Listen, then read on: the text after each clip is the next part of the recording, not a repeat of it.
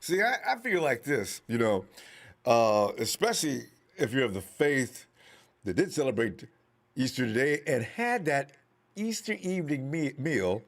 You need some workout. You need some exercise. You'd be at a treadmill right now if you get ready to call in and say something about 49 football. God, eating is just such a wonderful thing, isn't it? The Easter ham out there, the turkey. Black folks like to add a whole lot of other things in there. It's like more. It's like Thanksgiving and Christmas combined. Happy Easter to you. Damn, hey, but the Niners are reportedly asking for a first-round pick for Jimmy Garoppolo. Oh. And there are a lot of speculations coming from around the NFL community surrounding that request, 49ers. What the hell are you doing here? And tonight, we're going to be going over some of the details culminating through media circles and taking your phone calls for your take on the most recent development out of Santa Clara and all things that are red and gold. Niners!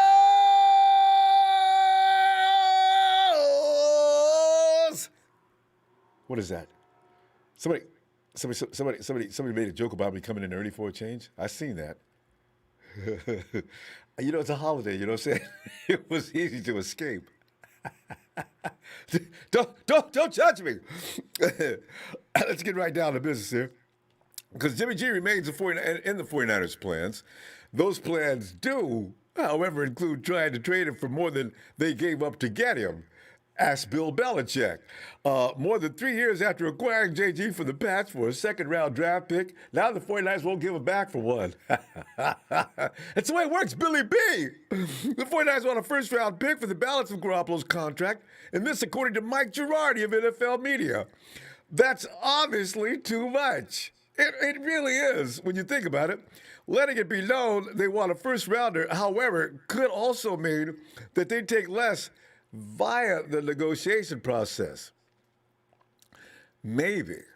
The separate challenge comes from JG's compensation. He's due to make $25 million in 2021. Now, are there teams out there that would actually pay him that much this year, given that he has missed 23 games in 3 seasons? And even me, being a huge, off the chart supporter and love me some Jimmy G, realizes that's asking a lot. Time continues to be on the team's side. The 49ers are not at this hour desperate to say goodbye to my dude. It's kind of obvious. As long as they're willing to carry his cap number through the offseason, there really is no rush to trade him. The start of an off-field off-season workouts and then training camp become decision points, especially if the 49ers are concerned about an in-house situation among the pro Jimmy G players, of which there are a massive amount throughout that locker room. I wonder if Kyle Shanahan and John Lynch have really wondered if suddenly have to come in and make an announcement that Jimmy G's not there. Would that let all the wind out of the sails of the 49ers, especially if particularly they say, well, Coach, what are we going to do? Guys, we're thinking we're picking the right rookie that's going to come in and just pick up things, and we're going to just pick up from there and take off because you guys are talented enough to do so. Can you imagine that? This is one of the reasons why I'm certain that is not going to happen. And those who may be aligned behind whoever they take with the 3rd overall pick in the draft, how much do they amount to? How many guys in a clubhouse really don't like Jimmy? You got to look at that too, right? If the 49ers can hold it all together while confirming that the rookie is ready for week 1, the 49ers could get lucky like the Eagles did in 2016.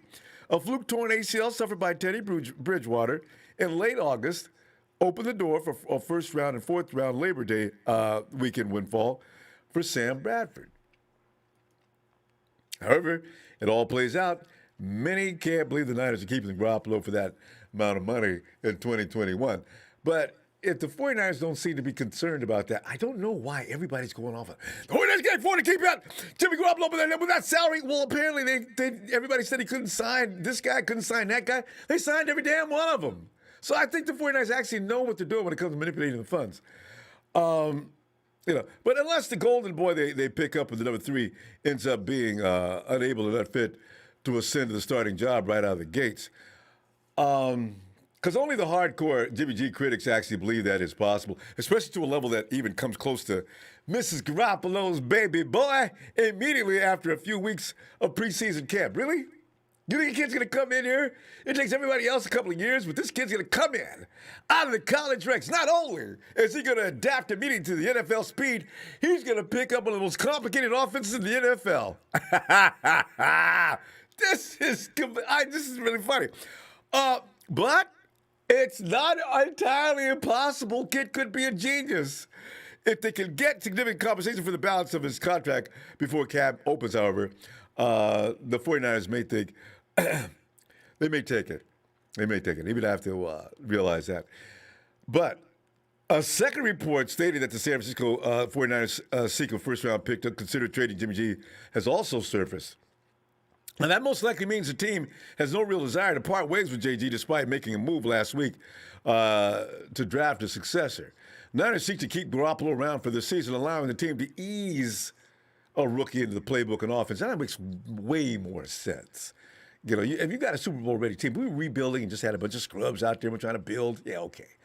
But this team is Super Bowl ready. All they need is to get back out there and not get hurt. That's the bottom line. Of course, that's the bottom line on a lot of teams, right? This past Wednesday, Albert Breer of SI reported that it would take a first-round pick for the Niners to consider altering their plan for the upcoming season. Breer wrote, I was told that, yes, it'd take a first-rounder pick for the Niners to listen at anything at this point, which, of course, would be nice for San Francisco to have after it yielded its first in 22 and 23 to jump from 12 to 3.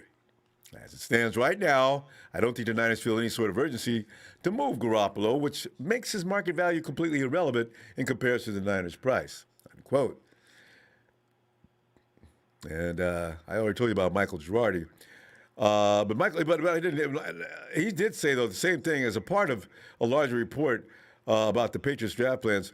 It is unknown if the statement is based on any new information on Breer's earlier report. Girardi told Andrew Siciliano, quote, what I'm hearing right now is the asking price is first round pick that might be too rich for the Patriots, which is interesting because I thought the Patriots were really after, plan A. What happened to plan A? No first round pick? It continues to be reported that the Patriots remain interested in Garoppolo despite re-signing Cam Newton last month. As you know, the Niners gave up a second round pick to the Pats when they traded for Jimmy G in 2017. At this point, it sounds like the Niners feel they would need to make a profit to move on from Jimmy G. Here's the question, fam.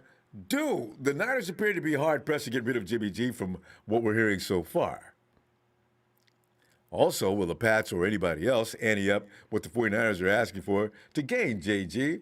Or are they posturing for some other reason, which I can't really put my finger on? What do you think is going on with this? Marvelous Marvin, what's up, family? Hey, yo, brother, happy Easter. I hope we are not getting rid of Jimmy G, or we won't go back to the Super Bowl. Hope it's just a backup. That's the thing, Marvin. The kid's got to come in. He's got to learn things. He's got to get quick about it. And if something happens, he could come in and actually take over, and then we will find out what we got. Otherwise, yeah, it'll be like a process, but most likely what you've seen in Kansas City, which gives the 49ers a chance. If Jimmy G can lead this team to the Super Bowl, then it gives them that much of a push. If the new kid can come in and pick up things and it looks like what they hope he does, then in the future we can save some money, cut ties with Jimmy G because cap. Can you imagine what Jimmy G would get in 2 years if he does really well? Now you got to pay him big bucks. And we still got Nick. We got Javon. We got Fred coming up in the immediate future. These are all going to have an impact on the 49ers' cash flow. So, but we'll see. Because Parag Bharti, I still had no idea we were going to sign everybody we wanted to sign during free agency. I am still blown away by that. Hey, let me put these on. Oh, Pete Gorman said, hey, what's up, Pete? Hope you and your family had a wonderful Easter. Yes, indeed. Yes, sweet. Thanks, fam. Back to you, too. Damon Lee, keep building up that old line so anybody can operate behind it. Get Creed Humphrey in the second round. Yeah. Got to build up that offensive line, man, because they got to stay strong. They got to stay tough. Alex Mack was the best thing to do for the center position. That's going to have a ripple effect on that offense like you wouldn't believe. Avatar saying, what's up? Happy Easter. I am sure if they play their cards right, then yes, Niners can pull a first-round pick for Jimmy, even if it's next year's first. Go Niners. Yeah, it's going to be up there. I mean, the Bears maybe. The I think the biggest obstacle for any team is you give a first-round pick and pay Jimmy 20-something million. See, that's why I know the 49ers are bluffing on this. But why? That's what I can't figure out. And Mars 73, thanks for the contribution. Jimmy G, let's go. We just went to the Super Bowl 2 years ago. I know, that's what I want. Get the band back together and let's go on another concert tour. Let's go. Dre from San Francisco. Get in there, Dre. What up, Ronbo? Dre, happy Easter to you, fam. Yeah, I'm just. Happy Easter to you, too. Thanks. I'm sitting back here chuckling about because I'm trying to figure out the 49ers. If you really want to get rid of Jimmy, then tell him just come in here and give me a second and a third and let's go. But what is this first round pick? And knowing if you offer that much, I got to give him my first round and I got to pay Jimmy $25 million. Come on, Niners. Dre, what's going on with this? If they reconstruct this contract, which I've been hearing lately, as that's what they're planning to do. Then, I forgot what that pick is called. Okay, I'll give you a second round pick, but if he play up to the standards, and he stay healthy throughout the year, and he play 17 games, then you'll move up to the first round.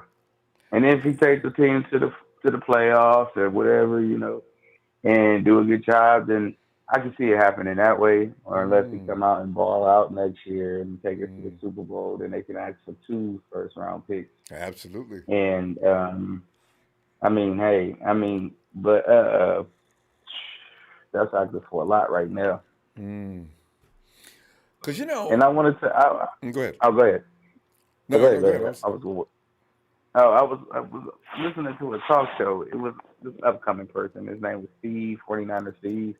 Yeah. And he was saying how he feels that if Kyle Shanahan chose Mac Jones, that Jed York might fire him. What you think? Okay, but Dre, if that be the case, then Jed should tell Kyle right off the top. Listen, Kyle. Now normally I don't get involved, but if you draft Mac Jones, we are going to have a problem. Just letting you know that right now. If you insist upon doing that, and he comes in and he doesn't work out, your career here in San Francisco is hanging in the balance. Now, if Jed comes in and says that, then at least that's the media would never find out about that, though, would we? That's hilarious. I don't think we will, but I think that might be there because at the end of the day, this is his team. You know what I'm saying? And if he fired Kyle this summer, he still has to deal with Mac Jones. Mm-hmm. Because the thing is, and this will be the second time. Yes. He passed up on some talent. Well, the third time he passed up on talent, and he's still crying over Kirk Cousins. Get over it, dude. It's over. And Mac Jones is not Kirk Cousins. He's just Jimmy Garoppolo. And they said that, I was watching your last show before I even called in, and the guy said, they gave him two or three plays, and he got to call the defensive scheme at his pro day. Was that including hitting the roof? He overthrew the wide receiver, and then he hit the roof. I'm not no QB coach or offensive coach, nothing, and I could see he's not a good fit. Now, for the back to the first round pick for Jimmy, I think that it's worth it. If you will be mad as hell if we send him somewhere and he takes them to the Super Bowl and we only got a second round pick. Yeah, and it's not unlikely. Jimmy G gets a lot of flack for a guy that's won 24 times, only lost 9 times, and then people say, yeah, but the thing is, he didn't do it. You can't get lucky and win 24 times, only lose 9. He's got talent. He gets hurt, but he's definitely not untalented. That's what I said too. I said Jimmy's not untalented. I got into it with a guy I think on over the weekend on your Twitter. I'm Dre Spitz. I was the one that was over Oh, there that's arguing you. with it with Okay. you. That's me. All right. Yeah, I saw you and Joe Mar. And Yeah, he calling you. What did he call a you? bootlicker. He called me a bootlicker. And didn't he refer to you as son or something like that? Yeah, he. Yeah. Yeah, yeah, yeah. Just cause he couldn't tell me what did you see? What did you see that I didn't see? And you quoting what you saying what everybody else say, and I say what I see. And I say Jimmy G's a star, and Justin Field is too, or Trey Lance, and they sit behind Jimmy for a whole Mm, year, maybe mm, two, and take us to the moon and back. I mean, mm, what else could you ask for? All this mm, Mac Jones and Jimmy's trash, and mm. okay, Jimmy's only trash when he's not on the field. We can all agree to that. We can True. testify to that. No, we can't all agree. But Many people think he's trash. When he's hurt, when he's on the field, they could give a damn about the results and the stats. They just but don't like him.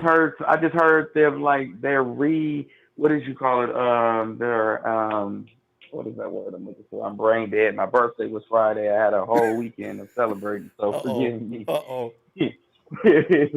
They're contradicting themselves.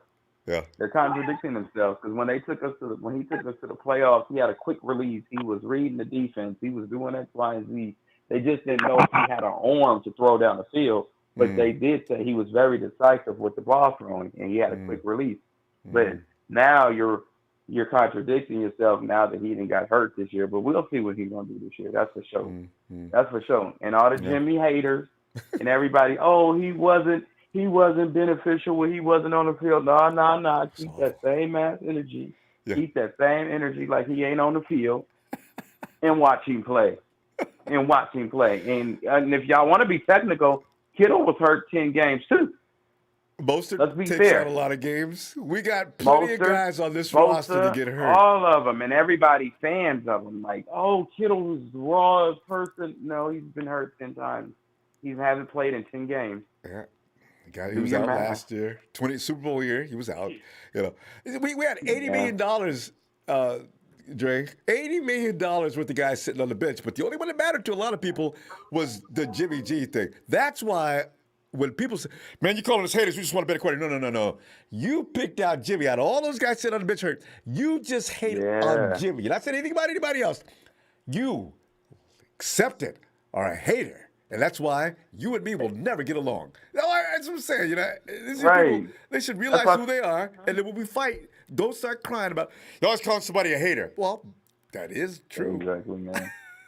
They're hating. They're hating. They Mm, are really dogging that man. And when he goes to another fan base and another team that loves him and support him, and he takes them to where they got to get to, mm. yes, he got hurt. But he got hurt because a 300-pound defensive lineman was laying on his fucking ankle. Excuse my Yeah. French. But now, if that wasn't due to our I O know. line, that wouldn't have happened. I agree, Dre. That wouldn't have happened. Now the ACL tear was on him, too. Jay, we got to go. I tell you what, I'm going to be back tomorrow night for Monday Night Raw. I got something I really want to ask people tomorrow night. It's going to be hilarious. You guys aren't going to believe it. But anyway, we'll see you tomorrow, okay? If you get a chance. And probably see you online. All right, I'll catch you. All right, man. Oh, yeah, All right. most definitely. You definitely will. All right, have a good one. Two. 49ers Ultimate Report says no team will trade a first-round pick for Jimmy G. I know. See, this is what I'm fully. I would bet the farm on that. Dion.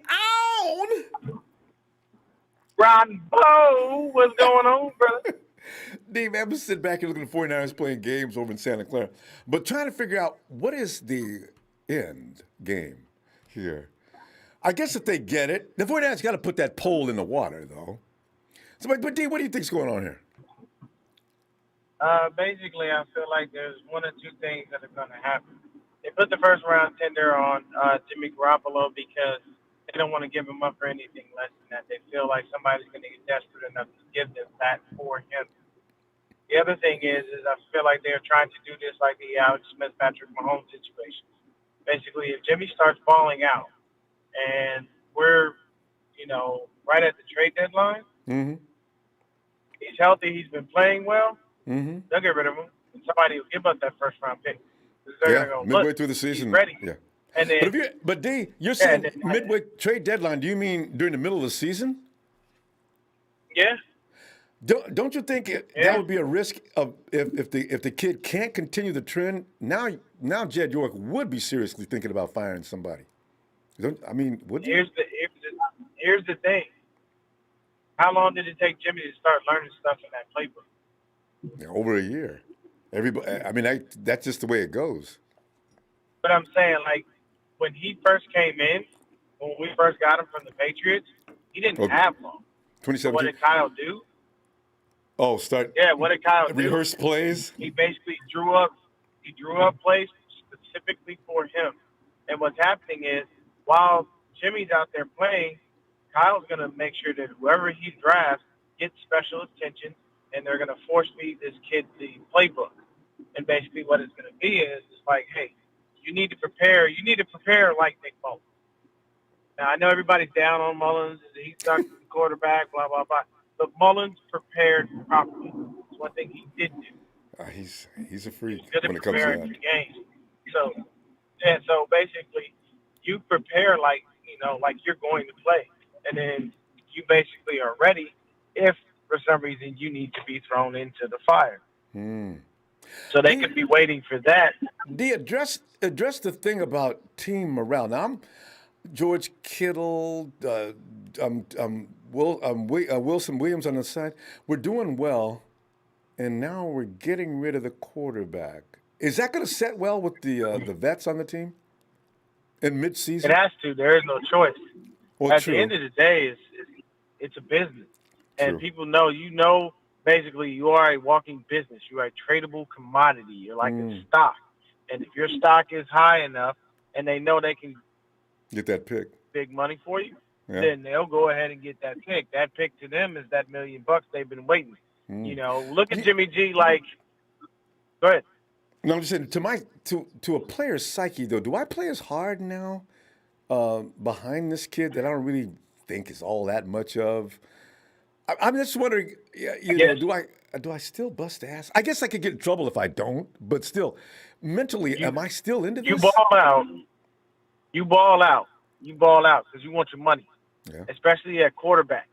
You got to think about it. No, Look no, at the quarterbacks that I'm got talking about the paid. rest of the guys, not the quarterback, because now you've Yeah, gotten rid of Jimmy, you yeah. shipped him off, and you got the rookie in there, and I'm Trent Williams, I'm Mostert, I'm all the other guys, and I'm thinking, okay, man, this is all right, guys, we got a job to do. Let's go out there and do it. But is my heart still fully in it? Do I believe that we can do this now?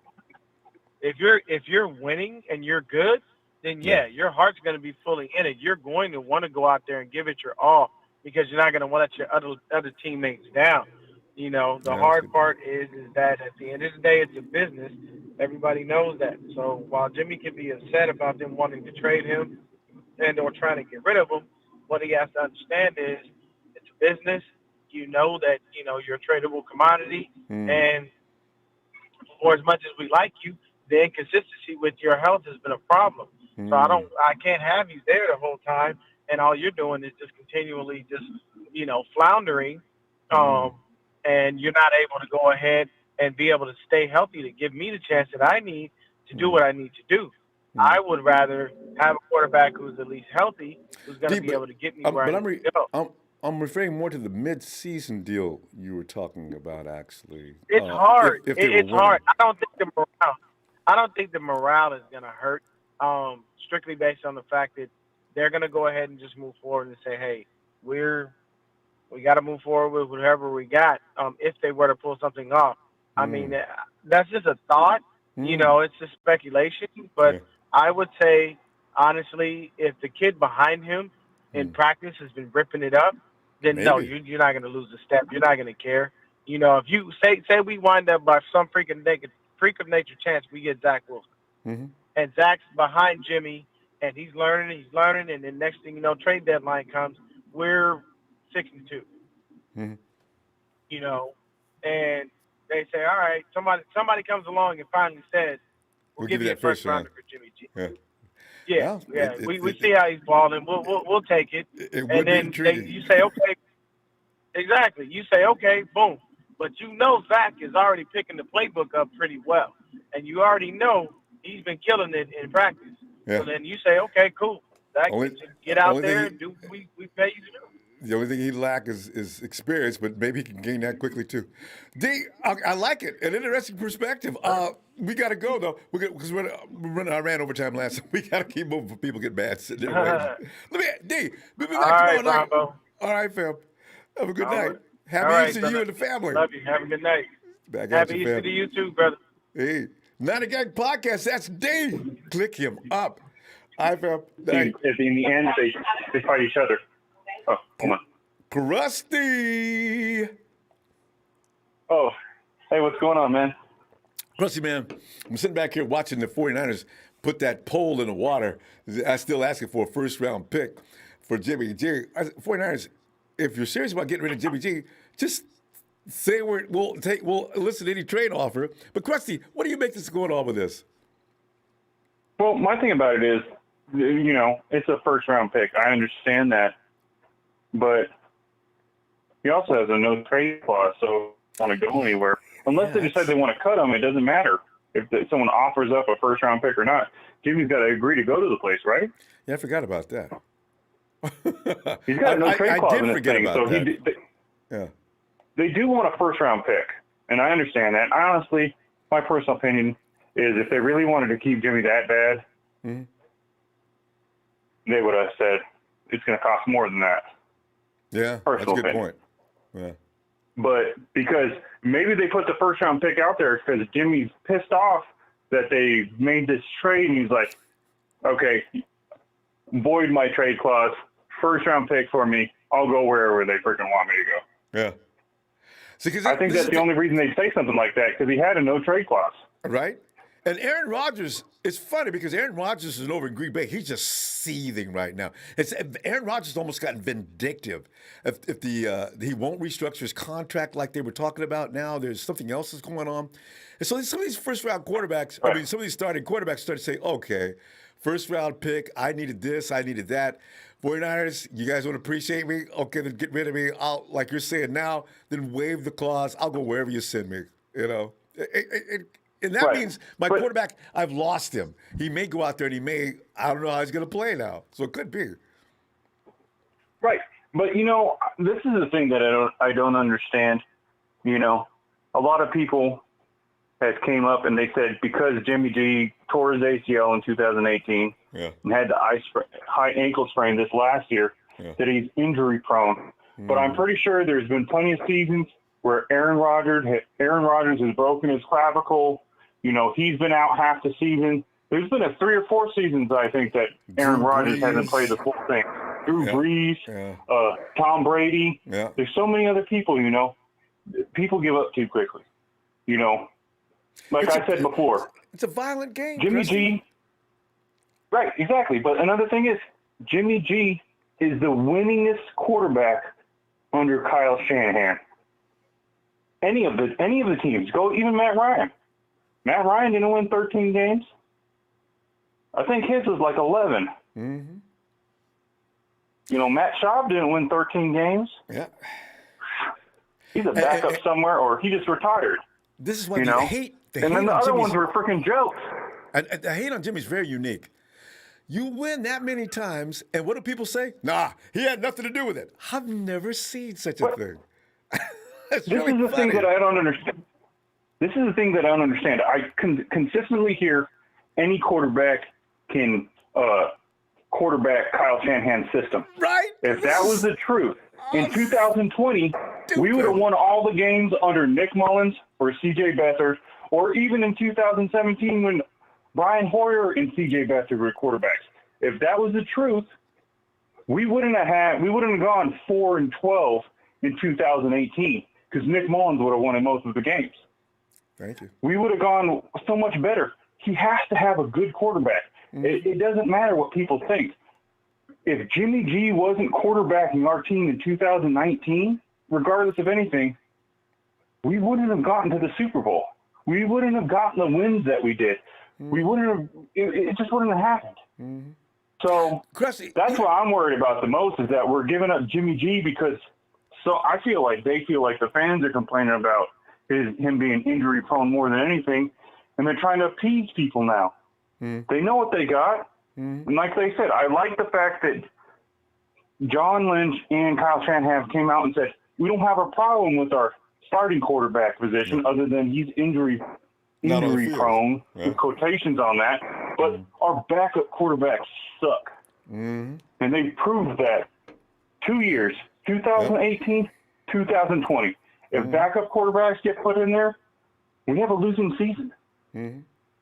Trusty, you know For something them to else sit there and spend what? Yeah, you know the other people on the other side understand about Kyle Shanahan's offense? It looks easy because it's difficult to execute. If you've ever played ball, people should know what looks easy is not easy. This is what's so strangely dumb. It takes time to get that timing and everything right. It's easy. Anybody can do it. Oh, face palm. So Jimmy makes it look easy. You know, they complain about the interceptions and stuff that he had in 2019. But I swear half of those bounced off Kendrick Bourne's hands or somebody else's hands into someone else's. Or the person wasn't where they needed to be. Because I know during that Seattle game, the first one, Kendrick Bourne dropped, I don't know how many freaking passes. So a lot of people blamed the freaking kicker at the end of the game, but there were so many drop passes during that game. Kendrick Bourne dropped a whole bunch. Everybody dropped a whole bunch of freaking passes. It wasn't just freaking that kicker. And Krusty, never should have gotten down to that point. To begin with, and Krusty, that other point you pointed out, when those INTs you see, Nick Mullins fell to the same prey to the same thing. When they shot to what it looks like exactly right to the linebacker, there was supposed to be a cut across that zone. The quarterback's got to do his job. He's got to put the ball where they rehearsed it, where they play it. I count 3, 2, 1, wham! Where's the cut? He fell down. Here's another thing I want to point out. Real quick. I keep on hearing people talk about Emmanuel Sanders in the Super Bowl and missing that pass, you know. But let me say this. Jimmy Garoppolo threw that pass to him notably 2 times.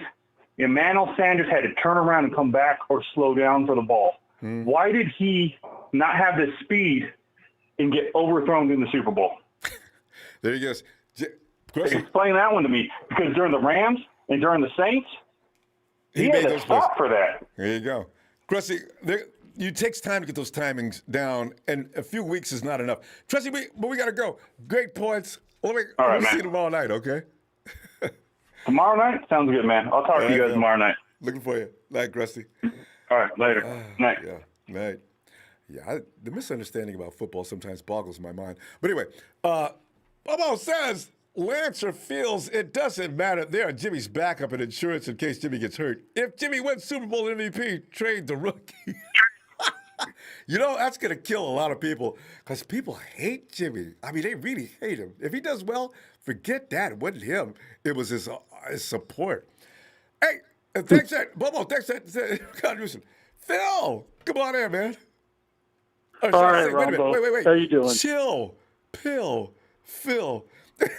Doing great. It's Easter Sunday. You got to be. I won't be eating, of course, but I'm going to work out after we get through. I don't care what time it is. Phil, come on in, man. Address this situation, man, because we're looking at this thing, the 49ers, and I bet you probably know exactly what's going on with that pole in the water. Well, what are you thinking? I mean, I think this is what's going on. Is they're asking for too much because, well, I don't think they're asking for too much. I mean, the Jets are asking for a first rounder for Sam Darnold. What does he want? What?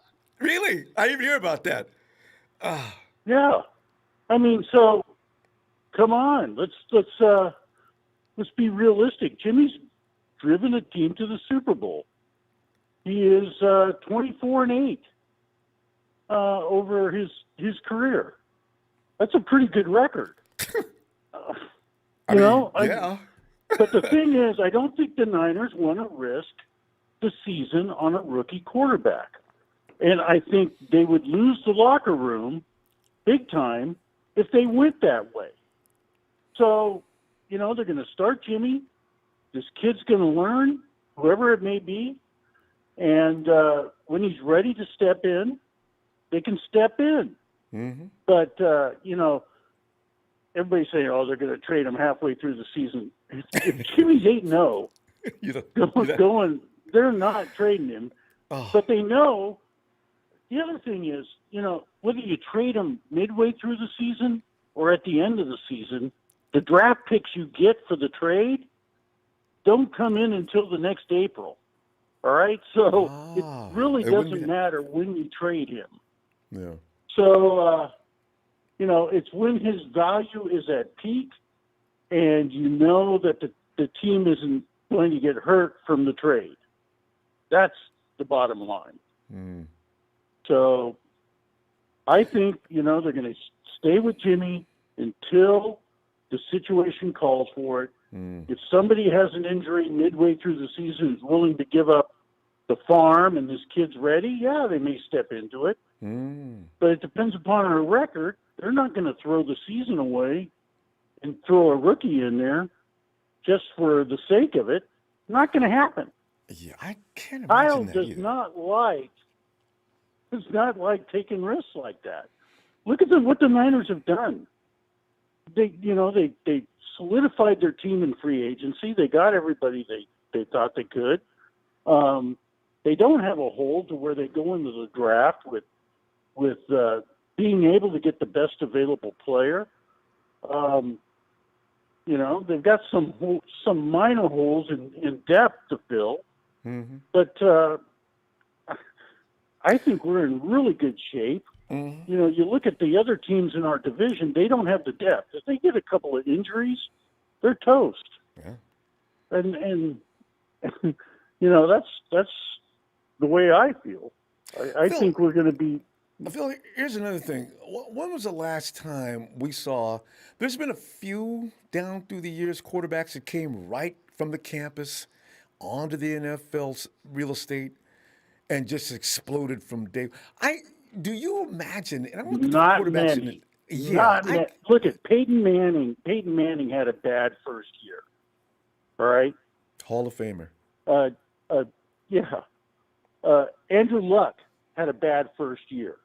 Most rookies that come into the league and forced into the playing has problems. Mm-hmm.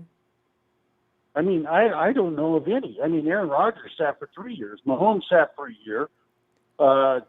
Watson came in right away, I believe, but I don't know what he did the first year, but he certainly didn't go to the playoffs or anything like that. No. They were okay. So they weren't as good as they are recently. But yeah, you're not going to get. I don't know. You know what? Even Lamar Jackson, he came in. He sat behind what's his name? Oh yeah, the big guy that beat us in the Super Bowl. Anyway, everybody knows what you're talking about. But yeah, these. Yeah, but these anyway, everybody sits. The good Yeah. quarterbacks sit for a year, and then they come in, and then they learn the system, and they can come in with their feet running. That's the bottom line. I just don't think we're going to come in with a rookie quarterback and win. It's not going to happen. Not going to happen. This is why Especially if we go Fields or Trey Lance. Those guys are a little bit of projects that need to learn the system and need to have more experience. I mean, all these quarterbacks need to have more experience because we're talking about they Joe really Flacco. haven't played that much. Thank you, Jimmy. Flacco. Yeah, Flacco. Yeah. Exactly. Yeah, I don't want to say that name, but it's bad taste in my mouth. I was hoping we'd get him when he was available. He knows he played under the right coach to know something about Shanahan's system, so he actually could almost hit the ground. We're going with the rookie and Rosen, and I think that's it, and we're going to go with that. Yeah, there's no room for anything else. Hey Phil, you know who's on speed dial though? Nick Mullins and CJ's already picked up though. Phil, we're going to run out of time, Phil. Let's continue this tomorrow night, okay? But, I just don't think – I think we're going to go with Jimmy this year, and then we're going to play it after the season and then go from there. I just think that's the way we're going to go. Makes more sense. Anyway. Makes so much more sense. All right, Phil. See you tomorrow. All right. Night, Phil. I'll talk to you later. Bye. Look forward. Night. And Steven. What's up, Ronbo? Happy Easter, man. Thanks, Stephen. Happy Easter to you. And Stephen, we're we're examining the 49ers. And then again, we've not heard much from the 49ers, but writers are putting it out there. The 49ers are pleading and begging for a first-round pick for Jimmy G. I didn't know, though, that Darnold was getting the same kind of but then again, when you got Bobby Sal over there, they're probably playing 49er football. All right. Let's go ahead and see if anybody's out there to want to give us a first-round pick, and we may entertain that one. But, you know. Can you Ronbo, imagine? Yeah. I don't think anyone's going to give us a first-round pick for Jimmy G. Not because he's not good. Mm-hmm. More or less so, it's not logical and a team business standpoint. You know what I'm saying? Like, Yeah. he's a great QB. He's a phenomenal QB when he's not injured. Mm. But to give up a first-round pick for a veteran QB that's, well, how old is he? I want to say 29. 27, 28, He'll be 29, yeah, nearing the end of his career. Kind of, Well, I mean, he's no Brett Favre, he's no Tom Brady, but he's a damn good, QB at least. Mm. But at least for one more contract. Well, I think what the 49ers are saying is, yeah, we want a first-round pick. Basically, because, I forgot about the trade clause that the two callers before mentioned, the no trade clause. I think what they're saying is, yeah, we'll get rid of him for a first-round pick, but you and I both know that ain't going to happen because no one's going to want to trade a first-round pick because a first-round pick is that valuable. All right, especially this year. Yeah, and so they're not even worried about Jimmy G walking or them trying to get rid of Jimmy G. That was just kind of like something to throw out there to get everyone chomping at the bit to talk about because they're tired of everyone saying, oh, what are they going to do with Jimmy G? What are they going to do with Jimmy G? I mean, honestly, I hadn't thought about that. Play to the crowd. Yeah, play to the crowd. That's why Mac Jones is still in the conversation. We all know Mac Jones is not going to be our guy. Kyle Shanahan would get his head cut off at the guillotine if he did. And for the same reason you say, placating the crowd, because the crowd would go nuts over Mac Jones. Exactly. You know what's so funny though, Stephen? Mac Jones may be a star, but because of the people involved in this draft, we don't want Mac Jones. You've got this guy there and then this guy. You better not get Mac Jones. Mac Jones may be the best one out of all of them as far as the pros go. But we don't know that yet. Yeah. We don't know that yet. These rookies, we don't know yet. That's why we call them rookies. That's why they're going to be sitting behind all these veteran QBs, with the exception of maybe the Jets and the Jaguars. Yeah. I mean, come on, man. And people, you got to let go. Some rookies look great in college, and they suck at the NFL level. That's just a fact. That's just the way it goes. Exactly. You don't know. It's a roll of the dice. As soon as he puts on the uniform of a pro, now, is he or is he not? Nobody's guaranteed. You go from playing with kids to playing with full-grown men. Mm-hmm. That's the best way I could put it. You go from 225 to 325 easily. Mm-hmm. It's not anything against any QB. It's the fact that they're coming from a whole other jungle to come to play with the big leagues. That's right. It's a whole other animal out there, Ronbo. That's right. And I think that's what people are missing. Mm-hmm. It's when you get to the big leagues, you either make or break. There is no in between. You either suck really bad or you do really good out the gate. Mm. And Eli Manning was a victim to that. Peyton Manning was a victim to that. It ruined Blaine Gabbert's career. Do you know Blaine Gabbert was the shiz nit coming out of college? Boy, it was bad. Yeah. We were looking forward to him, and then when we had him, he was horrible. And then we were like, we gave him away. Mm. We went through so many good QBs that finally we get Jimmy G, and he misses one season because by his own fault, for tearing his own ACL running out. The second year, he took us to the Super Bowl. This year, he had a 300-pound linebacker fall on his ankle, and he still tried to play on it. So it's like, give him some slack. No, can't give him no slack. But before I end this call, Ronbo, I want to say I feel like they're going to go for Justin Fields just because Kyle Shanahan has that familiarity with him. Mm-hmm. Overall, but if he gets picked up, he's probably going to lean more towards Zach Wilson. So we already know Trevor Lawrence is going to the Jaguars. That's a God-given, right for them. They're owed to, Trevor Lawrence, even though he doesn't want to go there. But Hey, but Stephen, do you see any way if Zach is the guy that they really want? Do they try to maneuver on the Jets and try to squeeze Zach out of there? I don't see that. What I see is them saying, like I said, they're playing to the crowd right now. They're probably working on either trying to, work with the Jets to try to get Zach Wilson, or it might go a completely different route where the Jets actually end up getting Justin Fields and we end up getting Zach Wilson. Wouldn't that be funny? Yeah. It would be a And that twist. might be the move but you know anyway. what? Go ahead. You know what I say, Ronbo? It's a win either way because we're number 3 overall. Mm-hmm. No matter who the Jets choose, it's a win for us because we still get a pretty damn good QB coming out of college. What I want to say, though, is I'm going to go ahead and call out someone from the chat. Tammy McDaniel, absolutely delusional. I don't know what she's thinking or what they're thinking about Jimmy G being the worst. Yeah, that's one of the biggest Jimmy haters in the world. No credibility whatsoever. Just ignore that. But listen, hey, let me see you tomorrow. And if you get a chance, and see what develops. There's no time. It's Monday. No telling what's going to happen. Exactly. All right, Ronbo. I'll see you then. All right, fam. Have a good night. Yeah, Bob. I'm definitely a homer. I like winners. I'm sorry.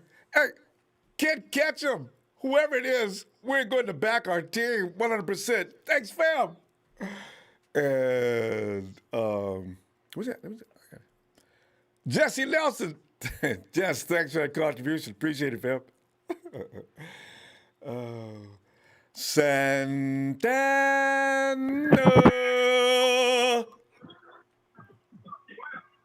What's up, Rumble? How you doing? Santana, man, we're trying to get into the mind of the complicated Kyle Shanahan and John Lynch. What are they up to now? They got a first-round pick sign hanging on the front door and the windows.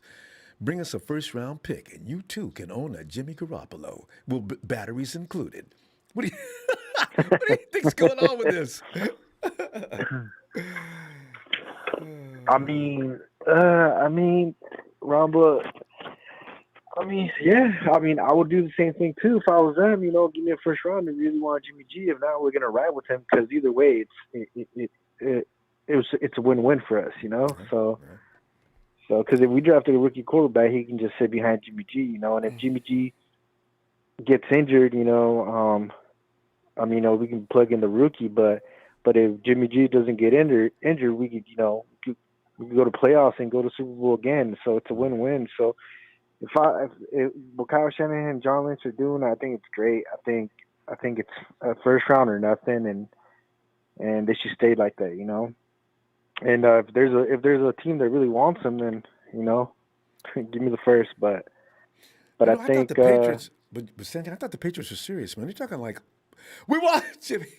We'll give you our firstborn and the first round pick, please. And all of a sudden, something may develop next week, but it's pretty funny how quiet it is. Yeah. I thought these people were serious. I think once the draft is over, I think there's a bigger chance of teams coming in, or before the draft, getting closer into the draft. But I'd be good with the first round this year or a first round next year, But I don't know, Rumble. Jimmy G's when he's healthy. Come on, man, he's good. Rolls. You know what I'm saying? Yeah. He's good, And there's I've always said he's good. He's a good quarterback. It's just that he's been injury. That's his only knock, really, to be honest. Yeah, and after being there for 4 years. Had Jimmy been there 6 years and got hurt twice, it probably wouldn't be a big deal. People get over it. No, it wouldn't. But you can't be there for your first 4 years and got hurt twice. Yeah, that's going to make people go crazy. Yeah, and I think it's more of Jimmy G being injured. These back almost back to back. That's gone to the point where there's been pressure built up, I feel, in the 49ers of drafting a quarterback, Yeah. And it goes back further than that.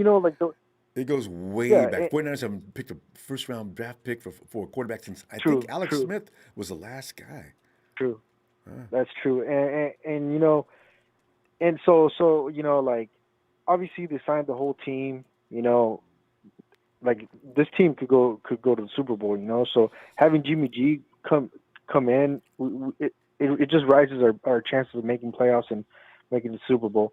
And like I said, if Jimmy G gets injured, the rookie like a Justin Fields, Trey Lance, whoever they draft, could come in and if it's after 6-7 games, he'll be good enough to plug in a little bit. And you know what? Even if Jimmy G doesn't get injured, I'm sure they'll bring in the rookie quarterback to make some plays, like they do with New Orleans, Yeah. and some run plays and stuff in the what's red his name? zone area sometimes, Yeah. And You know what I'm saying? So yeah, well, yeah. If you got what's his name, he's a runner, so yeah, he would be Yeah. good for that actually.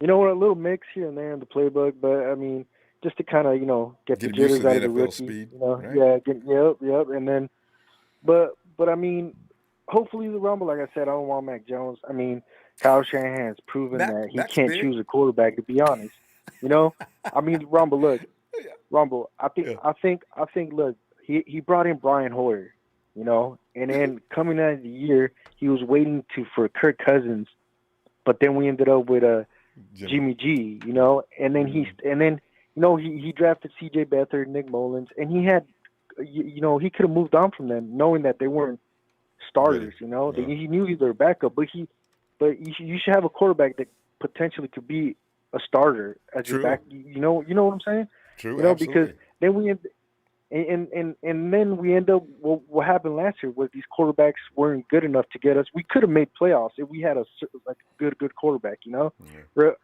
above average quarterback, So I mean, but yeah, I mean, I just don't trust Kyle Shanahan drafting a quarterback. I mean, hopefully, hopefully it's not Mac Jones, man. That's just it. I mean, there's just higher potential. There's just higher potential with I think Justin Kyle Fields knows better than to get him too. Just for this reason, Yeah. nobody really likes Mac Jones. Tony wants to argue about that though. I'm still trying to find. If anybody's got time to argue, Tony wants to debate anybody about Mac Jones because Shea is having trouble. His schedule doesn't match. But I just want to put this out there real quick. If you want to debate Tony as to why Mac Jones should not be the 49ers quarterback, please contact me, ronbosports@gmail, and let's set things up. If you've got Sunday evenings open, all right, go ahead. Get him, Ronbo. I mean, get him. But I mean, look, they try to compare Mac Jones to Tom Brady. I mean, Tom Brady's a unicorn. They don't come often. You know what I'm saying? True. He's like, and then they try to compare Justin Fields to Haskins. It's like, come on, how are you doing that?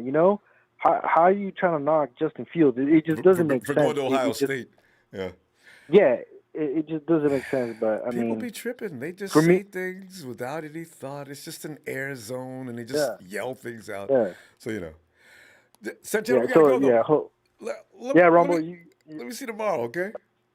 All right, man. You have a good one, man. You have a good one. Man. All right, hey, happy Easter weekend. Talk to you later. You too, man. Thanks, man. And Can't Catch Him says, Are you telling me Kyle traded 2 years of draft picks for Mac? If so, okay, I don't think so at all. Kyle is he's kind of a bizarre person. Fam, you know how they say artists can be very quirky, strange people? I look at what Kyle does with the game of football. I consider him an artist in that aspect. He's weird. I'm just saying. I'm bracing myself. I'm ready. 49ers select Mac Jones, Alabama. I'm not going to move. Jesse Nelson, thanks, fam. Love your show. And Jimmy's good. Just needs to be healthy. We had a good run with Harbaugh, but when's the last time we had a good quarterback? I know, Hey, Moreau, come on in, man. What's up, Rob? Bro, your connection. Hope it's gonna be okay. It seems like it's a little break. Can you hear me now? Yeah, that's cool. All right, Bro, man, we're talking about, as I say, the mystery of Kyle Shanahan. The man is not the kind of guy. If we were bros with Kyle, we'd be scared of him, because the dude, his way of thinking is not like the planet Earth. The dude is special in that regard. But what are the 49ers doing offering a first-round pick for Kyle? And, knowing that most people probably aren't going to do that, why put that out there? Are you not wanting to trade him and just throwing that out there for PR purposes? Are you serious? What's going on with that? Man, I think we're just gonna go ahead and draft that quarterback, and Jimmy G gonna play, and see how he do, and they're gonna evaluate both of them this year. They're gonna start off with Jimmy, and if he struggle or get hurt or anything, then they're gonna throw the rookie in there. That's what I Yeah, believe. and that makes sense, right?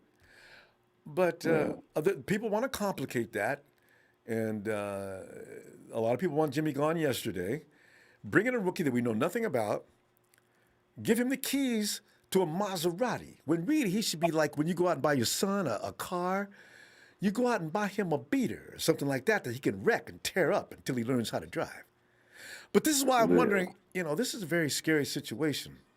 So the 49ers got to be careful with this because Jed, somebody said, if they pick up Mac Jones, Kyle's going to get fired. Well, there's other things they could get fired for too. But Moreau, go ahead. What are you thinking? Man, I think we need to. I don't know Matt Jones, man. I don't know about Matt Jones because I was just like, we gonna get Matt Jones. Might as well stick with Jimmy Garoppolo. They got the same kind of style type of play. We looking for that athleticism type quarterback. That's the new NFL today. Like we need that Justin Fields or Trey Lance. But I rather prefer Justin Fields because he's accurate in the pass. He's smart. He can read the play. He diagnoses the plays, and people like downplaying him, but he's really actually just as good as Trevor Lawrence. But they don't never give him that credibility. No, they analysts do. Analysts said they used to go back. They used to go head to head all the time. They used to beat each other. It wasn't no domination by Trey. Wasn't any by Justin either. Remember, I want to ask you real quickly though. If you're that type of quarterback, and you know Kyle Shanahan wants you to navigate from that pocket, and your last thing you're going to do is escape that pocket. See, because here's the thing. I'm thinking why Mac Jones might actually be in serious play. Because if Kyle detects for one moment that you're not going to do the job first before you bail, he's going to not get you because he's going to be afraid of that because he believes in his program. Yeah, but I think the guy is like 2 sandwiches away from being out of shape. You know, you see how he look. You see his body frame. You see his structure. Like he look out of shape. Like, he looks terrible. He's gonna get toe up in the NFL. They're gonna rack Mac Jones. Mac Jones gonna get popped so many times and get hit because he's slow. He ain't got no moving. He can't move in the pocket too. Moreau, it may not even be Mac. It could be somebody outside of this top 5. It could be that dude Mond. It could be that guy the Saints are looking at. There's going to be something bizarre. Every year we think we know what they're going to do, and their sons, they go way off the chart. I did not. Javon Kinlaw, maybe he was in play, but I did not see Brandon Ayuk with all them prime time wide receivers coming out of the SEC last year. It's like, oh my Lord, who is this, Kyle? Oh, so. But I have a question about that. Why, if we can get Kellen Mond in the 2nd round, why would we trade up all the way to 3 to get Kellen Mond? That just doesn't make any sense. It doesn't. We could have stayed at 12 and got Kellen Mond. Kellen Mond is a good football player. I'm not taking nothing away from him, but his stock draft is not big as those other guys. You get what I'm saying? So if we were going to take Kellen Mond, why would we trade all the way up to 3 to get Kellen Mond? I'll tell you. If we're going to trade the 3, we got to get Justin Fields or Trey Lance. We got to get one of those guys. Let me just say this about that. Here's the thing. With GMs, all of them, just about every last one of them is playing games. You don't know what they're going to do. Kyle went to number 3 because that's the best position to be in to get exactly what you want. Now, I'm just use Mond as an example. I don't know. It may be, but it should be one of the top 5 we're talking about. It should be, right? But last year I wanted Lamb. I wanted Ruggs. There was about 2 other guys, and we passed and got Javon Kinlaw. And then we went down and got Ayuk. And there was other guys, too, that could have got before Ayuk. But no, we got Ayuk. I'm happy with Ayuk, though. Love Ayuk. But it's weird. Mm-hmm. Yeah. Well, Ronbo, I got to get up out of here because I'm cooking right now. But I just wanted to speak my mind on that. I wish we could keep the camera on you and you can watch you cook. All right, bro. Hey, we'll be back tomorrow after you get through cooking, man. We'll be back Monday night if you got time. All right. Okay. All right. Talk to you later. Yeah, I guess. Yeah, I just mentioned Munn because who are the Saints looking at? And they're high on him, too. Steven Hernandez. Hey, Tammy got a brain worm. If we get rid of Jimmy, we owe him more money. If we try to trade, he could say, nah, and it's all downhill from there. Yeah, that's true. Yeah, Jimmy could actually ruin. But like somebody said, they might get Jimmy's approval. Jimmy, we're going to trade you. First round pick. Jimmy says, I'll go wherever you send me. I'm fine. You know, if you guys don't want me, I'm out of here. Ken Catcher says, you want Justin, Trey, or Mac, or Pitts? Can't catch him. Don't get me started on that, man. You know, if it's up to me, I'd be the most hated man in football because I would pick up Kyle Pitts in a heartbeat. God. And Jesse Nelson says, Jimmy's on par to be great. Quick release, looks like his mentor, Tom, at times. Don't get injured, and we are 2022 Super Bowl champions. Jazz, thanks for that contribution. I don't see, Jimmy gets a lot of flack. Some of it's unwarranted. Hey, Taryn, come on in, man. Hey, what's up, Ronbo? Taryn, man, we're just sitting. It's always fun to try to. One of the most biggest adventures of being a 49er fan is since Kyle and John arrived, it's always a mystery. You almost need to hire a detective to lurk about and try to get some hints and clues. Scotland Yard, maybe. These guys are strange, but I love them. Wait, Taryn, what do you think with that pole being in the water? Plunk. All right, we're not trolling around for just anything. We're talking about a first-round pick. Somebody please bite. Taryn, what's going on, man? Yeah, that first round pick. I think they actually put the value that high because I truly think they really want to keep Jimmy for this year. Because at number 3, I think the pick, like everybody else, thinks is going to be Lance or Fields, and I think regardless if you draft one of them, either one of them will be ready to start right away. So if you look at everything, I think with Kyle and John, when they brought back all these pieces, I really think they have a window to get pretty far into the playoffs, if not go to the Super Bowl.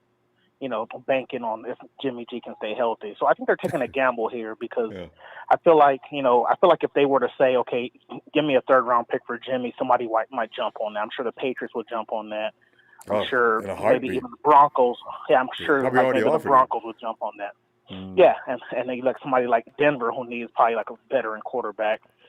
So I think they'd be able to take that, but I think with them not having a 1st round pick next year, I think they're thinking, okay, you know what, maybe we can roll 2021 with Jimmy. He can have a spectacular year. Maybe we can recoup one of those 1st round picks and get it back, for 2022. That's my thinking of it, and I just don't think. And even if somebody were to call us, before draft day or right after and offer a 1st round pick, I wouldn't be surprised if the 49ers are still trying to scramble to bring in another veteran presence because Josh Rosen with Lance or Fields would not be able to take this roster to the promised land. Yeah, by the way, What do you think? And I know you pay attention to these things. Is there a quarterback in the draft next year? They say this every year, though. They'll say 1 year is rich in one position as far as talent goes, as far as talent level goes. Are there any quarterbacks? 'Cause the word around I'm reading about is there the selections next year at the quarterback room are not really that good.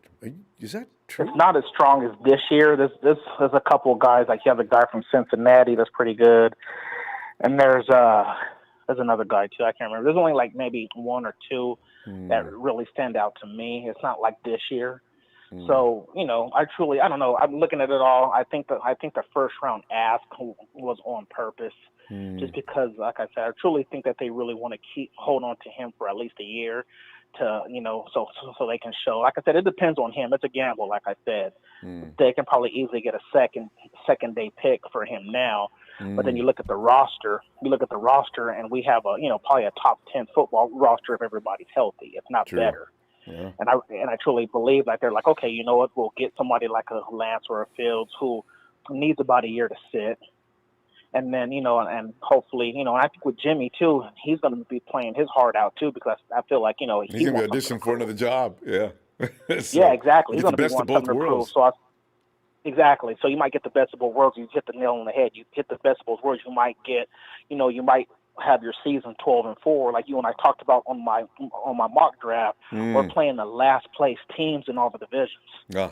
We're playing the worst, so we can easily win 11, 12 games, get to the playoffs. You know, hopefully win a Super Bowl. But I'm not holding my breath. But even if we go to the playoffs, that first round pick that we have to give away is going to be late, so it won't sting as bad. You know what I'm saying? And the 49ers are probably thinking that way too, as far as that first round pick. It's just a high second round as anywhere, you know. So, you know, this is why I'm looking forward to the same thing, Taryn. And I do see Jimmy, even though he doesn't show any emotions, he's hearing everything that's being said about him. Even if he doesn't, his family's telling him, his friends are telling him. I look for Jimmy G to be absolutely raging this year. Why? Because he now knows Shanahan's offense as well as anybody can. He's got a seriously good offensive players to go to now. I look for the 49ers to go 14-2. Just for the reason of rage from last year in the pandemic and everybody being injured. If they stay healthy, they could be outrageously good this year. Exactly, and I don't even see, like, you know, let's just say we start the season up 9-1 or 10-2. If somebody were to call and say, "Hey, I'll give you a first round pick for Jimmy," I don't think that they would even do it then. Yeah, they'd say, "Hold on, end of the season, we got to see what we're going to do here," because that would you can't throw a wrench into the car while it's running at that speed. No. I mean, because if I'm somebody like Ayuk or, you know, like a veteran presence, Trent Williams, if we're 10-2 and Jimmy's balling, and we're making a playoff run for the number one seed in the NFC, and you say, "Oh, we traded Jimmy in the middle of the season 10-2," you're going to hurt a locker room. Yeah, and your chances. So I think it's either or. I think it's either he gets traded before the draft or we hold on to him all year. I don't see no in between on that. Yeah, I so, all right, Ronbo, I know you got a lot of callers, man. All right, Ted, good stuff, fam. I'm gonna be back tomorrow night looking for you, though. All right. All right, brother. You take care. Happy Easter to you too. Hey, back at you, Ted. Have a good night. You and you and the family. Night, fam. All right, thanks, man. Hey, Shane. Ronbo, happy Easter. Shane, thank you so much, Shane. Happy Easter to you. Did you enjoy the day? Did you go out Easter egg hunting? Did you get the chocolate rabbit? That's more for the kids, unfortunately. I'm a little old for that. But, Come on, Shane. You know, I do it all the time. I just don't let anybody see me. You don't want to get caught. Then you have to explain. Yeah. Taking eggs and chocolate rabbits from children is not a thing that people actually put up with. So, you know. Yeah, I hear some people frown upon that. Hey, Shane, we're talking about getting rid of Jimmy G for a first-round pick. Is that something you think the 49ers are serious about? What's going on with that? I mean, it seems pretty obvious to me. I think it's John Lynch is getting all these calls and people are trying to lowball us. And he's getting sick of it, man. He's just like, don't call me with that unless you're serious. I know, yeah. I bet you're right. All these Jimmy haters is like, name 32 quarterbacks that are better than Jimmy G. I mean, he's a starting quarterback. And I know his value is at an all-time low. And people are trying to swoop in and you know, take advantage. But I think this is John Lynch saying, "Hey, you guys, like, we're serious. Like, this guy, we're going to stick with him, you know?" Yeah. And we can. If you don't want to offer any more than that, then you know what? There's no need to call here. I'm busy. Yeah, I bet you're right. That sounds, Shane, that sounds exactly right. Stop telling me you'll give me a third this year and a fourth next year. I'm I don't have time for this. Exactly. John's a smart man, and he knows what this means, and I think this is just them just drawing the line, and it's just reiterating what they always have been saying is, look, we still believe in them, man, and they're gonna roll with them unless someone's, really gonna commit and give us some good value. So, because Shane, you know what the thing is, you get rid of Jimmy, you still got to go out and find a veteran that knows the system, right? Because here's the thing. What's that guy, Matt Schwab? Did he retire? Kyle's system, people are confused. They think anybody can come in and just work with Kyle overnight. I boggles my mind that people think that. But the thing is, you're going to have to, that's why he brought Hoyer with him. He didn't come in and try to draft a rookie to start this year with. He did. He got C.J. Beathard, but he already had his Hoyer in place, right? And Hoyer bailed, bombed, and C.J. got his shot. And CJ damn near got killed. Why? Because he didn't know where to throw the ball the majority of the time. So, it's a difficult system. You need a vet.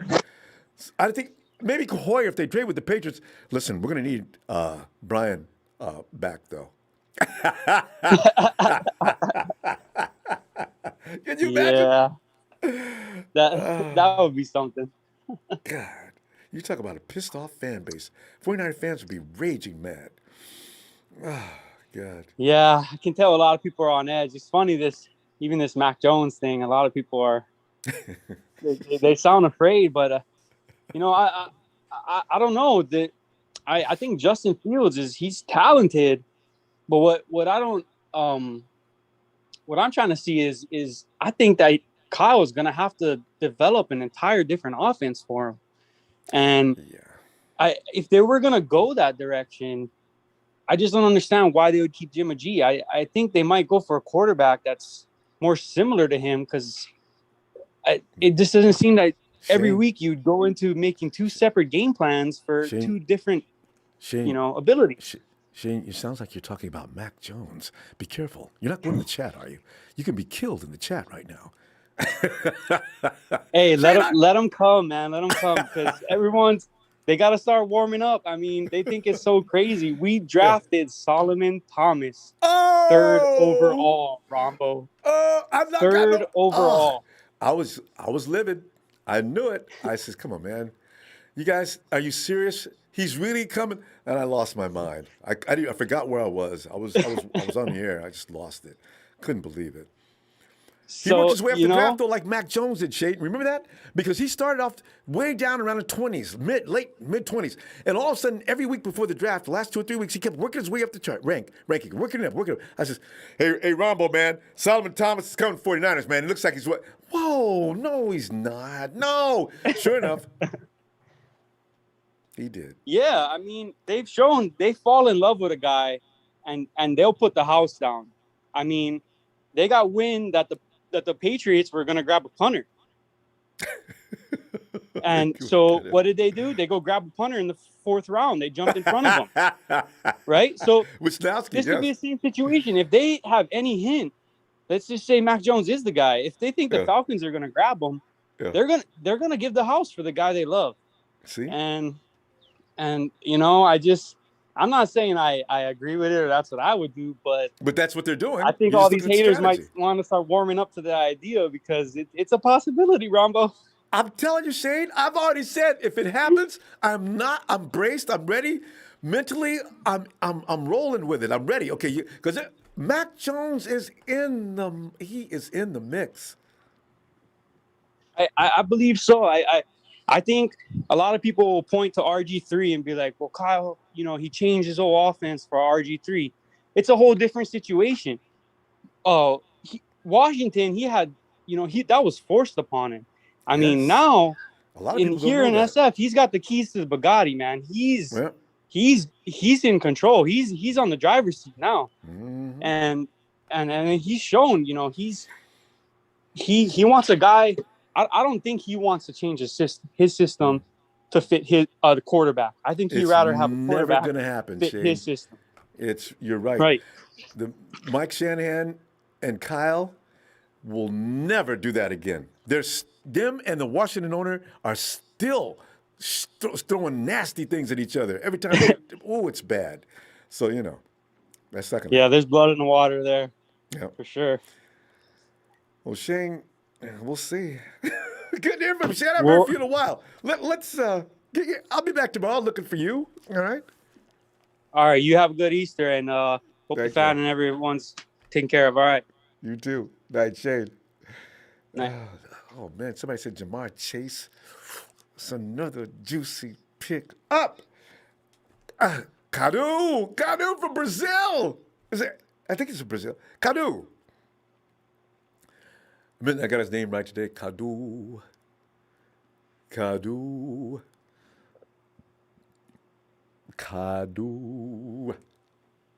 Hey, Ronbo. Yeah, Cadu. Cadu, man. I missed it. Could you say it again? How's it going? That's going great. You get these holiday weekends. Way too much food and drink, but it's been a great weekend. Are you celebrating Easter? Yes, yeah, All we right. had like a Yeah, holiday he's on Catholic Friday, faith is yeah. so I'm going like 3 days without work. It's amazing. It's a wonderful thing, ain't Friday, Saturday, and Sunday. All right. it? But Kadu, okay, Mm. because the 49ers are still saying we'll take a first round pick for Jimmy G, and a lot of us are wondering what's that about. And you know what Shane just said, because Lynch is sick of people calling it. All right, John, listen, let's talk business here, buddy. We'll give you a third this year, and if he does well, we'll give you a second next year. If not, John, we'll give you a third and a fourth for Jimmy Garoppolo right now. What are you thinking? And John says, no, this guy's not a bad quarterback. Don't mistake him getting hurt for being a bad quarterback. I want a first round pick. All right? So if you want to talk about that, we can talk. Click. Buzz. So, Canoe, what's going on with you? Are you going to give up a first round pick for Jimmy Garoppolo if you're on another team asking for a quarterback? Yes, I mean, except from the Bears, maybe nobody is gonna give a first round pick on Jimmy Garoppolo. And if the 49ers, if they decide to sell Garoppolo for a second round pick, he's going to outplay himself out of a second round pick. Like Garoppolo, he can play better. He plays better than a quarterback that you pick at the second round. He just was not healthy enough to be worth a first round. So it's like I completely understand Lynch. It's like Garoppolo, he's at his lowest right now. He was picked up for a second round, and he has played, he has showed talent, but nobody's going to give a first for Garoppolo right now. Like, that's the truth. But what the 49ers have to do, we have to wait, we have to make him play enough this year along with the rookie quarterback. So either we have two options. Either he balls out and we have to pay him until he becomes a free agent next year, or he doesn't play enough. So we just keep along with our rookie quarterback. I think these are the great two options, and the 49ers are right to take only a first round for Jimmy Garoppolo. That's my opinion. And Kadu, who's your favorite pick in this draft? People are so scared of Mac Jones, and people hate him. He ain't even got here yet. Does Mac Jones scare you?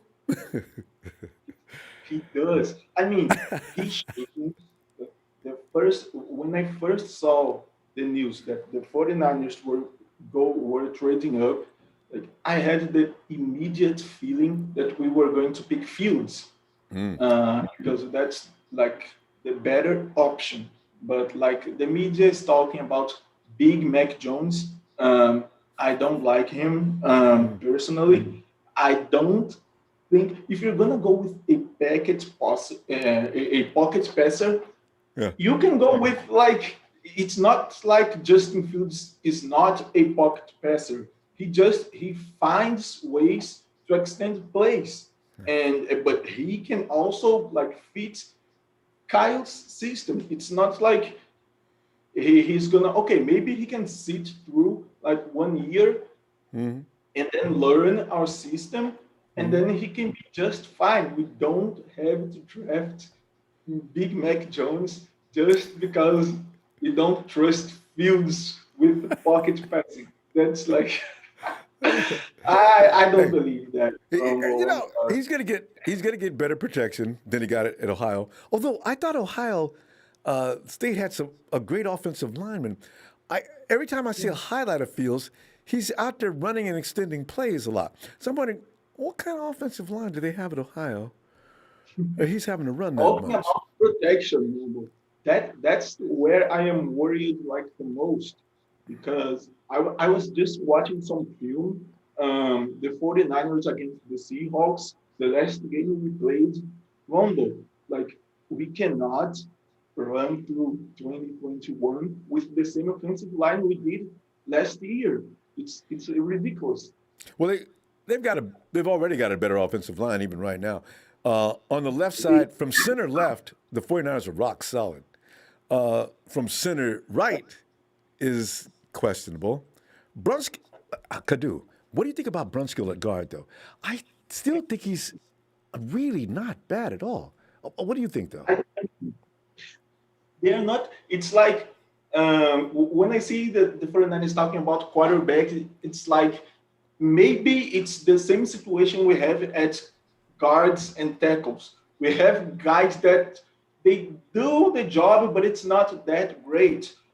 We have a run skill, we have Tomlinson, and we have School, and it's like they're gonna protect quarterbacks 3 plays out of 5. Yeah. The other 2 is like I don't know. I watch the film and all I see is like every play that every drive we're gonna have one guy that like outplays our guards. So, Brunskill made Williams look bad last year because someone, the DB Jamal Adams, was able to maybe come up from the left or the right and outplace the guard, and that's the truth. And so true, Kadu. We got to have a plan for Adams this year, though. Kadu, good stuff, man. Hey, Kadu, tomorrow I'll be back around the same time. If you got time, get on back in here, will you?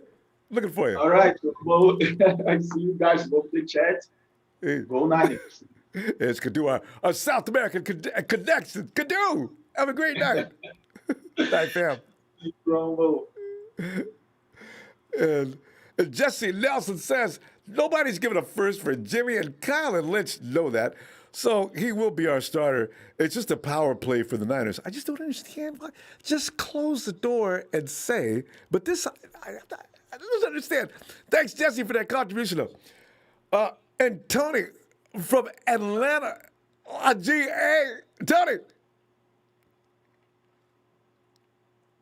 Ronbo, how are you, sir? Tony, man, I'm in here enjoying the holiday weekend and overeating because there's 4 times a year when you have to allow yourself to overeat. You got Thanksgiving, New Year's, Christmas, and Easter. You can't pass Easter Sunday, man. You got to go wild because, like, if you got Southern Did you folks and your family have a nice Easter? Absolutely, because I'm saying you got Southerners in your family. They always overcook. There's no need for 25 or 30 potato pies. No. I can't let them go bad. In fact, how's your Easter weekend? Oh, it was fine. I was at my father-in-law's with my wife. Everything went good. All right. Well, Tony, man, we're looking at our situation here. I don't know if the Falcons are playing any games or mind games with the GMs. I do know that every GM in the NFL is doing something bizarre. Because you have to, as a GM, you need to learn how to manipulate the minds of those that you're competing with for picks and free agents. So, is there anything you compare with what's going on with the 49ers? Yep. Stop calling me unless you're offering a first-round pick. That's why I'm putting it out there in public. If you want Jimmy Garoppolo, I'll listen to a first-round pick. If you're calling here to argue and take up my time talking second, third, or fourth-round pick, I don't need it. A lot of people already explained that through the calls tonight. Jimmy's going to beat out anybody you pick up in the second round. Hell, Jimmy's probably going to beat out most of the guys in the first round. When he's healthy, Jimmy can compete. But you got to get value. Jimmy is not just a second or third round pick. He gets hurt. Nobody said he can't play. So, but what are you thinking? Well, I hope it's a smokescreen. Teams calling you guys, asking about Jimmy G services. Yeah. I just hope it's a smokescreen because you're trying to focus on the draft right now. And they are. Just like us, we haven't spent hardly any money in free agency. We finally got up under the cap. We haven't made any major, though I do like Mike Davis, the running back we got from Carolina. Yeah. We have made a couple of minor moves, a third string blocking tight end. We traded a 7th-round pick for Lee Smith at Buffalo. So the Falcons have been hush-hush. I just, man, What do you if we think they're don't up trade to? that 4th overall pick, I have no idea. Nobody knows. I just hope they trade that pick, man. We can get so much for that 4th overall. And like I said, the 1st-rounder next year to give us 2. If we just trade, because Ronbo, I know I'm tired of whining about it. We need defense. Defense, I know. We can get 4 good defensive players in this draft if we trade down. Your edge, there is 2 that are, both of them are good. You got the OG, you know, Ojulari or something like that. And you got Quiddy. Yes. Quiddy or Actually, either one of those guys. Huh? There's a couple other guys I like. The Rashad? 2nd round. The guy out of Florida. I like the kid. I like the kid from Wake Forest, Carlos Basham. Ooh. And I like Patrick Jones. I really like him out of Pitt. Mm-hmm. He had 13 and a half sacks last year and 11 sacks the year before that. Ooh. Man. And nobody's talking about him. See, there are some edge guys in this draft, then, aren't there? There's another guy that he was hurt, but they say he's just all kinds of crazy good. But then if the 49ers, I don't know what's like in Atlanta, but if we get another player that has a history of ever getting hurt, and he comes into the NFL and on the 49ers team gets hurt, everybody's going to get mad as hell. Oh, yeah. So tear that stadium down. It's scary. Tear that place apart. Yeah. Yeah. But I want to get a corner. If we trade down, if we could trade with Denver, if we trade past Denver, we won't be able to get them. But if we could trade down to 9, I want us to get Patrick Surtain in the corner to go with the A.J. Terrell, who we drafted last year in the 1st round. And then I'm telling you, Ronbo, Najee Harris is going to fall right to us at 35. I can't wait. Nobody's going to take him in the 1st round. Ooh. I want to take him with that 1st, 2nd round pick. But if we can get an extra 2nd and an extra 3rd, now we can get that left guard we need, running back, defensive end, and free safety. Hey, when do the Denver Broncos pick? 9. They got the 9th pick. The Browns, there's a place to go because Denver might see, as bad as everybody hates Mac Jones, Elway is one of the most strangest quarterback judges for a Hall of Fame quarterback. He does make some strange. I think Elway would pick up Mac Jones in a heartbeat if he could get him. But we can give them that 4th overall pick. You can trade up to get them.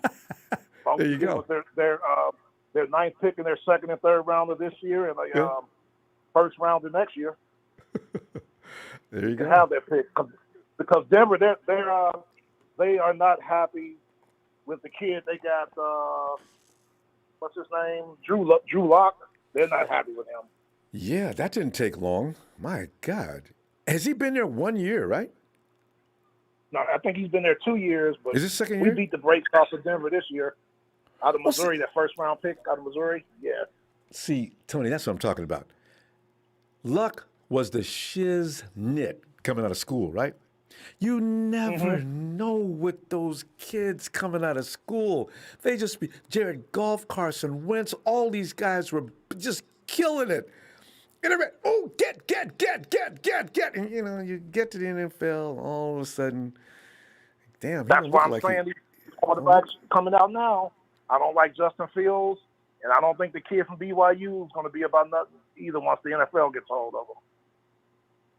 That's why I say, got to be careful what you ask for. You better stick with somebody that's working until you find out about these kids. Don't do that.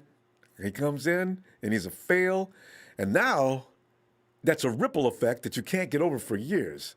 So it's a scary thing with quarterbacks in the 1st round. That's why a lot of coaches don't like to do that, or a lot of general managers don't do that.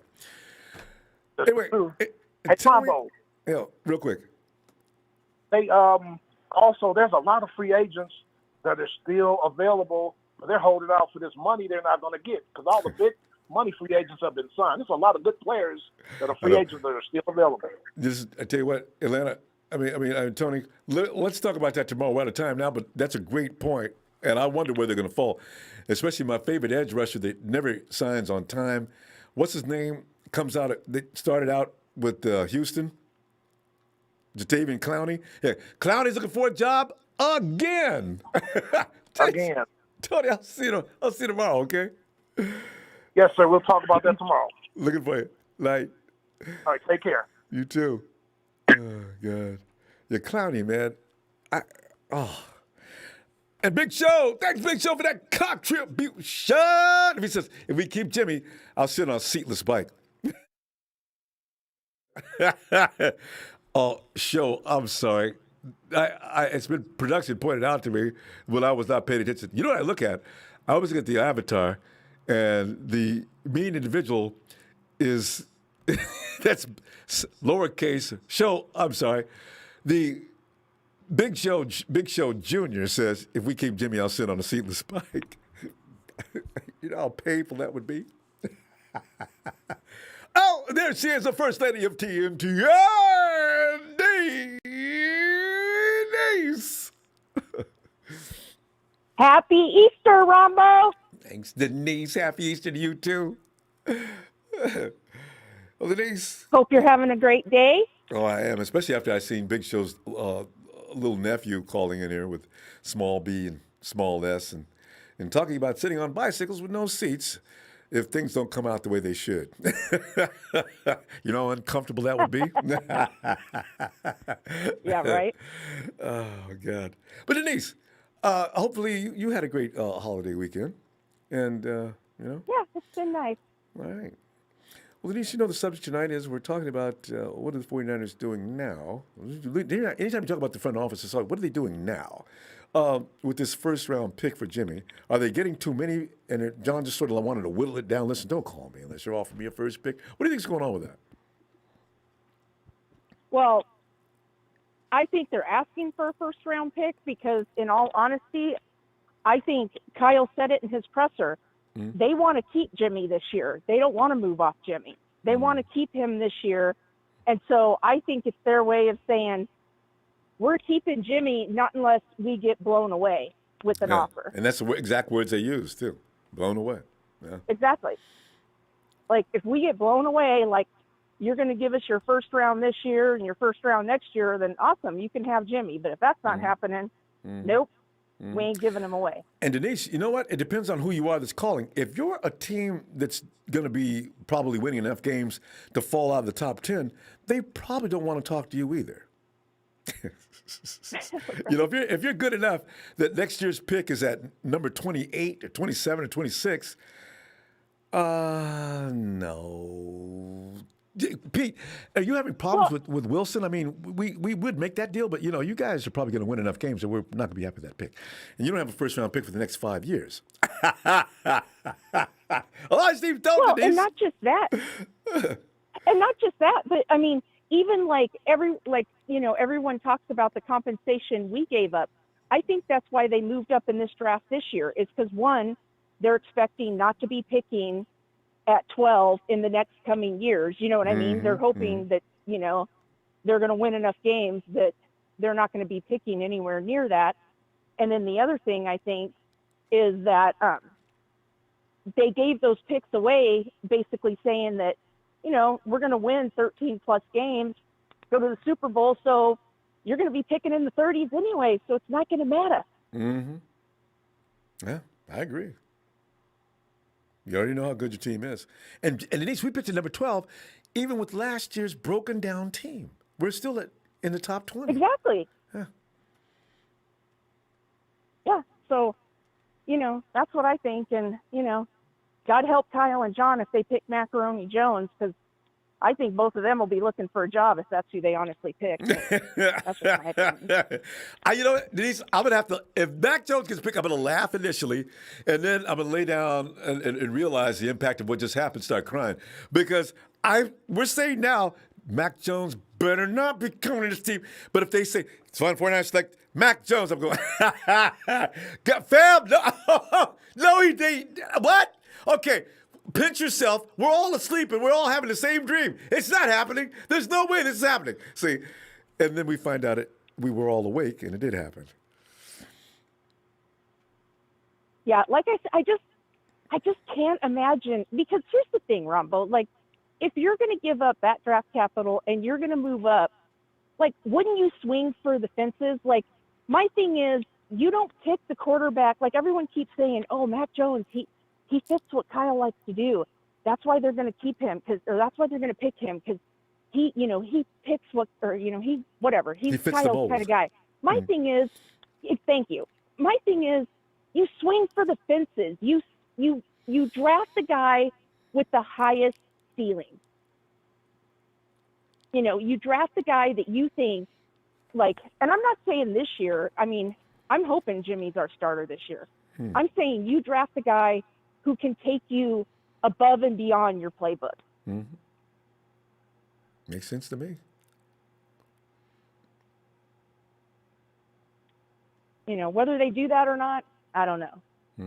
But I told you before, and I'm not lying, I will be hyperventilating before pick 3. And the thing is, Denise, you'll be hyperventilating before that, because we know, I'm talking an hour before the festivities get started, you're going to be breathing heavy. Because the thing is, we pick early, so we get to go under stress levels that nobody else is going to go in for hours, right? So because we're knowing after that first pick, we already know Trevor's going to the team that his coach is at, Jacksonville, and we don't know what's going to go in at number 2. Denise, this is just as big a mystery. And everybody, oh man, the 49ers going to take Zach Wilson. Man, stop playing. You know what? They ain't acting like they taking no. Why would they play games with that? I don't understand. What's the benefit of trying to clown people if you're the Jets, Denise? I don't get it. Well, see, what I heard, and again, I don't know if this is fact, fiction, I don't know, but I was listening to a Jets. I was, because I was being nosy, obviously, trying to figure out what's up. Yeah, so you I'm should be. snooping in other people's chats like they do you. I don't know. God. But But what'd you find out? Supposedly, like, they've already, like, Zach Wilson has bought a house over there because his parents are, I guess, got tons of money. So he's already purchased a home over there. He's, like, the family's all bought in. Tickets to Broadway plays. I already forgot about that. That's right. Okay, they're not playing games. That's as in your face as you're going to get. All I do now is put the deed up on some kind of a play we can read it, Today's has been too much fun. We got to go. We're out of time. Let's see tomorrow. Monday's always going to be a good day for news. We'll find out what's going to happen next. All right, Ronbo. Well, you have the good rest of your night, and I'll talk to you tomorrow. Thanks. Looking forward to it, Denise. Night. All right. Bye-bye. Yeah, I forgot about the Jones family, or the Wilson family, already moving furniture in, got the real estate people out there doing the groundskeeping and all that. Hey, Renzo! What's the dealio? Greatest North Florida. Renzo, a lot of quiet in the back. Renzo, what's going on down Florida way? Man, listen, man. Hey, it's same old, man. Good weather today. I know, man. Renzo, y'all get tired. L.A. is bad for that, too. Y'all get tired of all that sunshine and blue skies all the time? Or most of the time? Well, North Florida's all right, but down south, man, they still wearing shorts, bro. That's just ridiculous. It's not fair on so many levels. But, Renzo, and the 49ers are talking about we need a first-round pick. A lot of people think they got it figured out. I'm wondering if the 49ers, and the news hasn't got out, I'm wondering if the 49ers are hanging up the phone. All right, John, I got your first-round pick. What? Now, listen, you know what? I didn't mean to waste your time. We're probably, we're going to go ahead and hang on to Jimmy. But listen, hold that thought. We may get back to you a little later. I mean, Renzo, what's going on with the first-round pick in the water? Like the last, I think John and them gonna ride out with Jimmy this year. They playing around like, hey, we'll listen to offers, but I think we're gonna keep Jimmy this year. He's gonna be a teacher this year. A famous bridge quarterback. Whoever the rookie is, hey, sit back, hold the clipboard, and take notes. And Renzo, with Jimmy, what if Jimmy goes buck wild this year, And at the end of the year, you need to make a decision. Do you go ahead and let Jimmy finish that contract? Because if he gets hurt, your rookie's already ready to roll anyway. But the problem is, if he gets hurt, his stock drops and you can't get nothing for him. 49ers really got some decisions to make between now and this time next year. But, you know, it's going to be interesting. I like that offer. You know, if Jimmy gets hurt, you know, his stock go down. But, you know, you're not keeping him after that anyway. So, no harm. Yeah, well, yeah. And you weren't going to renew the that'll contract. They'll give the rookie enough time, you know what I'm saying, to really let it sink in and get it down pat. Because once Jimmy's on contract over, hey, it's on you. You the man now. And it's fair to Jimmy. If Jimmy gets hurt in the second year after that rookie's there, then let him go ahead and have his way and find his own job. We don't want to own anything over again. We appreciate him getting us that Super Bowl, and now we're going to move on. Yeah. And we can't afford to pay him that $40+ million that Zach, for some reason, set the new standard, knowing he ain't worth no $40 million. You know, so you know, I can't wait to see the next. Jimmy gonna be looking for a Mahomes contract. Hey, blame Zach. Dude, Zach gets $40 million. I said, come on, man. Yeah. What has Zach done there? $40 million. The Texas boy, wish you would say something. They done ruin football. They done ruin football. They done set the bar too high. Like, look what y'all did. You know, I'm really worried about where quarterback monies are going. If anybody looks like Mahomes within the next 4 years, are we talking about giving out billion-dollar contracts sometime in the near future? And I'm talking within the next 5, 6, 7 years, Renzo. Can you imagine that? Where do you set the cap? Yeah, you could get them, but Patrick Mahomes is never going to see all that money. He's not going to never see it. Yeah. It's not going to happen. Probably not. They're going to backload it so much. Like, by the time he even get close, they're already looking for the next quarterback. Like, hey, buddy, it was fun, but gotta go. No $500 million. You knew he was playing.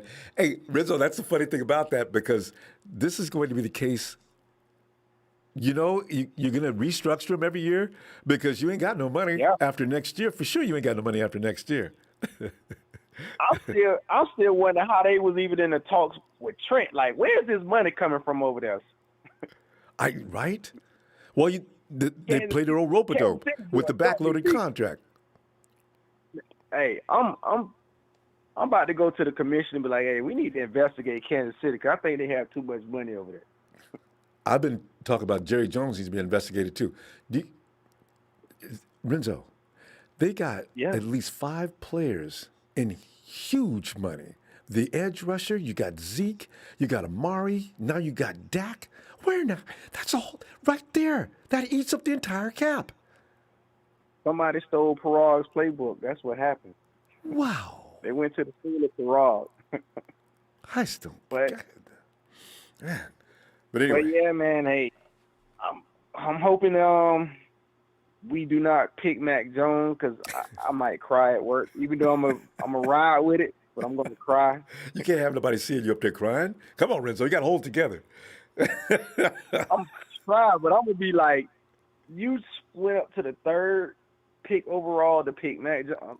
I'm calling Jed. I'm calling like, hey, somebody got to stop this man. I could see. And hey, Kyle, you know how dignity is, Renzo. As a press conference, I have many reasons why I picked Mac Jones against all the criticism. I would do it again. You know. He's gonna say it with a straight face. Yes, I know. That's what I like about Kyle. He's gonna say it with a straight face and confidence, like, and he do it so smooth, he'll make you believe that it was right. I know, and you'll feel like, what do I mean by questioning Kyle? You know. God, he's that dude that makes you feel like you come in with right on your side, and you leave after the conference with him feeling like a chastised child. It's amazing how he does that. Kyle know how to brainwash people. You know what I think? Kyle's a vampire. He has the power to compel people. That's what he does. Look into my eyes.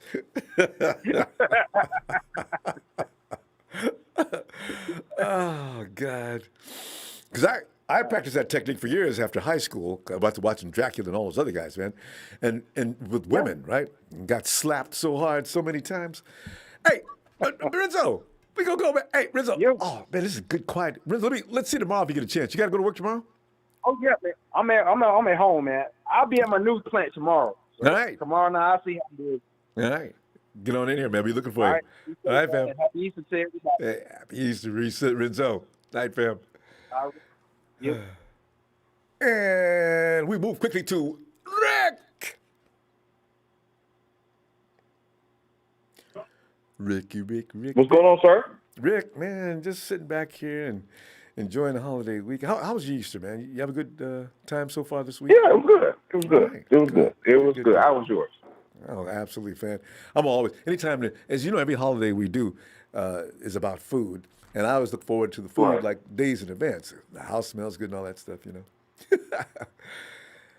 But Rick, it's like 49ers got the pole in the water, still talk about, well, you know, blow me away. I got to have a first-round pick to start with. Don't come in there with half-stepping. And I give that up, and Jimmy G is available for that. You know, but the 49ers, and like everybody says, though, are the 49ers serious about asking for a first-round pick? Pretty much most of us believe that a team will give a first-round pick for Jimmy right now, especially after the last season he had and his last 2 years of missing all these games. Is anybody give up that first round? Chicago, so he can bring it back home. Belichick ain't even biting. That's Belichick's boy. So, you know, yeah, what's going on with that? I think, honestly, with this year, whether you're a fan of Jimmy or not, you have to pretty much be resigned to the fact that I think Jimmy's going to be here this year. I think, first of all, this dispel this Mac Jones rumor. The 49ers are notorious for throwing out a smoke screen. Other than Nick Bosa, which we knew they couldn't hide that. That was like an automatic. But they'll say anybody because I mean they don't want to give their cards to show their cards because you know it takes away any leverage. So of course Mac Jones. But like the lady called earlier, the one thing that we're missing, and it doesn't matter whether Jimmy G or whoever quarterback is, we all believe that Kyle Shanahan is a mastermind when it comes to play calling. So we believe all his plays going to work, and they normally do. But on the off chance that they don't, we need somebody that's going to be able to come in and say, okay, it should work this play, but what if the defense last minute brings an extra blitzer or something like that? We need somebody that can be like, oh, shoot, the extra blitzer coming in, we can't block him because nobody has the greatest line of all time, whatever. So we're going to have to be able to make off-script plays. And that's, to me, that's the one thing I would say about Jimmy that I don't like. If as much as I do acknowledge Jimmy G has made some, I mean, you go back and look at plays back in the 3rd and 20 or whatever when we went against Arizona and stuff like that. He made some big plays. It's just the times like and it's not, I won't say this. I won't say that Jimmy G has never not made off-script plays because he has. Because to me, that play when he hit doggone stupid Dante Pettis to win against Pittsburgh, that was an off-script play. It was an off-script play. But we just need that one missing element because as perfect as Kyle Shanahan's plays are, there's going to be times where the offensive lineman whips or defensive assignment disguises whatever, hides whatever, and they bring a blitzer from somewhere where we can't pick it up. And we're going to need to have those plays to just kind of extend. And that's the one thing I wish Jimmy G would do more consistently, I would say. I would say, I mean. Rick, you know one thing, though? You're going to see different this year, and we're going to be all amazed. Now, you know, the blitz is something that can actually be foreseen. This is the thing about Alex Mack, which we're going to really enjoy. Hopefully Mack can stay healthy all season. That play is going to, that blitz you're talking about, that's going to be dissected. That's why Matty Ice was an MVP. People don't give Alex Mack enough credit. I definitely believe. Yeah. I would definitely believe. I'm a big believer in Alex Mack. I believe he will definitely will help call out assignments and stuff like that and be able to identify stuff. It's just like I said before. We just need. I'll give you a perfect example. How many times as Niner fans we've had Russell Wilson on the 3rd and 8, a 3rd and 8. And we're like, oh, we're about to get him.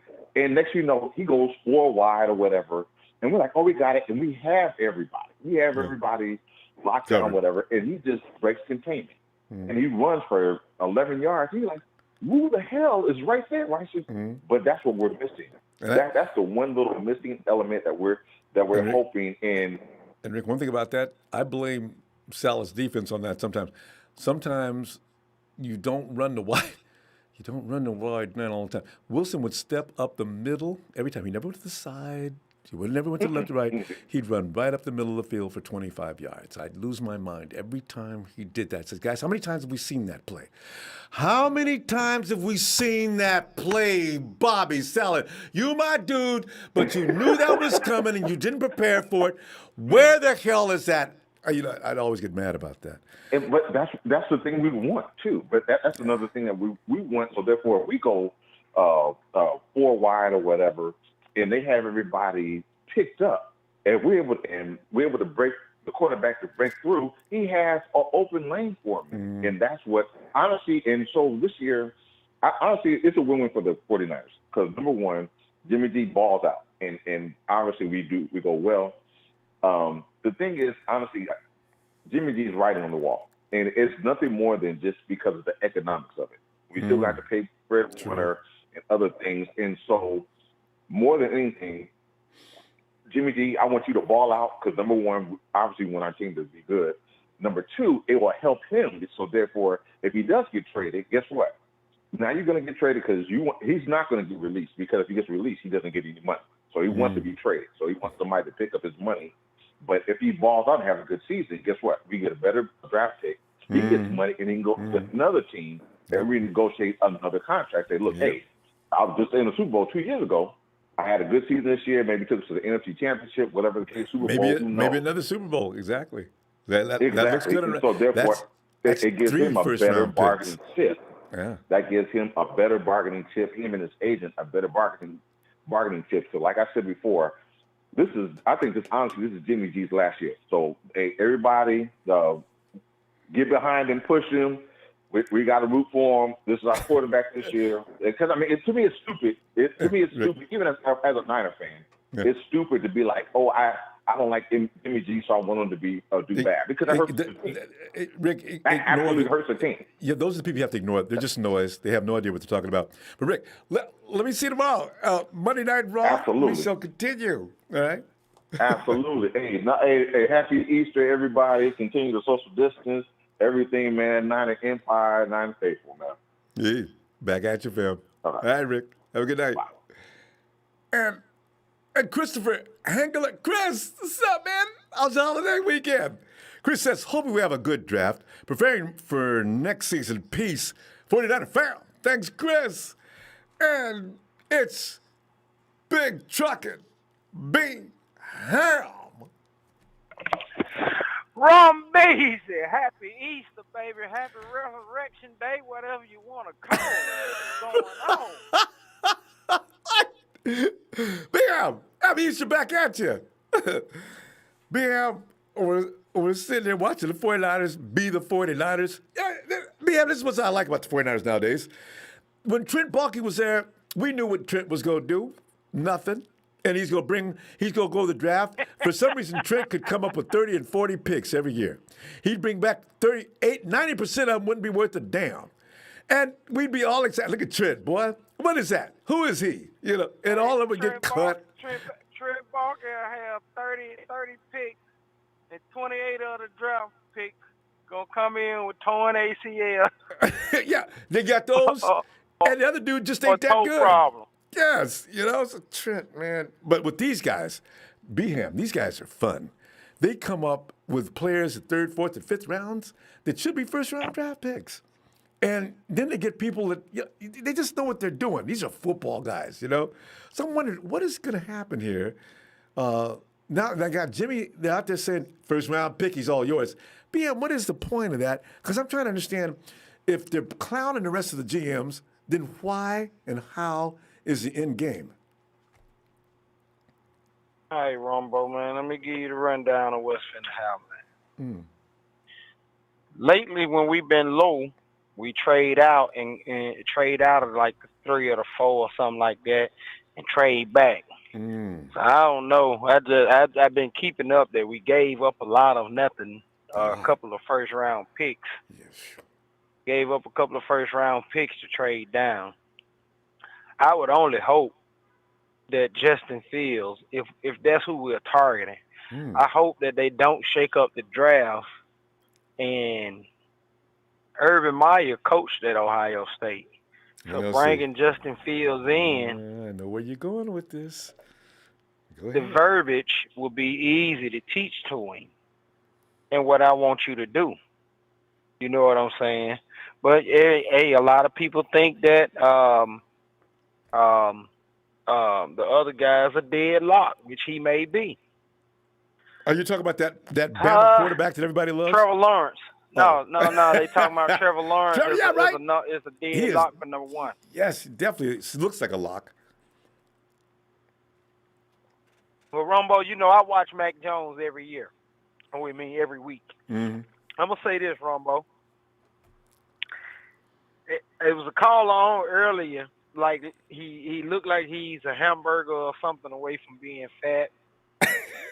A couple of guys been talking about how out of shape he is. Always. You know, people always a start there first. Yeah. But listen though, Ronbo. What did Tom Brady look like when he was in his NFL combine? He looked like nobody had pick on my team. Whew. Oh God. And 20 plus years later, he got 7 Super Bowls. Only thing I'm gonna say to the Niner faithful man is, hey, I feel what you're saying when you talk about Mac Jones, but don't never judge a book by its cover. Especially a quarterback. Feel me? Yeah. Especially a quarterback. They can surprise you. Shock. I didn't think Andrew Luck was all that, but a lot of people seem to thought he was. I mean, he did something, but hey, he didn't win a Super Bowl, but he did something. I mean, when we look at Jimmy G, asking for a first round pick lets me know that he is definitely not going anywhere. That's the first thing. Yeah. Because even the funny part about it, Ronbo, is even the 49er faithful, a lot of us don't believe he's worth a first round pick.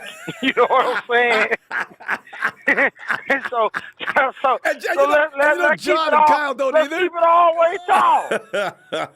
Let's keep it all the way tall now. You know what I'm saying? So if don't nobody in our camp feel like he worth the first round pick, just putting it out there only is just smoke and mirrors. Good point, because if somebody is that foolish, okay, we'll take it. You know? So, yeah. And, I agree. I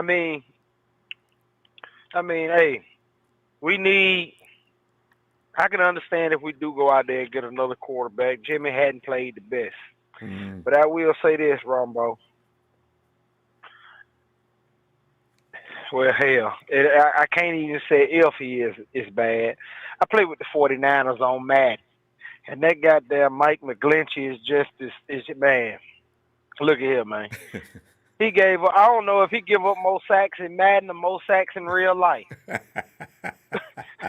We got to build our line, man.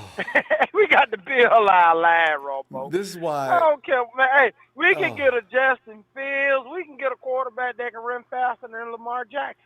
Mm-hmm. But history speaks. If you cannot protect them, they go get beat up. Ain't nothing. Ask Patrick Mahomes. They're not nothing, man. Mm-hmm. Ask Patrick Mahomes. They Mr. Superman. beat his behind for 4 quarters in that Super Bowl. He was on his horse the whole time. And let him know. Yeah. And let him know that. So I'm just saying, Rumbo, man, I mean, hey, we can go out there and get Superman. But Batman, but if, man, listen here, man. If we don't get nobody, if they don't have a Batmobile in front of them to help steer the way, and a utility belt. Our offensive line is run blockers, not pass blockers. Yeah. So we got the. That's the thing, Kyle. If you ask me, that's the thing, Kyle and You need to be focused GMs, on. that's what we need to be working on. Yes, Beham. We got to protect it. We got to protect the money. And that's so true. So Michigan's got to be talked to and worked with. Beham, let me. We got $130 million quarterback, Ronbo. We got to go, Beham. Because we got out of time. But listen, I agree with you everything you said. And I love that. Some of the stuff is funny. Fam, let me see you tomorrow. All right, guys. Production gets real sticky at times. So if you get hung up on, I didn't do it, and we got to move on. All right. Hey, John. Bravo. John, come on in, man. So, John, you know the story tonight, and happy Easter to you. And what's going on with the 49ers? Why bother to put that out there? Is it just a thing that you're supposed to do when you're in management? Are they serious about that? What do you make of that? Happy Easter, Ronbo. Back to you. I hope you had a good Easter. It's not done yet. I got more food. I'm going to eat afterward, too. But go ahead. So, the story about the first-round draft pick with, Jimmy Garoppolo, no one's going to trade a first-round pick for Jimmy Garoppolo, plain and simple. It really shows you, John Lynch, that he's basically saying, hey, if you guys want Jimmy Garoppolo, that bad, we want him. We want him to stay, but, we're willing to give him up because it's a business. Let's slow down. The NFL's a business. It is what it is. So, basically, for me, I really don't care about all these speculations and, what everyone's saying, But one thing I do want to talk about is that it looks like Raheem Mostert, I think today or yesterday or today, said that he believes Jimmy Garoppolo is going to be the quarterback. So it really shows you, it really shows you that a lot of the players in that locker room, they really like Jimmy Garoppolo. And DJ Jones said the same thing. They went public, and don't even get started on George Kittle, and of course our fullback. The guys get loud about Jimmy. And it's true. If no one has ever been in the locker room, playing sports, you have that, really tight friendship. They become your brothers. Comes from the heart. Playing. Yeah. So it really is tough. When players, not just Jimmy Garoppolo, but when players are traded, to other teams, it hurts. It cuts deep. That's why if Jimmy Garoppolo is traded, I'm not saying, I made the mistake on a podcast yesterday saying, that the players are going to get really frustrated and they don't want to play, but they're going to basically hold the rookie into a very high standard. Hey, Jimmy Garoppolo gave us the best opportunity. Hopefully, you can earn our trust. We will ride with you. We don't care, who you are. But once that rookie cannot perform, the team will start to slowly lose respect with the coaches, and the GM and even ownership, The best example was week 17 when they took out Jalen Hurd, against the Washington football team to see which team was going to make the playoffs. 48 hours later, they fire the coach because then 72 hours after the game, all the players were saying, we did not believe that the coach should have done that, decision. So it really is, a tight group of guys. And, I know Jimmy Garoppolo knows this is a business. I've said it, he's auditioning, not just for the 49ers, but with another team. And he's also trying to audition so he can finish that contract. And the good thing about the 49ers is that the Panthers want to move up. The Broncos want to move up. Atlanta wants to move up with us. That's why we hold the cards on the table, because Atlanta, they want to get Justin Fields.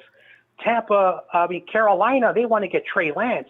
And Denver, they've lost, a lot of trust with Drew Lock. So that's why they traded up that high. They say, hey, if, we don't really need a quarterback.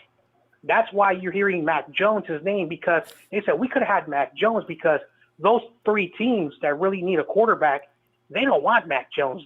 So if the 49ers do draft, Justin Fields or Trey Lance.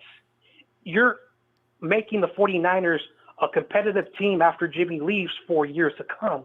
This is not, a situation that, like Trevor Lawrence or Zach, Wilson, if he goes to the Jets, they are going to have the hardest job to turn the team around because they're going to be on the back of those guys. That's why Jimmy Garoppolo knows, hey, they want me to be here another year. I'm going to ball out. If, hypothetically, he wins a Super Bowl, then they're going to have a big problem if that happens. But I'm not going to say that. But it will. Not only the guys on the team, but the fan base, the haters will get overran by the millions. And now everybody said, we got to sign Jimmy. I guarantee you, it's going to be hilarious to watch. But yeah. Yeah, so at the end of the day, just to simplify, like a very, long, conversation to put it into serious perspective, John Lynch had to ask permission to, with Jed York to trade up. That is a sign that basically Lynch's job is on the line, because if you're the general manager, you have to ask the owner, hey, can I trade some picks in the next 2 years so I can get the number 3 pick? General managers don't do that. This is the first time I've ever heard of that. Usually general managers are given the power to do football operations. And that's the reason why Kyle. And we're keeping Jimmy, and went public with that, too. It's an interesting situation. John, good stuff. I wish we had more time. Let's see you tomorrow, and let's continue from there with more. Good stuff. All right, Ronbo, and everybody, happy Easter to everybody on the chat, watching. And just like always, like your boy Norm, Niners all day. All right. Good stuff, John. See you tomorrow, fam. And yeah, John made another good point too. You also, all those teams that want quarterbacks, Kyle's not going to take any chances. That's another reason why they drafted up to number 3. They want to have don't have to look at these guys. Get who you want. You got to go to the top.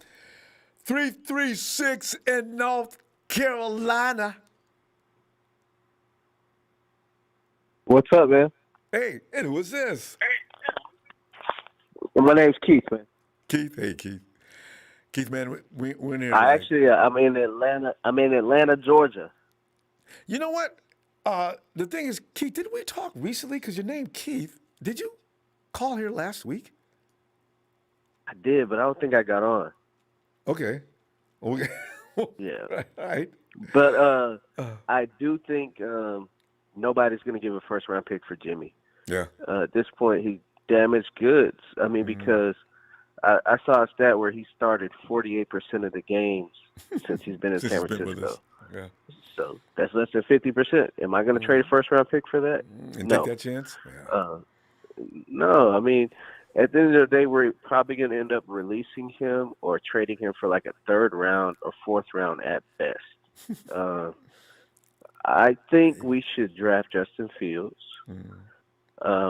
I know that everybody's saying Mac Jones, at least on the sports networks, but you're a big YouTuber, and in the podcast people, in the podcast world, everybody wants San Francisco to draft Justin Fields, which I think makes the most sense. And I think that because obviously him and Kyle have a small pass with that QB collective stuff, right? Yeah. But when you look at Trey Lance and Matt Jones, they both only have 1 season, and then Trey Lance didn't even play this year. So I have a hard time believing that you're going to trade up, like you said, and you're going to put your whole life on people who only played 1 year, whereas Fields has been a proven commodity for like 6 years, right? Since he was a kid. Him and Trevor Lawrence have been the two that have been kind of highly touted the whole time. Just tell me if I'm wrong. That's my point, Thomas. But you make such good points about Fields. It could be. Everybody assumes, but they've already bought the house and everything for Wilson in the New York area. If you're the Jets, but the Jets are always going to be the Jets. That's why the Jets have been the Jets since Joe Namath. They've just always been weird.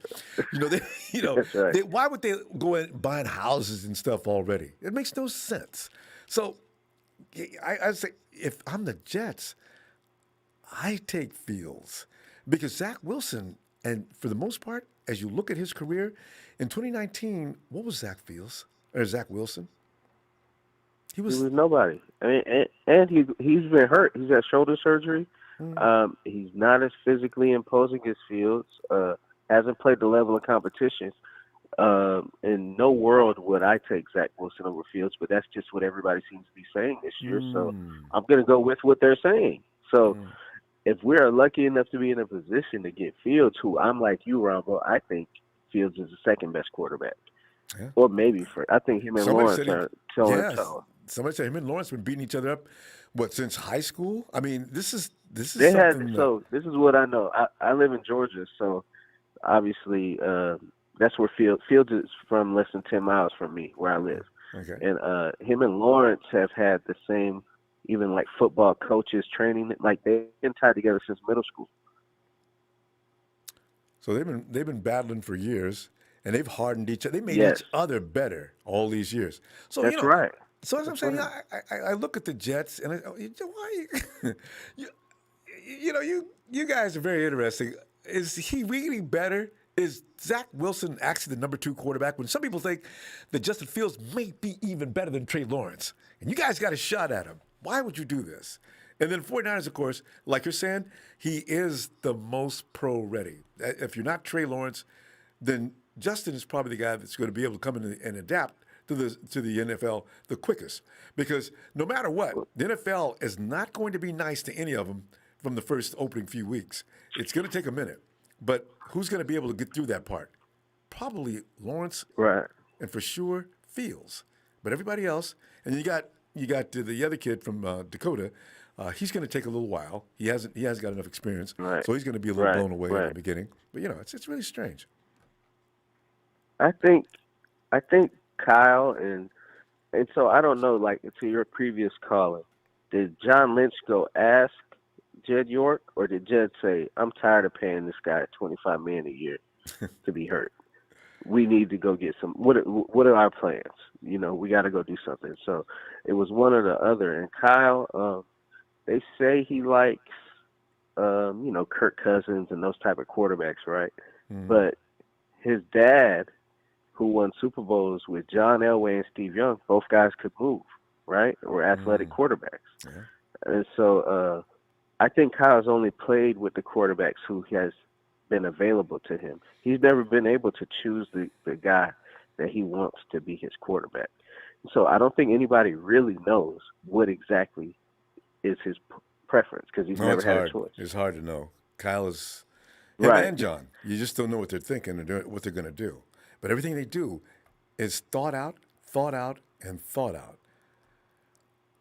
I agree, and I think everybody's saying that they're picking Mac Jones. One thing I can say about this administration with the Niners, and I'm going to let you go, is that they have been really buttoned up when it comes to the draft process. As far as when Balky was there, they were you kind of more knew what they were going to do, and they were more transparent, whereas Kyle and John are more strategic, and they keep things close to the vest a lot more to where they don't leak a lot of information. I don't think anybody really knows what they are going to do. Last year, I think there is something. So yeah, I think that there is something to them scheduling a second workout with Justin Fields too. A lot of people aren't talking about that, but Kyle said in their press conference, "Yeah, we're not going to his pro day, but we are scheduling another workout with him." See, they did that with Quinnen Williams. You know what? One thing that is worrisome about the 49ers, if you really like a player and they all over him like that, they're not going to him. They draw attention that way. They've done that every year. Right. And they've not talked to Trey Lance at all. See, that's why. And also, you're right. And also, I want one more thing. Are we going to take another Alabama player with a DUI in his past? Like Reuben Foster? It's not going to be because I just don't think so. That didn't work out. I don't think so either. I mean, people are saying that. I know. Don't even pay no attention. It's too much noise behind it. It ain't happening. All right, Keith. Hey, great to meet you. We'll be back tomorrow. Come on back tomorrow. Okay. All right. No problem. All right, Keith. Hey, thank you. Thank you, fam. Night. And there he is, Jamel. Oh, happy Thanksgiving. Happy Easter. Hey, Ronbo, can you hear me, man? Loud and clear. Jamel. Oh, hey, man. Hey, I want to say happy Resurrection Sunday to you. That's what we call them. Okay? It's not about Easter Bunny. It's about Jesus dying on the cross and being raised from the dead. Yes. So that's what we call it here. Yes. All right. And you know something? I'm glad you said that, Jamel, because from the time I was 5 years old until I was about 11 or 12, I thought all those holidays were about me. And my grandmother pulled me aside on that on several different occasions, especially about Christmas and Easter. You know? Do you know what today is? What? It's Easter Sunday. Okay. You know what it means? No. I know we had to go buy a new suit and everybody's cooking. Lord have mercy. Yes. but Jamel, go ahead. I want to say about Jimmy G. I want to say this. Jamel, you're fading in and out. You're Okay. Can you hear me now? okay. That's good. Okay, go ahead. Okay. Jimmy G is like the character Sebastian Shaw in X-Men First Class. He just takes all your energy against you. That's all he's doing. He's taking all the negative energy and come next season he's going to... Jamel, are you using Bluetooth? Regular earbud. Jamel, yeah, your sound is sliding. That technical, that electronic sound when you're using Bluetooth. Are you using Bluetooth? Or you're not a speakerphone? No, I'm speakerphone. Yeah, are you on speakerphone? Yeah, can you hear me now? Yeah. Okay. Let's see if it works. Jamel, probably it's best to go ahead and get off speakerphone. But try again because we could barely understand what you were saying. Okay, can you hear me now? I can hear you. Let's see if it holds after you start talking, though. All right, go ahead. Okay. Yeah, Jimmy G is like the character of Sebastian Shaw. So it's going to take all your negative energy and just explode. Jamel, it's not going to work. Is there any way you can go ahead and disconnect that speakerphone? Okay. How about now? Yeah, see that? I think that's going to be fine. Okay, go ahead. Yeah, Jimmy G is like Sebastian Shaw. Just take all your negative energy to explode against you next year. Yeah. That's what I think. I'm almost sure of it. With Alex Mack in the system to guide what goes on in an offensive line, now there's going to be no surprises. Right. I figure the route running is going to get better than usual next year. Finally, Jimmy's got a couple of legitimate wide receivers, and he's still got George. Oh, there's going to be some surprises going on in that passing game. And if we can get Mostert to stay healthy, and we already know what Jeffrey Wilson Jr. is capable of, I think that offense is going to click. Oh, definitely. Yeah, you know what else I'm thinking? Whoever else comes in, we're just going to groom them. That's all. That's it. So whoever coming in, whether it's Matt or whoever, Wilson, whoever coming in, we're just going to groom them. Yeah. Same thing happened with Alex Rogers, whoever came in. Yeah. And you don't want to find out that your rookie's not ready. You know, if you bring your rookie in, let's see what he's got. But just to bring your rookie in, let's see what he's got. Oh, okay, get up. You're okay. Let's come over here. Let me tell you what you did wrong. You know, you don't want to go through that from week 1. Week 6, 7, 8. If he looks like he's confident, he's adjusted, let's get a look, But otherwise, it's a scary thing. All right, Mama, go ahead and let you go. Now, everyone, enjoy the rest of your evening. Happy Resurrection Sunday. Hey. God bless you. Love y'all. I'll see you tomorrow night. Jamel, always a pleasure to hear from you. Thanks, fam. And happy Resurrection Day to you, too. All right. All right, brother. And earlier somebody said that. And I was thinking insurrection. It's resurrection. Exactly. All right. What? Let's see now. Is it Waruna? Yes, Martin. Waruna, come on in, man. Yeah, thanks for having me. Hey, it's our pleasure. Waruna, where are you calling from? Sacramento. All right. Go ahead, Waruna. You already know what we're talking about tonight. We're talking about John and Kyle. Are they playing mind games? Are they serious? They know they can't get a first-round pick for Jimmy G. Hell, he hasn't played enough football games to be getting a first-round pick. Granted, he looks good when he's out there, but people, you actually have to be afraid. He might go the next 5 years and never get hurt, but you do have to worry if this is a trend with him or what. You give a first-round pick? Probably not. Would you do that, Waruna? I would not give a first round pick for Jimmy at this moment because I know that 49ers are just bluffing because the reason is this. Now, this trade is worth 3 first round picks, right? So you don't draft a quarterback worth 3 first round picks if you don't have, let's say even 50% confidence on the quarterback that you have right now. 49ers just clearly said it. Basically, we don't have, I would say, zero confidence of the guy that we have right now. So we are going to do whatever it takes, 3 first round picks to draft a quarterback.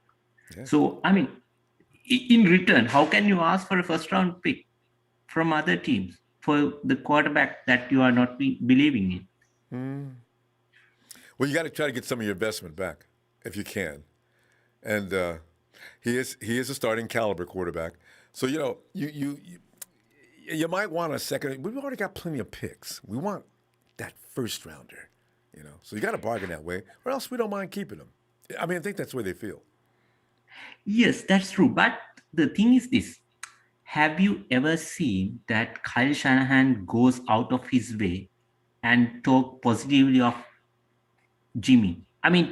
He always very laid back when it comes to Jimmy. He is not the person like Bill Belichick. Bill Belichick. Never says anything good about his guys. That's true. Yes, because one of the best qualities of Bill Belichick is that he never criticizes his players in public. He always does that in private. And when he praises the guys, he always makes sure that everyone knows that, okay, this is my guy. If he's not working, then he would just trade or get him away. That's fine. But he has different qualities. That's why he's a very successful coach. People like Kyle, but still in all 4 seasons, he still have a 1 winning season. So you've got Belichick figured out. What about Kyle, though? Can you figure him out? Because Kyle is a very mysterious guy. Okay, I think I would say it's a great conversation starter. Kyle, I would say he has tunnel vision, right? Because here's the thing. Now, Kyle had a chance to draft Mahomes, right? Now, we can all say this since now Mahomes is a superstar. It's easy to say it. But think about this. John Lynch talked about like a couple of months ago that he went to Mahomes draft day and he saw what this guy can really do, throwing this 70 yards, 80 yards. True. And he called Kyle and said, look, even though we don't want a quarterback in this draft, maybe we should reconsider our decision and we should have a look at this guy. But Kyle didn't go through with it, right? And that's a one point. Then think about this. Even after the Super Bowl, he had the chance to trade for Tom Brady, right? He didn't do it. And this year. He had the chance to trade for Matthew Stafford. Yeah. For 3 first-round picks, he could have easily done the Matthew Stafford trade. So the reason is Kyle's character. Once he sets his mind on something, he does not basically look at the other things. He don't want to see what is in front of him. He does not have that habit. He does not have, sometimes I would say in football in terms, situational awareness. He doesn't play what is in front of him. But Waruna, do you ever wonder if Kyle Shanahan, and it may kill him at some point, his arrogance, him and his father have history, solid gold history. His father does anyway, within the family, right? Will they ever alter their thinking toward anything other than what they do? They have boxes you need to check as a quarterback. And then they'll come in and they'll look at you and they'll make a decision as to whether you are worthy or not. You could be the greatest. Later on, we'll find out they passed on people like Mahomes.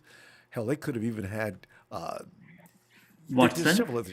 Well, Texas quarterback that's in trouble right now. Yes. You wonder, these guys didn't check. Kyle wouldn't even look at Mahomes. So that's very strange, right? Yes. So the thing is this. How old is Kyle Shanahan now? He's 41. 40. 40. Okay. So do you think he can change now? I think he's past that age. Well, that's what I mean. Well, this is a great conversation. I wish we had more time. If you get a chance, we'll be back tomorrow night. Sure. Let's continue, okay? Good stuff. Okay, sure. Okay, good night. Good night, fam. Yeah, he makes a good point. And Kyle is that way. You know, he cannot be influenced. His mind cannot be changed. We were doing the press conferences. Remember that play, the Wildcat he called against the Seahawks? Kyle stood up there and let everybody know, I'd call that play again. Hey, Jamie. That play was ridiculous. Made everybody. Okay, because if you've got, and they blame McGlinchey because McGlinchey missed his assignment. Okay, but Kyle, then why did you put it on the left side then? Oh, yeah. Okay. God. Well, because he still believes in McGlinchey. He's going to pick up that 5th year. Hey, they haven't picked it up yet, though. I hope they don't. Yeah. I can't stand watching that guy play football.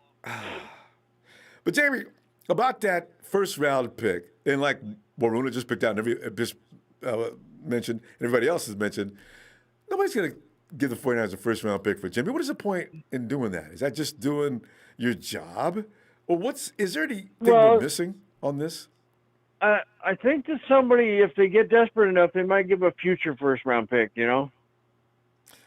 A future? I think that's what, a future first round. Like 20, so that way they're not. 2022. Yeah, so if they're really hurting, I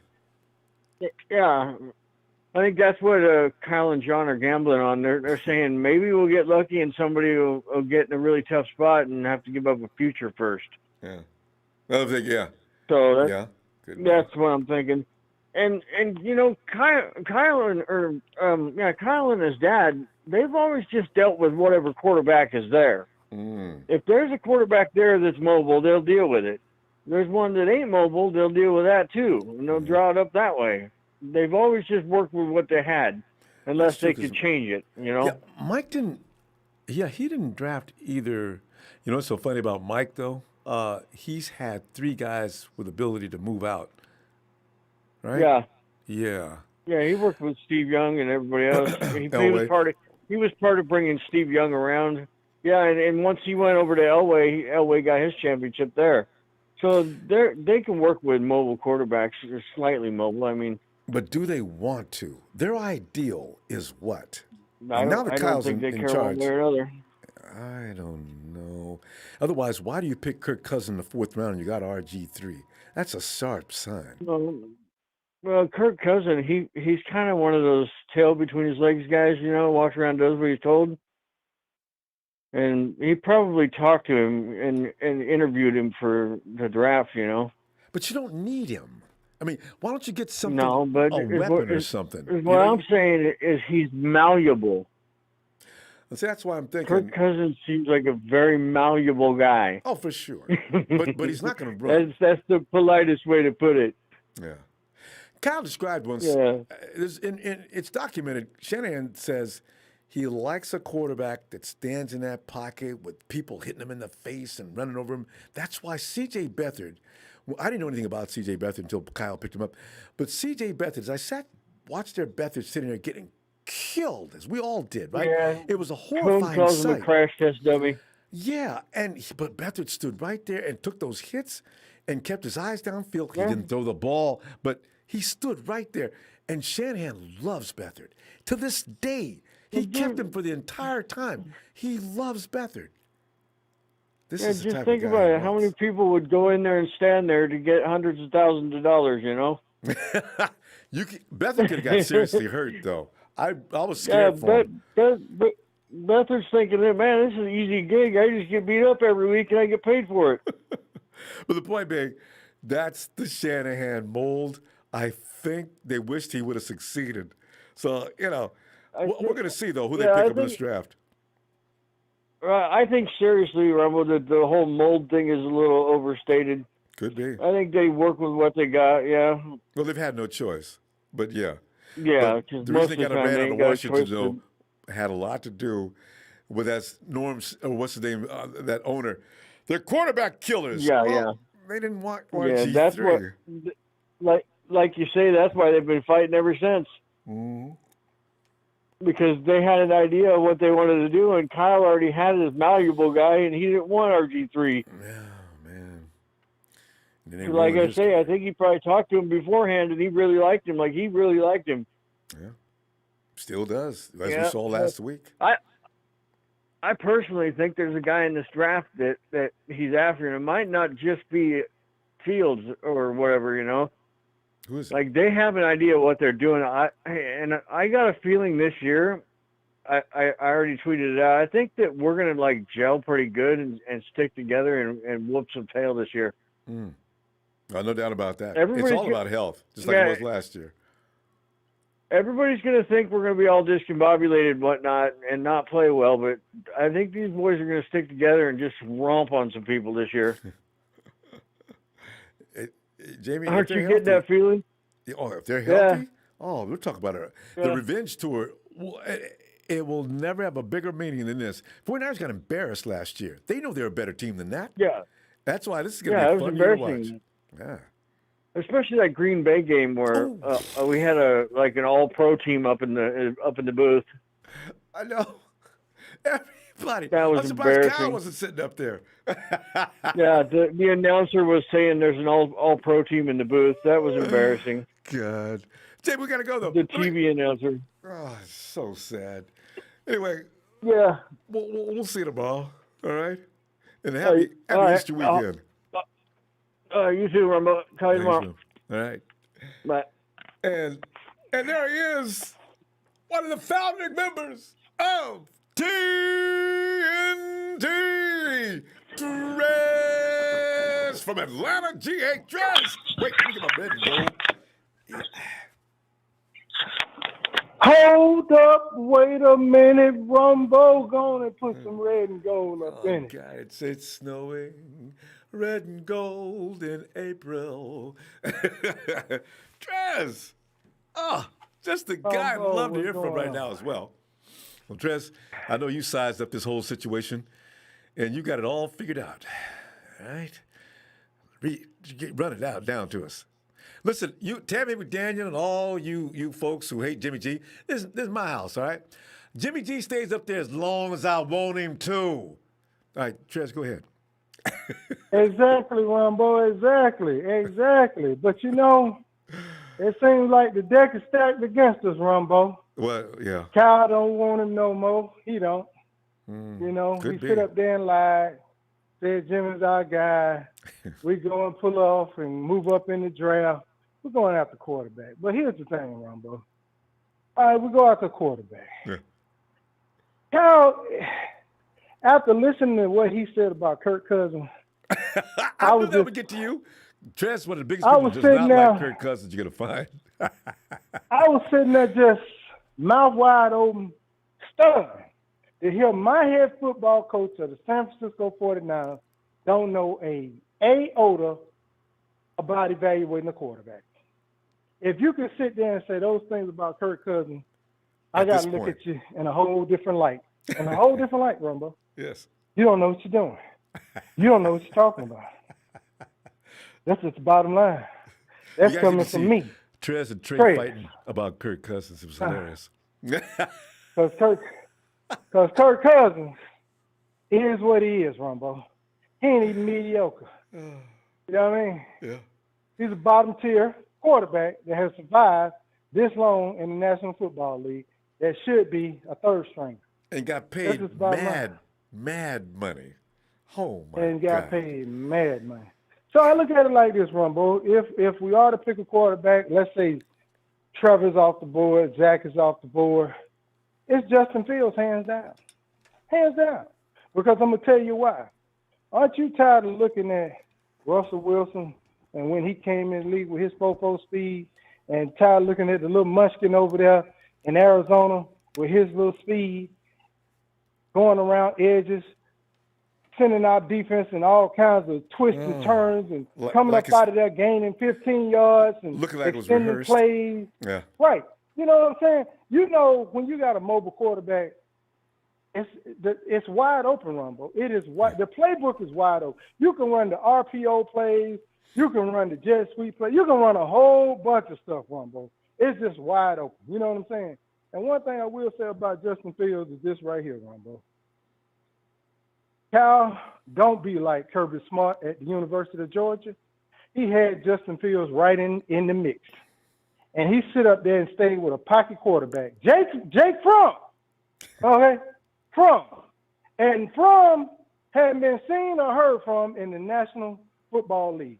You understand what I'm saying, Ronbo? Yeah, of course. But this kid right here left the University of Georgia and went and became a mega star. You hear me? Yeah. So don't count him out for no reason. Okay? The kid is proven. You know what I'm saying? Bottom line. So that's if we gonna go this route, and those two off the board, it's an easy pick, Rumbo. It's an easy pick. But with Cal, I worry, man. I do. Because if he could sit up there and say what he said about Kirk Cousins, bro, I don't know what this man capable of That means doing. Mac Jones is in. If Matt Jones is in, Rumbo, Yeah, I'm going to tell you like this. I'm flying out there personally and pimp slapping. I am. If you don't know what a I'm pimp fly slap there is, personally, pimp it's slap. first bam, and then the backhand comes following. Wham. Yeah. I'm pimp slapping. Yeah. Ridiculous, Rumbo. Ridiculous. That's why I a keep quarterback saying take you to the Kyle Super is- Bowl, yes. and you sit up here and you give up on that, man. I just don't buy it, man. I can't buy it. So, you know, if we're going to go this route, then you better go with Fields. If those two are already off the board, like we think they're going to be. So it's an easy pick right there. Don't count him out. You know, like I say, Kirby Smart wasn't a smart coach at the University of Georgia. Could have had a national championship right in the trophy case. But what he do? Let the kid transfer it out because he want to stay with Jake Fromm. And Fromm is what? A third-string quarterback, man, in the NFL? Is That's he in what the I'm NFL? talking about, Did he Rumbo. make it to the NFL?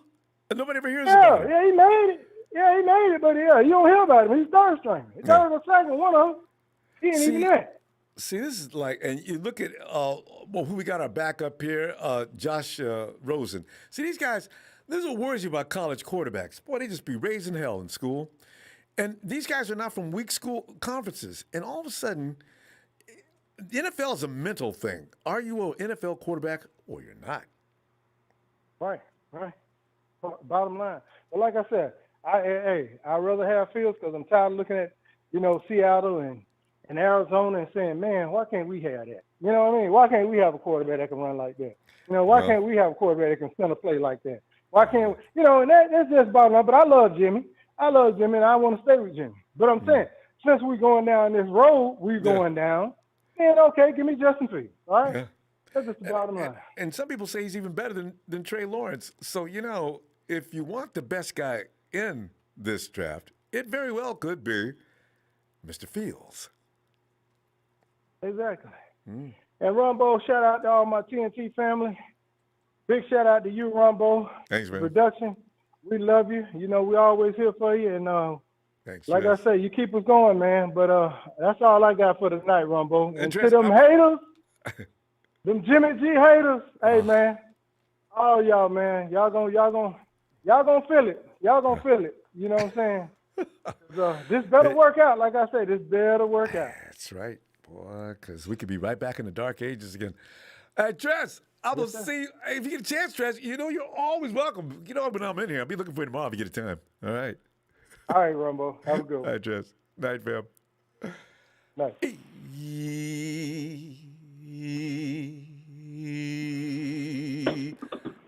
Emilio Hello. What's happening? Wait, nobody said I wanted Fields. Why do you guys don't try to think like me? You don't have enough to do that.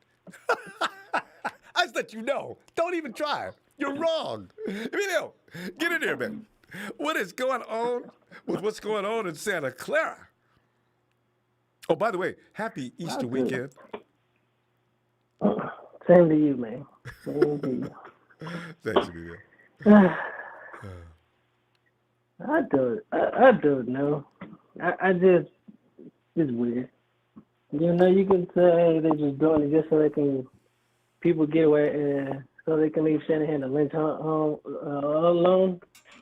Hey, Like, there's we one want thing Jimmy, we want Jimmy. They just want to just lowball it because they're trying to use the same thing with him being injured. I'm like, well, he's always been injured. We'll give you a 3rd-round pick. Like, no. So that's all they're doing. I was like, if you guys really want to give us a 1st-round pick, and then we can talk, or give us a high-caliber player, and then we can talk. That's all that is. You would think, right? You know, It's just we trying don't to, know what they're doing when they answer that phone, though. I have a feeling somebody's already offering a 1st-round pick. I think the Niners, this is a PR move, like you're saying right now, just so people think they're not sitting back, not doing a damn thing. Because, you know, like you say, a lot of people hate Jimmy G. They don't give a damn about what he's achieved with this team when he was healthy. We don't like him. That's their whole thing. And so, therefore, the 49ers got to play a role between now and draft night. And next year, for that matter. Yeah, I don't know. Like I said, I think they're going to hold on to Jimmy no matter what for the whole year, or as long as let's get up his trade back, at least until the trade deadline. If he's holding out, he's doing pretty good. And then, you know, if he's doing good or, you know, good enough, or his stock they rises. can get rid of him, and whoever our rookie is can just take over, then that's what they'll do. Because otherwise, they it's wouldn't have either had gonna be Jed Jimmy- out there telling him about Jed's giving us permission to get a 1st-round pick a quarterback in the 1st round, and he's also going along with us keeping Jimmy G. See, you don't just do those conferences just to be doing them. It makes no sense, right? So I think there was something realistic about some of this. Well, I mean, yeah, you think about it. The only reason that he's kind of really right around right now is because we can afford it.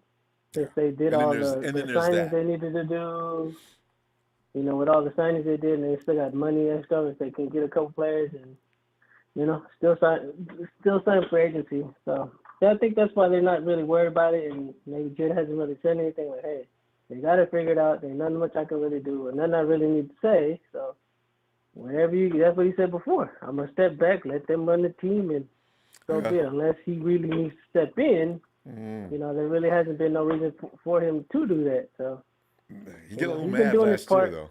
Remember he left the game in the middle of the game? I mean, well, we all got irritated. I think some of us did get irritated. There was a couple of times I wanted to turn off the TV, but hey, I stayed and watched it. So it didn't make no difference. God. Thursday night football could have been done without. Yeah. So even when he got blown out by Green Bay, still sat there and watched it until the end. So I said that it did. Like I said, who won't get pissed off? Like I said, you went to the Super Bowl one year, and then your team just falls apart. And it wasn't none of their fault. Not like anybody played bad. It's just we just kept all the players kept getting hurt after injury, and then you know the NFL played us with the whole guys who got COVID so they can't play. So they wanted Green Bay to win that game. I know. Don't get started on that because they could have rescheduled that game. They did it. The Ravens rescheduled the game 3 times. Oh, God.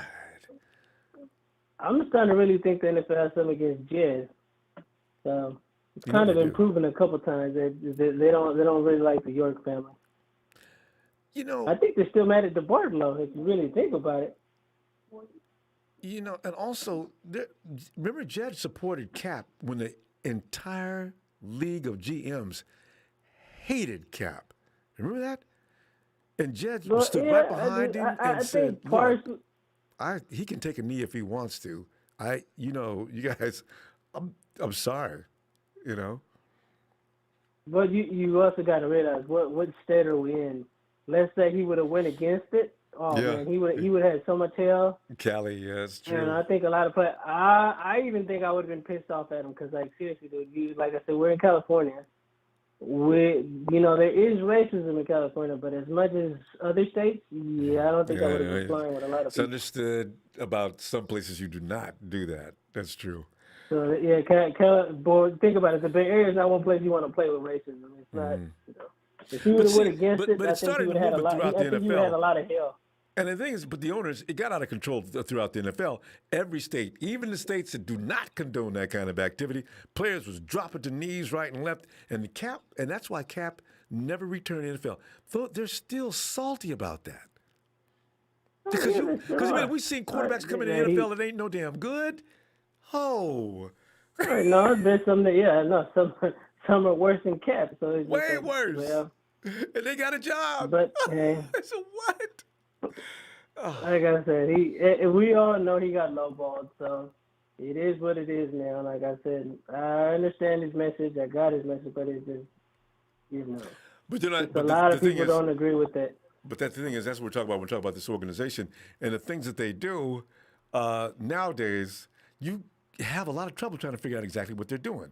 So we're gonna have to wait until after draft, and before we even begin to even come up with what they're doing. So, but it pretty much looks like what everybody thinks, or most of us think. Bring the new guy in, see what we got here, let him work a minute, and then say goodbye to Jimmy. For no other reason, for financial reasons, because he's going to be expensive after a while, and the 49ers need to keep competitive. Pretty much, that's what it is. It's just see what we got, see if the rookie can take over. If not, have him sit for a year, and then have him take over. Because like I said, not like we can't afford to have them both on the field. Like I said, we still can sign a few rookies when we draft every single one of them.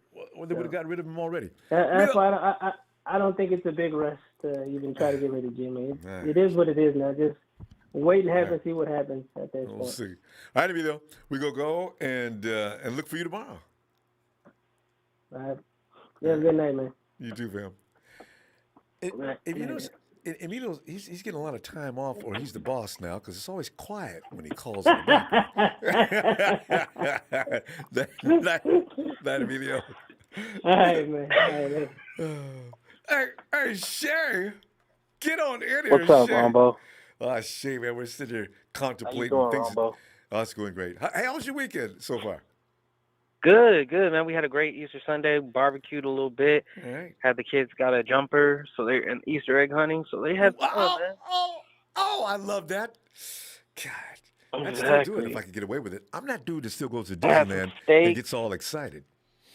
Steaks? Right? Oh, yeah. Exactly. You had some steaks, had some hot wings, man. Had some mac salad, potato salad. We had it all, man. Well, now tell me one thing. Was the barbecue sauce homemade, or did you go get some from the supermarket? Oh, it was a little homemade marination that we used. All right. A little family sauce that we let marinate for the night before. So yes, you know the deal, Ronbo. I know, man. I tell you, you can't share either. Right, you're right. But about Jimmy, yeah, Ronbo. I mean, I think the 49ers get a first. I know a lot of callers, but I mean, I don't think it would just be just a first straight up for Jimmy. I think they would do like maybe a first and like our complimentary third pick that we got this year. I mean, Jimmy in the third for whatever first or something like that. You can maneuver something like that, and I still think that the value for trading Jimmy and the third for a first round pick that you can later turn into a second and another third, maybe an earlier third, it benefits the 49ers. Or you pick whatever the highest prospect at whatever you pick in the first round. So all kinds of yeah, I mean. Exactly, all kinds of scenarios. I mean, and I think the 49ers are just in a great situation. Ultimately, by even having Jimmy on the roster, because I feel like they, if Jimmy balls out this year, and listen, I mean, if he wins the Super Bowl, I just don't see like Niners moving off from him. I mean, I think if he wins the 49ers Super Bowl, you give that man another contract, and you give that man the statue outside of Levi's or wherever, because he won. I'm being serious, Ronbo. Because all that matters is championships, and if he brings to a championship to an historic organization like the 49ers, we haven't won since '95. Yes. And if he ends up bringing a championship here, man, I mean, there's no way in hell. Like, you're absolutely right. Like you said a couple calls earlier that even the haters would have to accept it. Like, damn, like if he gets that one game, like, if he wins that big one, you have no choice but to accept that. I mean, he won us the Super Bowl, and for that, it's the same gratitude they gave to Joe Flacco. Like, even after Joe Flacco, fell off after his Super Bowl win. I mean, he ended up being an average quarterback or whatever. But it still abided him enough time, that he still got his full contract extension. I think he signed for over 100 and something million. He was making, top 5 quarterback money after he won the Super Bowl. And that's just something that happens. Like, right. I mean, it's hard to win the big game. I mean, the only outlier or the only, miracle that we've seen is Tom Brady do it consecutively and consistently. But as far as, the big game, I think that, Jimmy Garoppolo, like I said, if whoever the quarterback is and they win us one, he has my utmost, respect and admiration that I will always love that quarterback until the end of time, simply because they won the big one.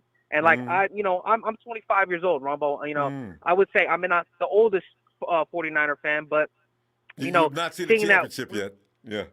Exactly. And seeing that the 49ers had a chance in 2014, and then we had another chance in 2019, and we ended up losing both of them. It sucks. So I'm just like, damn, whoever wins it will make me ultimately happy. I can finally get Shay's fanship, yes. Exactly. Big Show's feel the same way. That's all he wants. So right. Ultimately, at the end, exactly, Rama. At the end of the time, that's all you really want, and I could finally, be happy. I've seen the Warriors win, finals. I've seen the Giants win, World Series, and now I'm just waiting on my 49ers, man. Yeah. And I'm more of a 49er fan than anything, just because that's how I grew up. My dad was a diehard, and that's how me and my brothers grew up as diehard 49er fans. But it's just kind of like it just whoever gets it, if it's Jimmy or not. And if it's Jimmy, then hey, the 1st-round pick, hey, thanks for coming. We'll try to send you off for a second or something, because then he ends up becoming the man. And ultimately, that's kind of like what ends up happening when you win the big game. And it should be like that. If you win the Super Bowl, then you should be the man in your on your team. And like you said, Ronbo, earlier, like it'll be a roster problem. Like how are you gonna let go of a guy who just won you the Super Bowl? The whole locker room will turn on you. It doesn't matter who the head coach or the fans will be outside riding. That's why I was laughing. That's exactly what happened. 49ers will be under incredible pressure. And like you're saying, now if Justin Fields is all that in a bag of chips, well, you can get a couple of 1st-round picks for him next year as well. So exactly. So. But yeah, Ronbo, I mean, that's kind of ultimately. But yeah, I mean, I think the 49ers can get a first or a second, something. I'm pretty sure they'll work some out. But like I said, it depends who they pick. If I feel like if it's Trey Lance, maybe even a little bit of Justin Fields. I still feel like Justin Fields is a good, smart enough passer to, pilot the offense. But if it's Lance or Fields, I feel like, if they feel like they're not NFL ready, then let Jimmy do it. Let Jimmy go out there, and if he wins a Super Bowl, then we got to come back to the drawing board and be like, well, Jimmy looks like Jimmy's saying. I mean, he punched the big ticket, so it's a good problem to have. That's yeah. So, but we're gonna see. All right, Ronbo. Well, we'll see. Hopefully tomorrow night, Monday Night Raw. Yes. And thanks for taking some time out on this holiday. Yes. All right, Jay. No problem. Thank you for having us, Ronbo. Thank you for the platform, brother. Exactly. Thanks for the platform and production too. And shout out to all my TNT guys in it, whoever they are, and my friends in the chat, Ronbo. But God bless you, sir. You have a good night, Thanks, sir. Jay. Back at you, fam. Have a great night. There he goes, my dude, Shay. The name flashes up on my screen. It's the Iron Sheik. Sheik, come on in, man.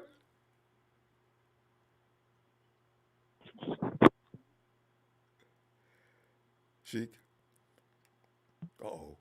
Could Sheik be the part of some kind of elaborate plot led by the Tammy McDaniel group of Jimmy G haters that broke into his house? Ronbo? Oh, there he is.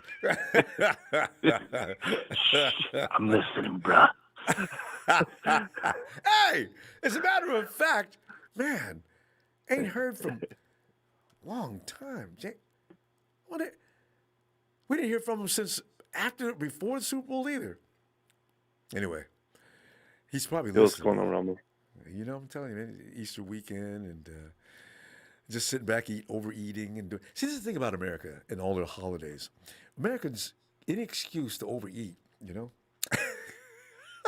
You know, Hey, we people, definitely know how to eat. it's like Jamel asked me a few minutes ago, happy Resurrection Day, Ronbo. Do you know people actually don't even realize what this holiday is about? And I got to tell you, Sheik, being the selfish child that I wasn't really, I knew about Christmas and, you know, the baby being born and everything, but I didn't really pay that much attention. All I knew Right. was, Mom, I got my list right here.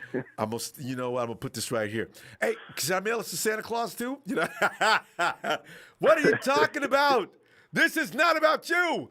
So, you know, but Sheik, getting back to the situation here at hand, what is going on with John Lynch and putting that sign in the window?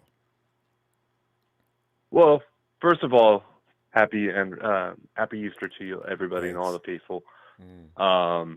And you know, what I did, I went to Folsom Lake. You know, beef kebab, chicken kebab, you name it. Don't say that word, Sheik. I love me some You know, kebab. 'cause I'm Persian, you know what I'm saying? Yes. I gotta do it. I love it. All that But food on a skewer, rolling around. you're always getting invited. roasted. Oh my God. I like that little Right. onion in there. Adds that sweetness. I know this could turn to a food The show. onions and the tomatoes and the rice and all that. Yep.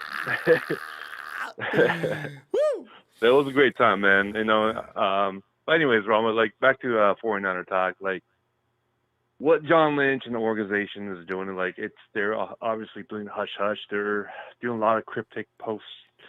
They're saying little things to put it out there, make people think that they're going this way, but they're going that way. A lot of smoke and a lot of bullshit. But the thing is, Rama, what we do is we do it well. We've been doing it for 3 years. We think that's gonna something happen like DeForest Buckner, and then we switch it to Kinlaw.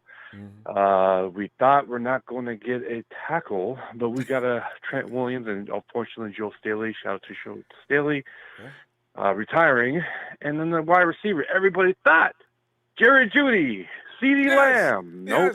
Brandon Ayuk. Oh! and there's Will. I told y'all it's gonna be Javon Kinlaw. I told y'all, Ronbo. You know, we didn't need Javon Kinlaw. We needed a wide receiver. But you know what? We did need a tackle. Actually. Yeah, we did. When you got both, and that's what our organization means. You know, we do misses. I'm not gonna lie, we do definitely misses. But the thing is, that 2 picks is. I think, you know, CeeDee Lamb is a great wide receiver. He's definitely there. He did a good job. But I think Brandon Ayuk has the potential to pass him by soon if he has all his team all together at the proper quarterback and ready to go on the offensive line and proper time. He has potential to be great in this league. He is that. I'm excited. But the thing is about the quarterback situation, everybody, the hot topic of the day or the month. Who are we going to get? People say Justin Fields. What going on Ohio State? The history of Ohio State. There's not really any Ohio State coming out of franchise, but people say things are meant to be broken. All right, we'll see. Trey Lance, North Dakota. Oh well, Carson Wentz came over there. Trey Lance, 1 year experience, a project, could put it under Jimmy G, could work. Then you have Zach Wilson. 2 years, he was all right. Then he had a badass year this past year. He wants to be a 49er. The Jets were willing to go get him. Who are we going to get? That is the hot topic, and I think I don't know what we're doing. I'll be honest. And Mac Jones, you know, they think it's the guy that Kyle wants, and let me just say this to Trey. You wanted Kirk Cousins and this and that, but Kirk Cousins has never been it might be a Kyle guy. You wanted him, but you didn't get him. And Jimmy G did better than him, in my opinion. Let's go ahead and ban the Giants fan. All right. We don't spam Giants fan. That's why we gave you timeout. What are you, stupid? But anyway, go ahead, Sheik. Hey, you know, let me just say this: all the fan bases are coming here, want to chat and this and that, but respect the chat. And don't act stupid when you say stupid things in the chat. You know, if you want to conversate. Put some facts in there. Don't be a Rudy. Don't be a Rudy and say some nonsense stuff. And even Rudy's substance is BS, but it is substance. Right. But anyways, Rama, like I just wanted to come in here and just say, like, I want to know your input right now, today, how you feel about the quarterback and who you going for out of the 3 quarterbacks or potentially, or maybe 4, if you want to add Zach. You know what? People are gonna. You know how the chat likes to call you wishy-washy or flip-flop. I've got to stay with my pick from a few days ago because it's an uneducated pick. I like Trey Lance, and it's all cosmetic. I just love the way he comes down the field running over people. I've never seen a quarterback other than Cam used to do it, but Trey Lance actually brutalizes people as he's running down the field. He throws the ball more like a howitzer than a human being. That ball he threw when I was watching, it had height, it had velocity, and it hit the target. I said, wait a minute, who is this? That's Trey Lance? Well, that was inhuman. Yeah. And then he took off and ran. Look at this guy, man. What does he weigh? He looks like he weighs about 280. He's huge, right? Yeah, so he's built. He's built. Yeah, I started. But I don't know enough about him. But if I got to have to pick one, I'd probably take Trey. But Justin Fields, everybody says he is the guy. But I'm not partial on this pick. If they do, I'm fine. Let me just say this about the mobile quarterback situation. And if I will like him being mobile, but don't be a Colin Kaepernick or Lamar Jackson. I don't want that in my team because they will be figured out quickly. Just give me that balance as a quarterback. Yeah. You know what I'm saying? Russell Wilson. So, Russell Wilson, perfect example. And Smart, people think but all those guys are Russell Wilsons. They're not. Even Mahomes is good. He's looking to throw. He's seriously looking to throw. If you get that, okay. But don't give me this guy that knows his legs can get him out of trouble. That's going to be a problem. That's why I'm kneeling for Zach Wilson, Ronbo. I'm hoping that if he does not fall to the next guy I'll probably say Justin Fields. Mm-hmm. And he gives you the balance. But he just needs the proper time. I'm not wanting to give up Jimmy G.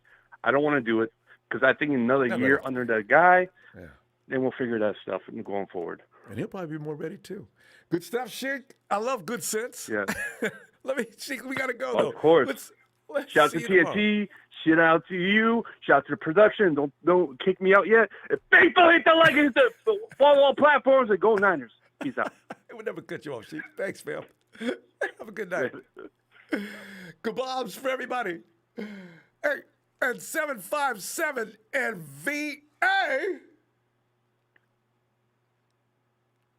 Yo, Ronbo. Who is this? Ronbo, it's Brian, man. What's going on, brother? Brian, man, we're just sitting back here and trying to, it's funny because as 49er fans, we can spend all our waking hours with this regime of Shanahan and Lynch. You'll never figure it out because Brian ain't no in hell. I thought last year with the number 13, I didn't know it was going to trade down to begin with. I almost lost my mind when they did that. The 49ers, they still get Henry. They can't get Henry Ruggs. The Raiders got on. No, what you going to do now? 49ers select Javon Kinlaw. What? And, so I was confused. And I said, we ain't got no wide receiver, coach. What y'all doing? And then we pick up Ayuk before the first round ends. Okay, who is this? So, now I know who he is. So, 49ers, you can lose your mind. I'm trying to figure out what they're doing. Brian, what are they doing now? Hanging out there talking about Jimmy G will take a first-round pick for him. And they know ain't nobody going to offer a first-round pick. And the Patriots are the hottest guy for Jimmy, and they're not bringing up no first-round pick unless they do it tomorrow. We'll see. But, what are they doing?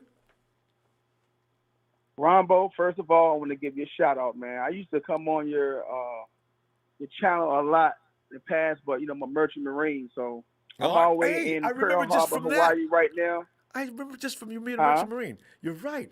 I remember the merchant marine. And you're right. Yeah, that's been years. It's been a while. Yeah. It's been years, man. The infamous Ronbo. I never stopped watching your channel. I never stopped liking your channel. I'm a subscriber. I'm a big fan of you, brother. I want to say that first and foremost. Thanks, Brian. Appreciate that. Hey, man. But now that's in.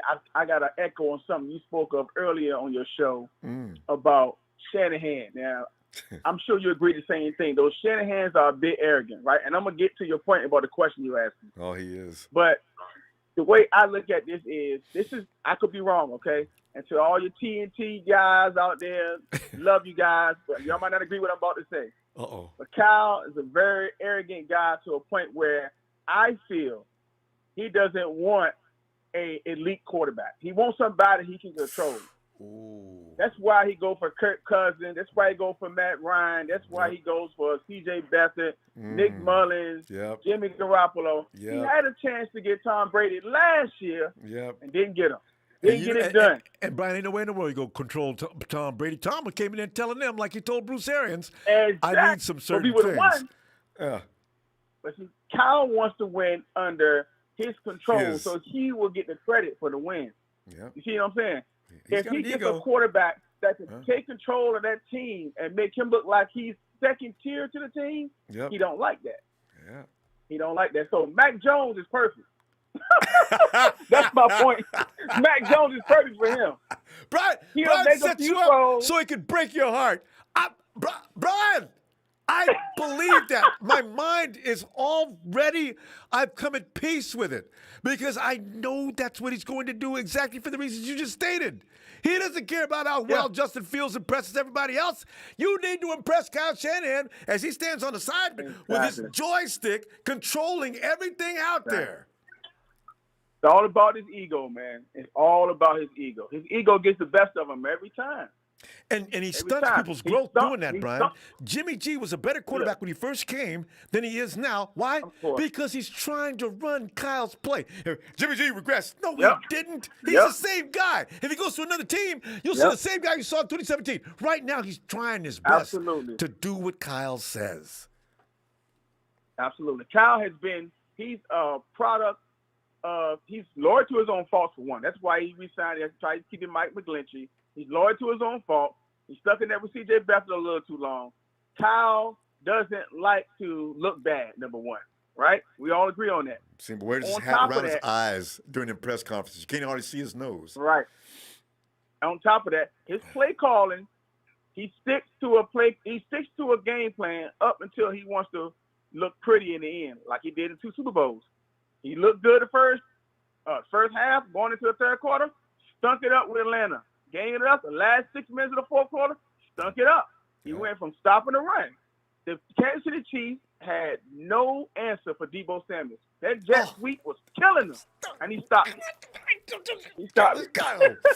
Give it to Deebo. It was killing him. Even all he had to do, even Tyrann Mathieu, the honey badger, said pretty much in so many words, y'all stop running the ball. That's how we won the game.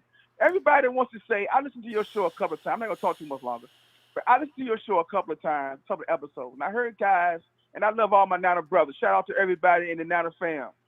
But I heard guys say, man, the defense lost the game for us. No.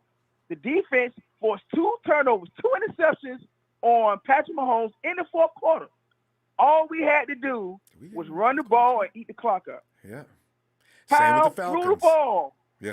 Both drives, he threw the ball. What do you expect a defense to do? Chase around 3 track stars. Sammy Watkins, chase around Tyreek Hill. Then you got a tight end. And you want them Harden to is run out around all Kelsey. for 4 quarters. No defense can do that. No defense can do that. They did it for 3.5 quarters and gave you the ball back twice, 2 interceptions. Marcel Harris interception, and your boy, the linebacker, what's his name? Fred Warner. Damn, and we gave it right back to him. You can't keep giving Patrick Mahomes, Drew Brees, Aaron Rodgers, or Tom Brady that many chances and not expect them to score. Common sense. But Kyle, his arrogance. And and Brian, if he were here right now, he would defend everything he done and say, I'd do it again. That's what kills me about Kyle. Yep. Kyle, I love you. You're a brilliant man, but come on, Kyle. Love him too. I know you're brilliant. You sometimes, if something's working, you can go wear it out. It's okay. They couldn't do a damn thing with Deebo. Every time he turned that corner, they were getting killed. Let him do it. Yep. They couldn't stop him. Deebo would have been MVP of that Super Bowl if we won. He would have been MVP of that Super Bowl. So everybody put all the pressure on Garoppolo. You know, I'm not a big Garoppolo fan. I'm not a fan of him myself. But Garoppolo didn't lose that game. Not by itself. Kyle Shanahan lost that game. Brad, I love it. The whole All right. playoffs, I'm about to go. The whole Right. playoffs, they let Garoppolo hand the ball off. You get to the Super Bowl in the last 6 minutes, now you want Garoppolo to throw the ball all of a sudden? Or, Brad, keep throwing him swing passes to Debo. That's fine. That's fine. They can't stop it. Let it continue. Killing him. It's too late. 20 yards. Every time he did it, he ran for 20 yards. Every late. time. Check the stat. We lost the game. It's too late. You know, see, Brian, I'd argue with Kyle on that one all day. He wouldn't give up. Mm-hmm. He'd be, man. Oh, the locker room argued with him. Trust and believe, all of them was pissed. Okay. All of them. Brian, we're going to go. Ain't going to leave the locker room, but we know what happened. Right. Don't make me wait. Debo and Nick crying on the sideline. I know, right? Don't make me wait for 4 more years now. We'll be back tomorrow looking for you. Okay, right? okay. I'm sorry, Ronbo. We're going to wish the best. We're going to pray that he's the next coming. He's the second coming to Tom Brady. We will. Got to do it. We damn sure gave up a lot to get him. Mac Jones. See you tomorrow. All right. Yeah, I wish on Trey Lance, though. Yeah. I like him. Okay. Yeah. I feel. Night, Brad. Oh, God. Funny stuff. 404 in GA.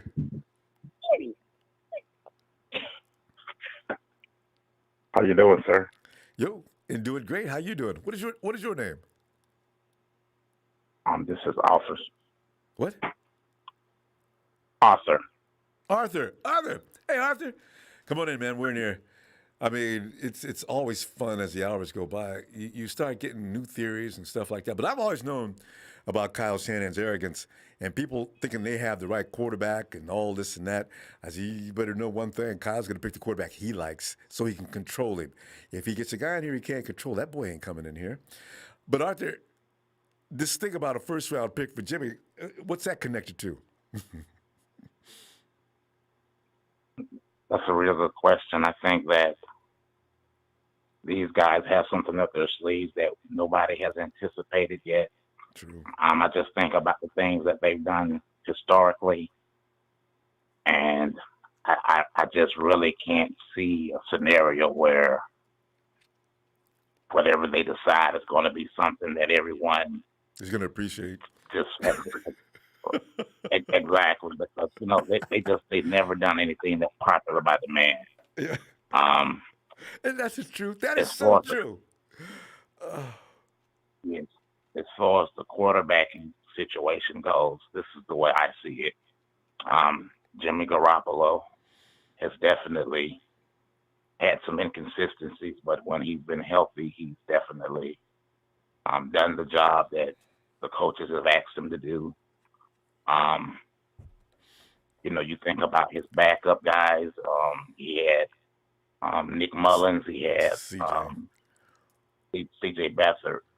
I don't see none of us guys, if you ask, could say that we saw C.J. Beathard being a guy that would be a selection.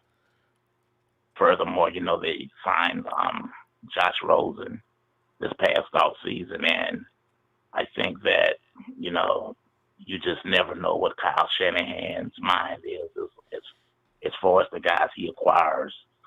I've listened to your show on numerous occasions, and I've heard people make the comments that Josh Rosen is just here to be a backup or whatever the case may be. But, this is the NFL. And, before he got to the NFL, he was a highly projected guy.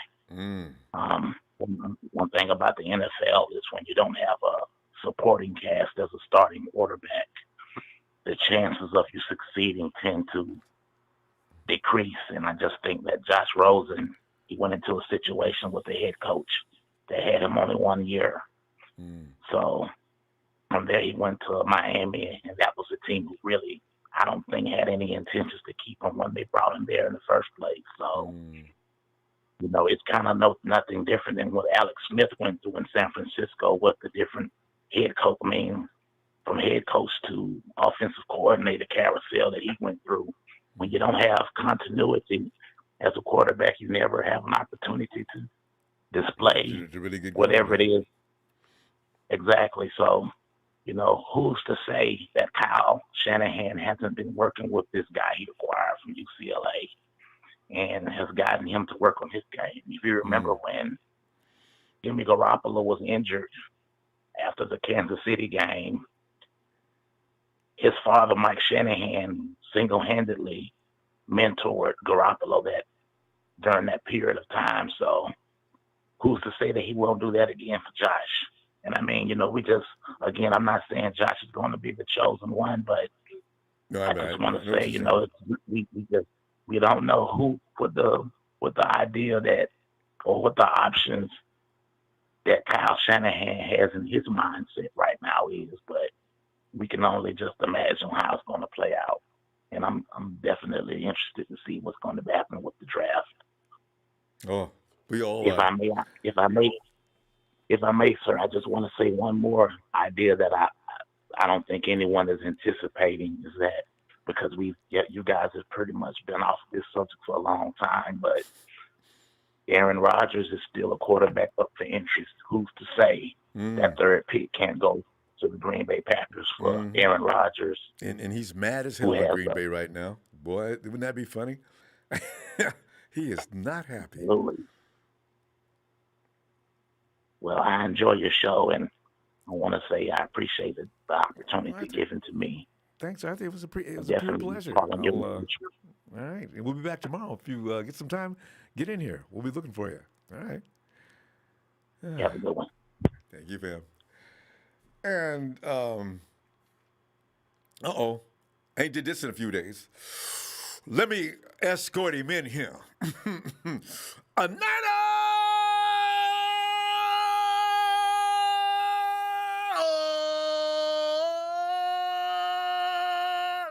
Bama waiting for the ride. Finally, the rod has come back to Ronbo Live. You know, Rod, I was laughing the other day as we was talking about the Bama quarterback, and DeMille is a person that you guys are on the opposite sides of the Bama clock, right? You do appreciate the Tide, and DeMille walks around teasing Bama fans because both y'all living in Bama, teasing them because he said, "Y'all, your team ain't that good." DeMille, every time when Bama won a championship, first, DeMille, you okay? Rod, and now we got your quarterback. How do you feel? Hey, fam, this is perception right now. Rod, how do you feel about Mac Jones? Man, look here. I'm like everybody else, man. I'm going to be honest with you. Y'all, I'm diehard Roll Tide. And I do love Mac Jones because he did lead the boys back to the promised land. Yeah. But, I mean, to be honest with you, the only thing I can say is that I feel that he his skill set won't translate to the NFL to success because I don't think that he actually has really been put into the fire, if you will, because of, like people say all the time, we got the offensive line, we got the best receivers in college football.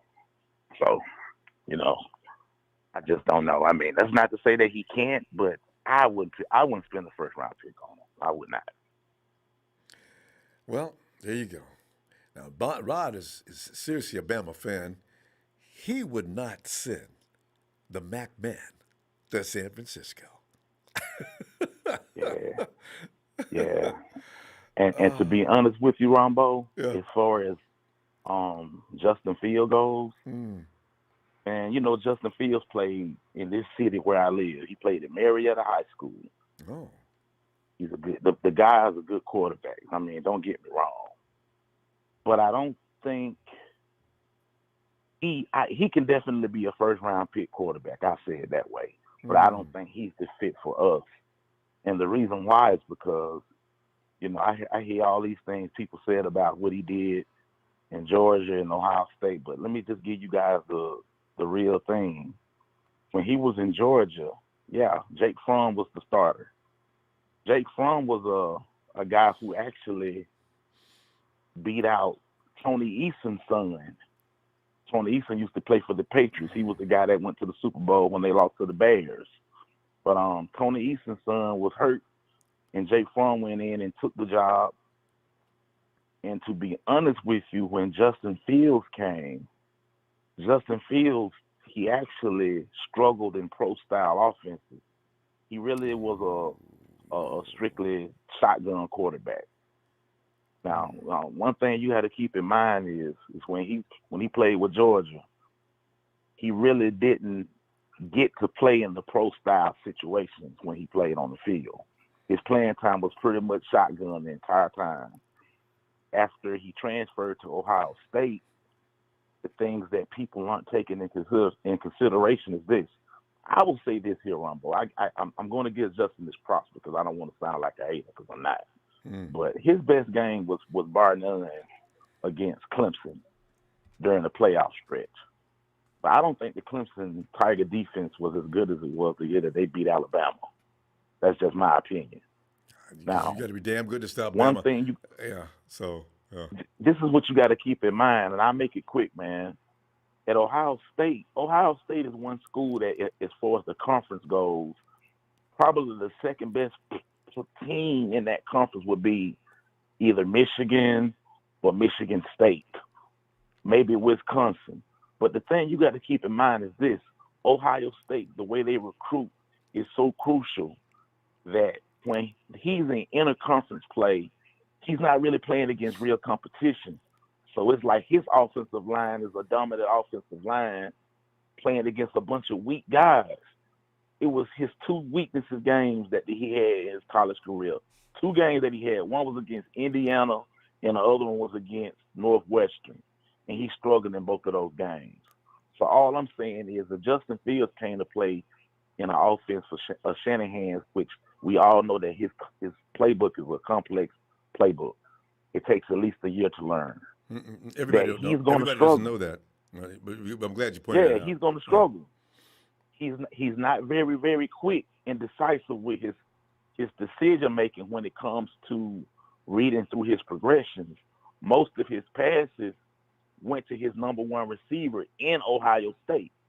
He didn't throw many passes to the secondary guy like your tight ends or your wide receivers on the opposite side of the field. But the whole idea is that in the NFL, the tempo is so faster compared to the college level that I just don't think it'll be the right fit.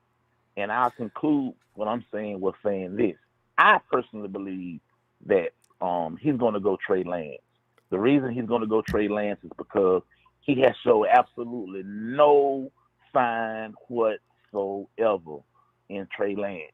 And one thing we know about Kyle is this. Me and you talk about this all the time, Ronbo. He wants you. His poker face is phenomenal. You will never figure it out. He blew Don't me away even try it. last year. The only year he didn't confuse me is when they picked up Nick Bosa. I knew that was a lot. Right. But every other year, and I'm still mad about Solomon T. But you're right. But the last caller made a comment about possibly Aaron Rodgers. That would be my third option as far as things that he could do. The second thing would be he might even still go for Kyle Pitts. Who's to say? But it's Kyle Shanahan. So don't just think you know what the answer is. Rod. Don't assume anything. Rod, I love it, man. We're out of time. I'll tell you what, Rod, stop making me wait weeks. I'll see you tomorrow. I enjoyed Easter it, man. weekend. Always love to hear from Send me you. home this Easter, baby. Yeah.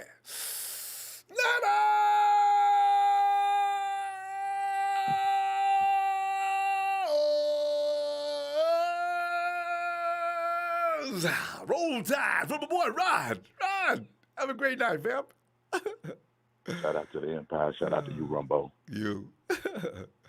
Man, I tell you, Rod, man, there's been some great points made tonight on some certain things. We've hit on everything. Ellis.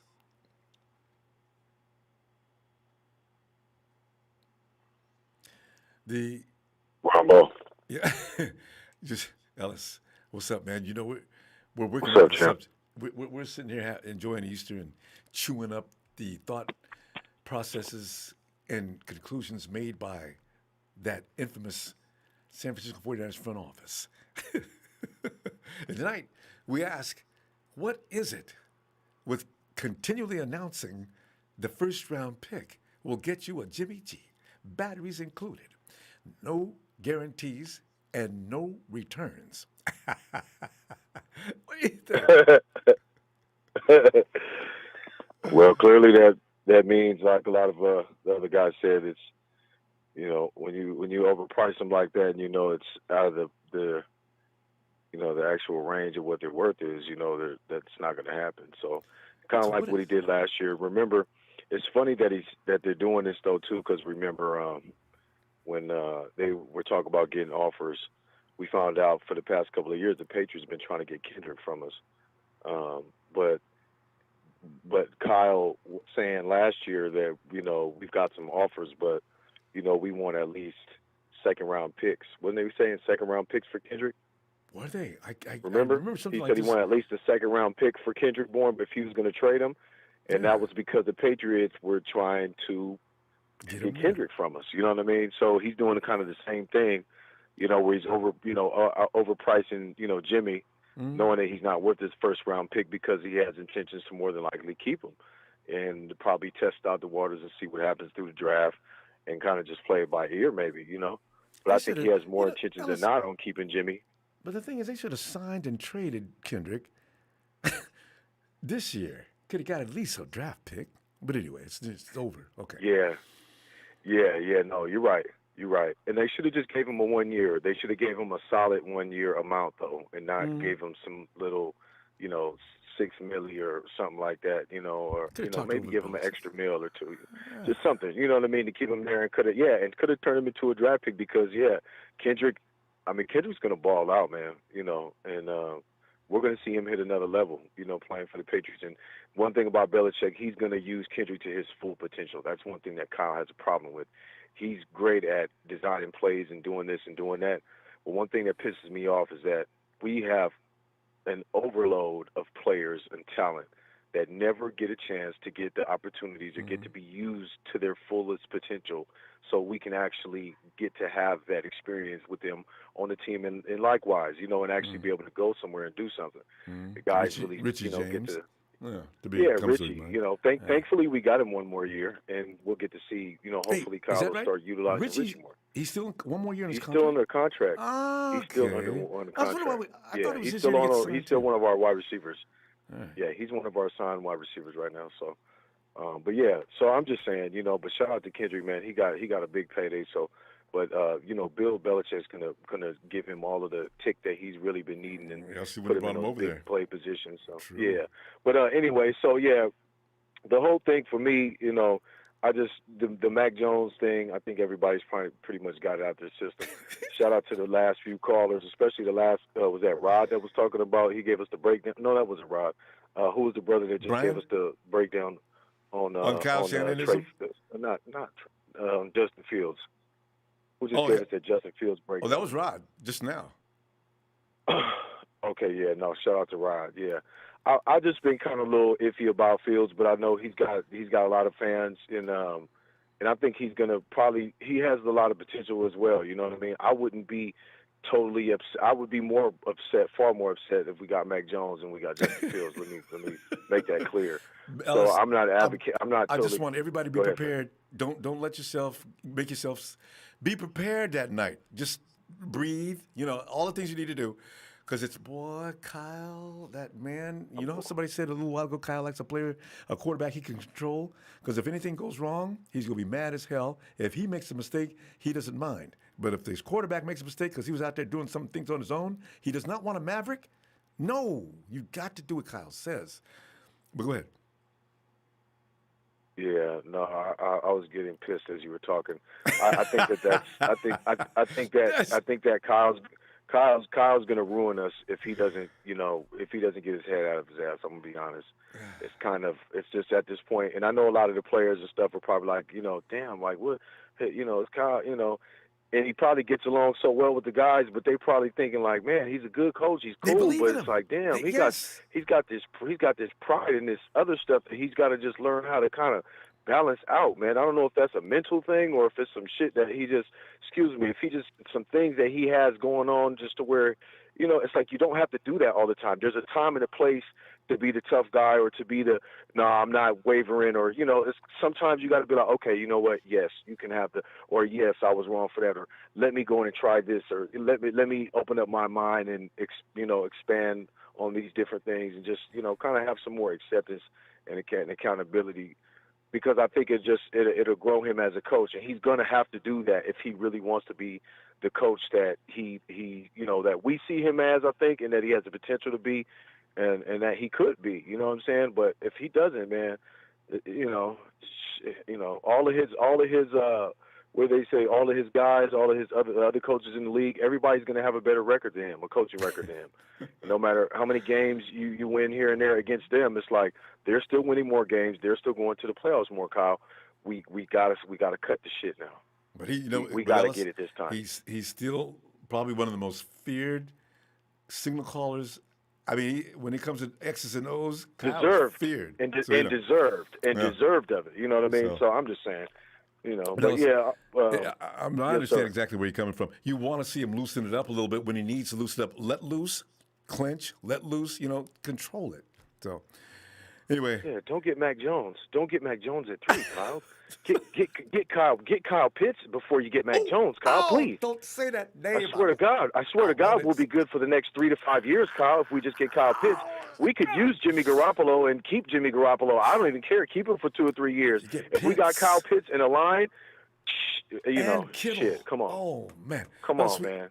Anyway. We got to go. Let's look for you tomorrow. It's so exciting, Ronbo. It is. I'm telling you, I'm getting a rush. Yeah. Ho! Yeah, I know. Peace and love. Thank you, brother Ronbo, as always, man. And appreciate you. Shout out to the Niner. Yeah, shout out to the Niner family and Monday Night Raw. We be yes, back. indeed. Coming up. Night, fam. Happy Easter, too. You too, fam. Thank you. And for people in the chat, man, don't nobody pull up no tight end, trading away no 2 picks. Listen. Let me explain something to you. I want to win, okay? And I know if you put Kyle Pitts on this team, you hate on Jimmy all you want to. You put Pitts and George Kittle on this team at the same time. There ain't a defense in the NFL that's going to stop them, especially at the first. Oh, my God. Hey! Oh, G, Niner fan. Come on in, man. What's up with it, Ronbo? Oh, gee, man, I'm just sitting back here, man. We're trying to figure out, and this is a fun thing because we do this all the time, just to for brain exercises, trying to figure out what Kyle is cooking, him and John, right? So hey, wait, I got to apologize for something. By the way, Denise, I do not have any hate for Kyle Shanahan. I do. My concern is about his being a little stubborn sometimes, but I want no other coach besides Kyle. Okay, I just want to get that out there because I like Denise and I don't want to offend her. We were just talking about Kyle a second ago and how he could be a little stubborn sometimes. But the man is brilliant. Do you agree with that, or what do you think? Well, let me say this, man. Hey, the last 4 callers, man, it's been refreshing to hear them dudes. Ellis, Rod, and I'm going to tell you why. I've been a little bit busy lately, so I ain't been able to get on. But I've been seeing a lot of the Facebook things going on and hearing a lot of people talk. And I never knew we had so many fans that are name chasers. Now, let me tell you something. and I'm going to tell you why. Kyle Shanahan is a very arrogant coach. And the most dangerous coach that you can have is a coach that believes the only way it can be done is by his system. Okay, here's what happens. You lose a couple of players, and we can't run your system, then what do we fall to? It's like I said months ago. You want a quarterback that you win with because of or in spite of. And right now, what is our quarterback? Do we win because of Jimmy G or is it in spite of? I live here in Kansas City. And when Mahomes got drafted, nobody in Kansas City knew about Mahomes, and nobody else in the NFL knew about Mahomes. But one thing that Mahomes is still saying, the best thing that ever happened to him is he sat behind Alex Smith for a year. Now, when you look at Trey Lance, what makes an athlete good is when he is effortless at what he does. If you look at Trey Lance's video of how he throws that deep ball, it's effortless. And when he runs, he knows how to run. If you look at the way Fields ran, he almost got broke up. against Clemson. He almost got his leg broke. He almost got his rib broke because he's a dangerous runner. The runner that Lance is, he knows how to run. We just want to make sure that we don't have a run-first quarterback. I love Lamar Jackson. He can't throw outside the numbers.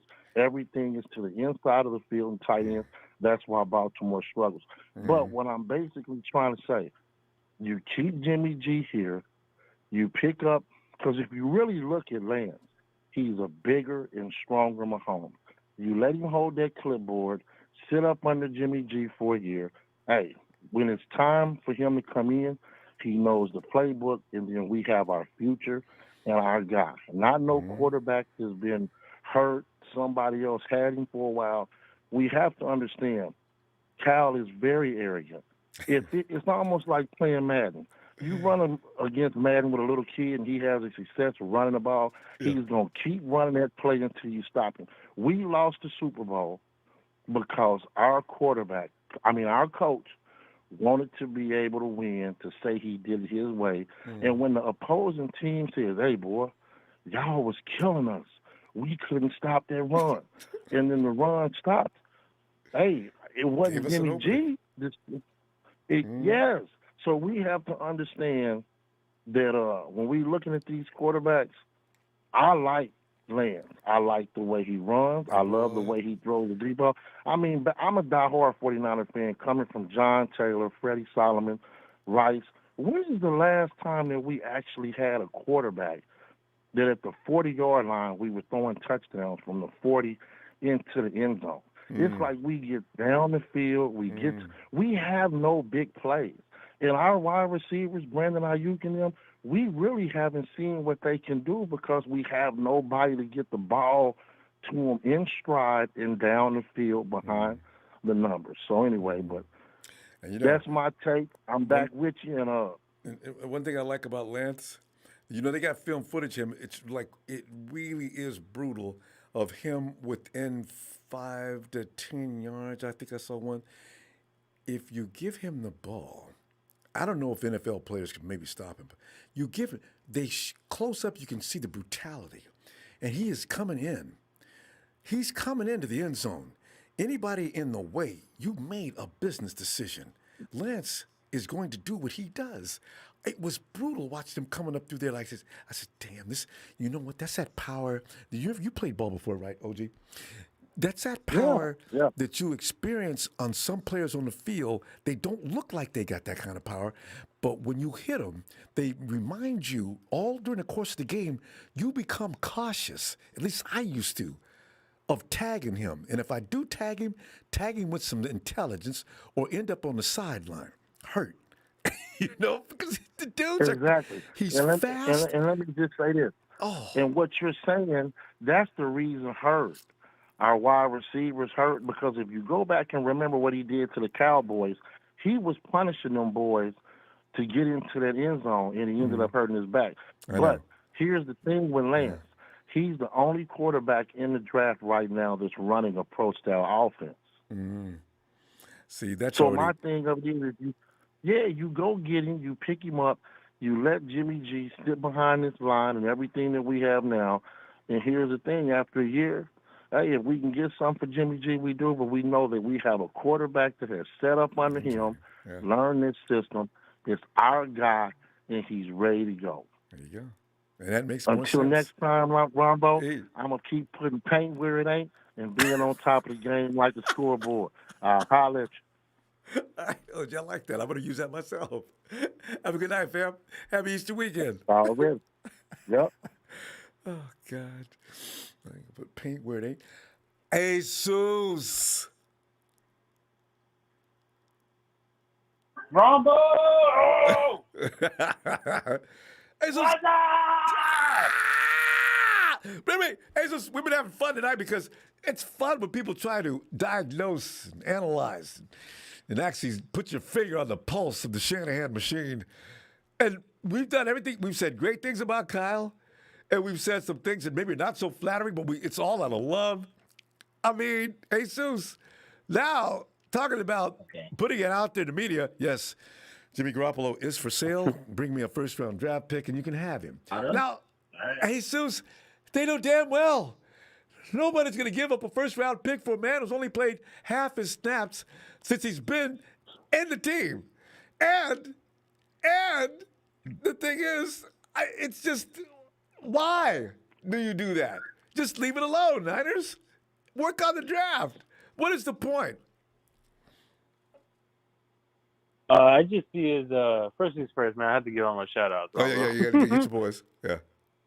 I'd love to give a shout out to my brother Eddie E, Chad Garrison, Tommy H, Josh One, and all the homies in there. Happy Easter, y'all. You know, I'm just trying to get to the questions, guys. Man, you know, happy Easter, y'all. Like I said, you guys know what's up, but I just feel like because we gave up 4 picks for the first third, we like to try to get some of our trade draft picks back, you know. Mm-hmm. But if Jimmy G doesn't go for like at least a first or a second, I say that we just keep him this year. Either way, I still want to keep Jimmy because, like, hey, I just don't want to send out our young buck out there and, you know, to the wolves and, you know, just for him to just get hurt himself, you know? Yeah. Exactly. Like, even though, like, hey, we got Trent, we got Alex Mack, and, you know, our offensive line has upgraded, you know, not downgraded, I feel. I just want us to keep Jimmy G, you know, because, like, hey, if we're gonna might as well just hey, why not? Because Jimmy G has a kind of an easy season coming up, Ronbo. I'm pretty sure if Jimmy G puts up good stats, I'm pretty sure he could get his value in. Will he look better than he should? Jesus, are you predicting that Jimmy G is going to look better than he should due to the fact that the level of competition coming up next year is going to be meat? Hey, Ronbo. Hey, you know, we're playing some pretty easy teams this year. And we deserve that. We got our brains beat out last year, you know? So, you know, I feel good about it. But you're right. So, you know. It should be a little easier schedule. So there should be no excuse why Jimmy G can't get the job done, you know? Yeah. If people say that he's as good as he is, then he should be able to beat all the mediocre teams in front of him. Hey, remember 2019 was rough. It was so rough at one point. Remember they called it the gauntlet. Oh my God! And we came out. We only lost once, right? Yeah, to the Ravens. Yeah, we lost during the hard struggle. 2019 was the Ravens. You know, starting off with the Seahawks, but like we had easier games after that, and then like it started picking up towards the end of the season, and you know, Jimmy G didn't play good against the Falcons either. Yeah.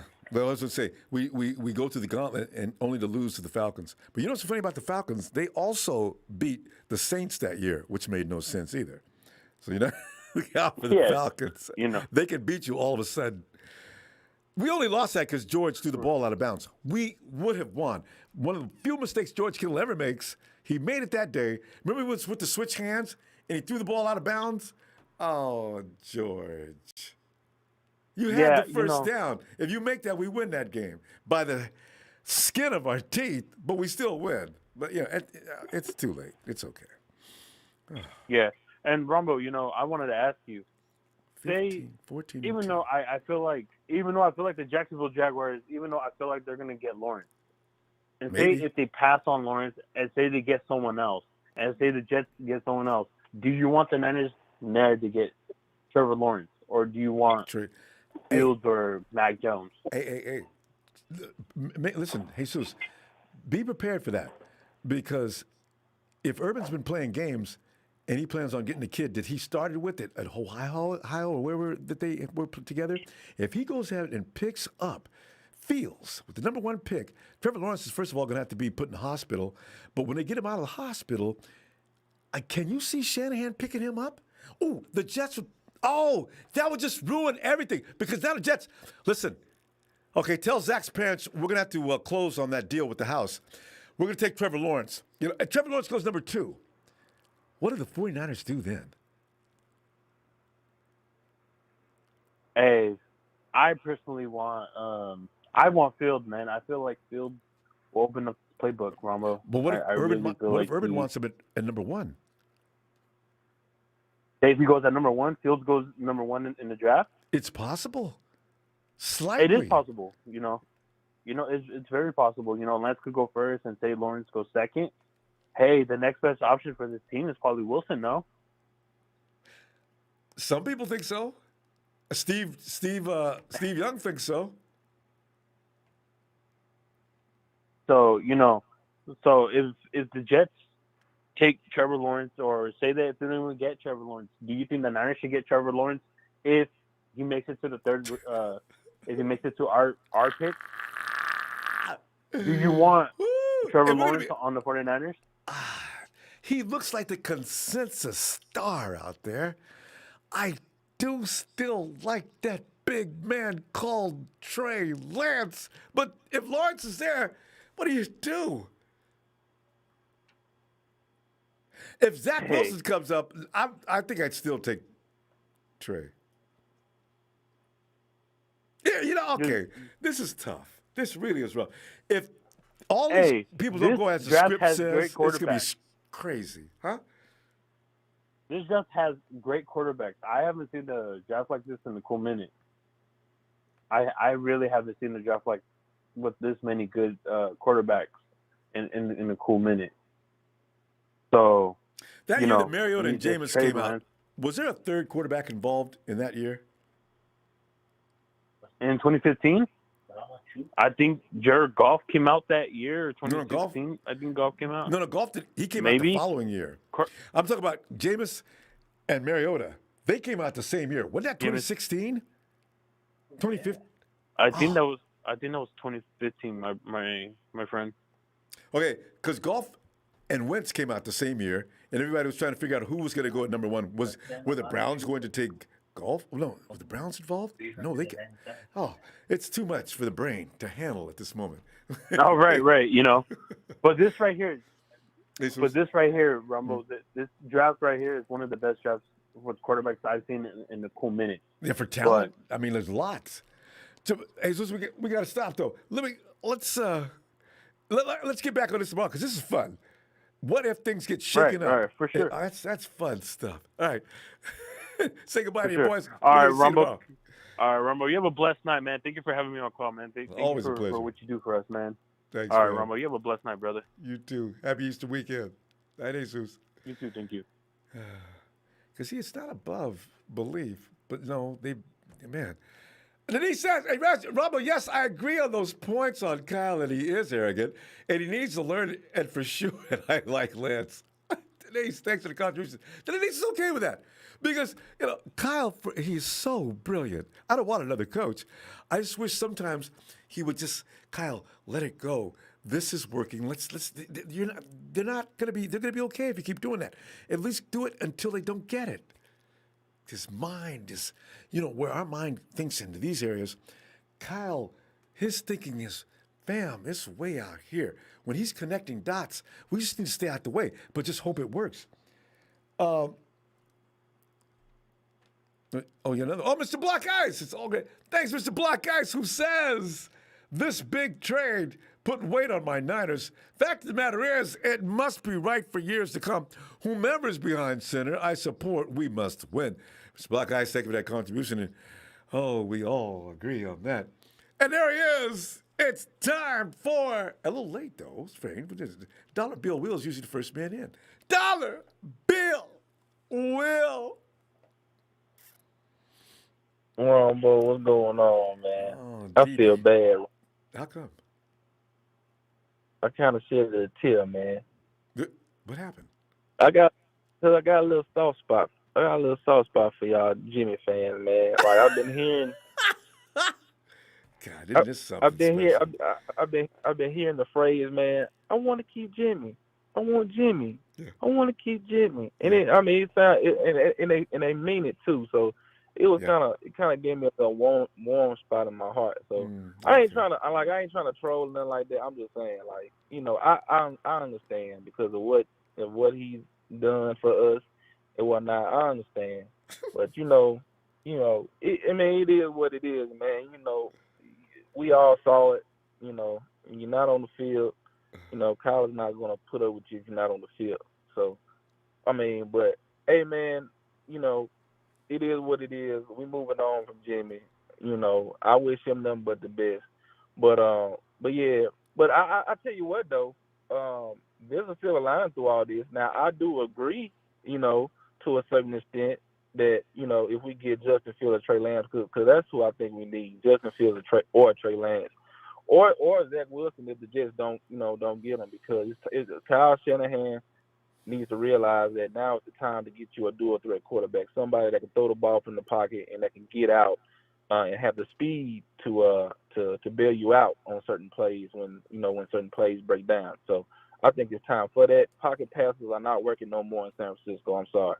Kyle Shanahan just got to know you need somebody that can throw and run. So that's why I say Zach Wilson, Justin Fields, and Trey Lance.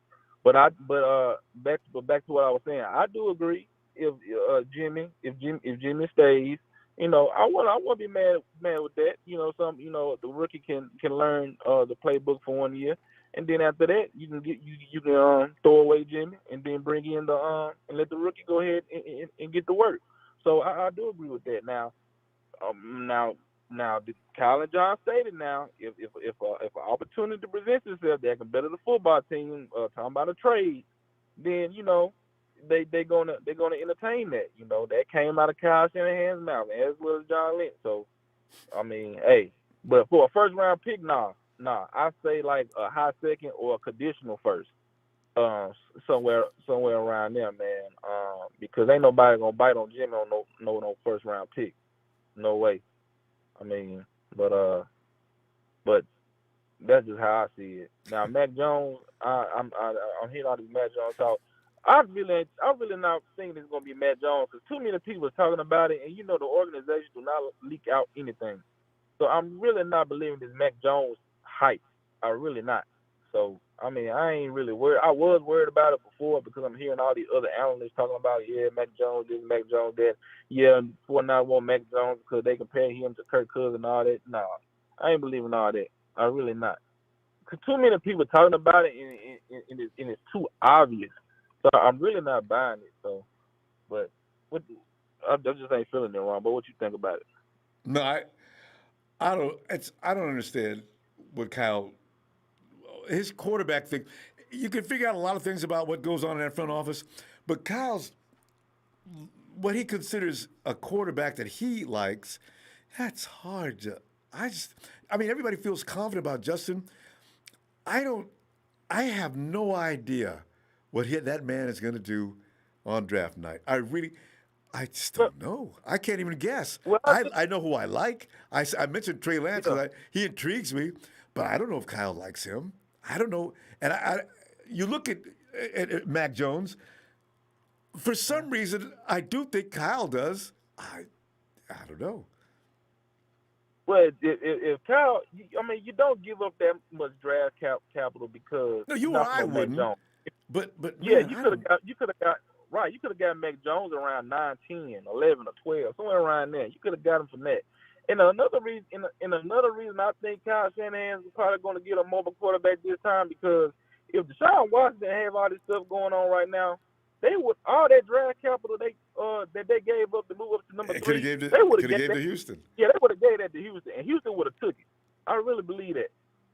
So, that makes me believe that they really were into trying to get Watson. If Kyle wanted Watson, remember he had a chance to get Watson a long time ago. I don't know. I know, right? But go around, I think he wanted to correct it. But Deshaun Watson got caught up in all that stuff. But we're talking about a guy. So I believe they really was going for Watson because all that they gave up to get to number 3, they were going to get that to Houston, and Houston going to bite. So that's why I think Kyle's going to get a mobile quarterback. So I think there's going to be Wilson, Fields, or Lane. Remember one thing about Kyle. He doesn't want a guy out there that's a star. He wants a guy that can go out there and run his plays. It's kind of hard to call that one. We'll see. Yeah, true. But, Justin Fields, Kyle Shanahan was coaching Justin Fields at his camp back in high school. Why not get the guy that you helped train, help build his career and just bring him to the 49ers and elevate his career even more. Maybe. I mean, he was teaching the guy quarterback skills when he was in high school. Why not get the guy that you helped out? It so could you never be. know. Everything's in play with Justin Fields. We'll see. It sounds right. All right. We're going to go, though. Wishing you a happy Easter weekend and come on back tomorrow because they don't tell what's going to happen tomorrow. Oh, yeah. All right, shout out to you, Ronbo, man. Shout out to my TNT fam, man. Trey Trez, Big Show, Russo, all them guys, man. Sheik, Denise, Shay Lewis, all them guys. Shout out to the Ronbo Sports Fan Club, man. Hey, man, Super Bowl 56. It be the San Francisco 49ers versus to be announced. Fuck Mac Jones. All right, man. Night, Will. All right, man. Hey, Lee.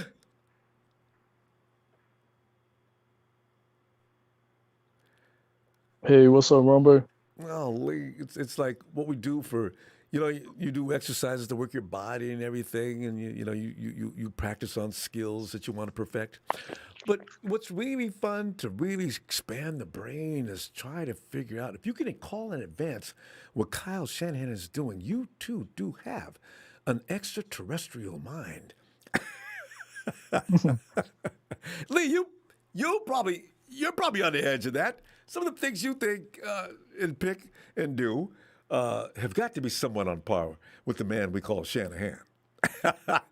Well, Ronbo, I heard a call breaking before, and he obviously hasn't been watching the film, Ronbo. Who? He gets on here and says Justin Fields can't run this offense that we do over here.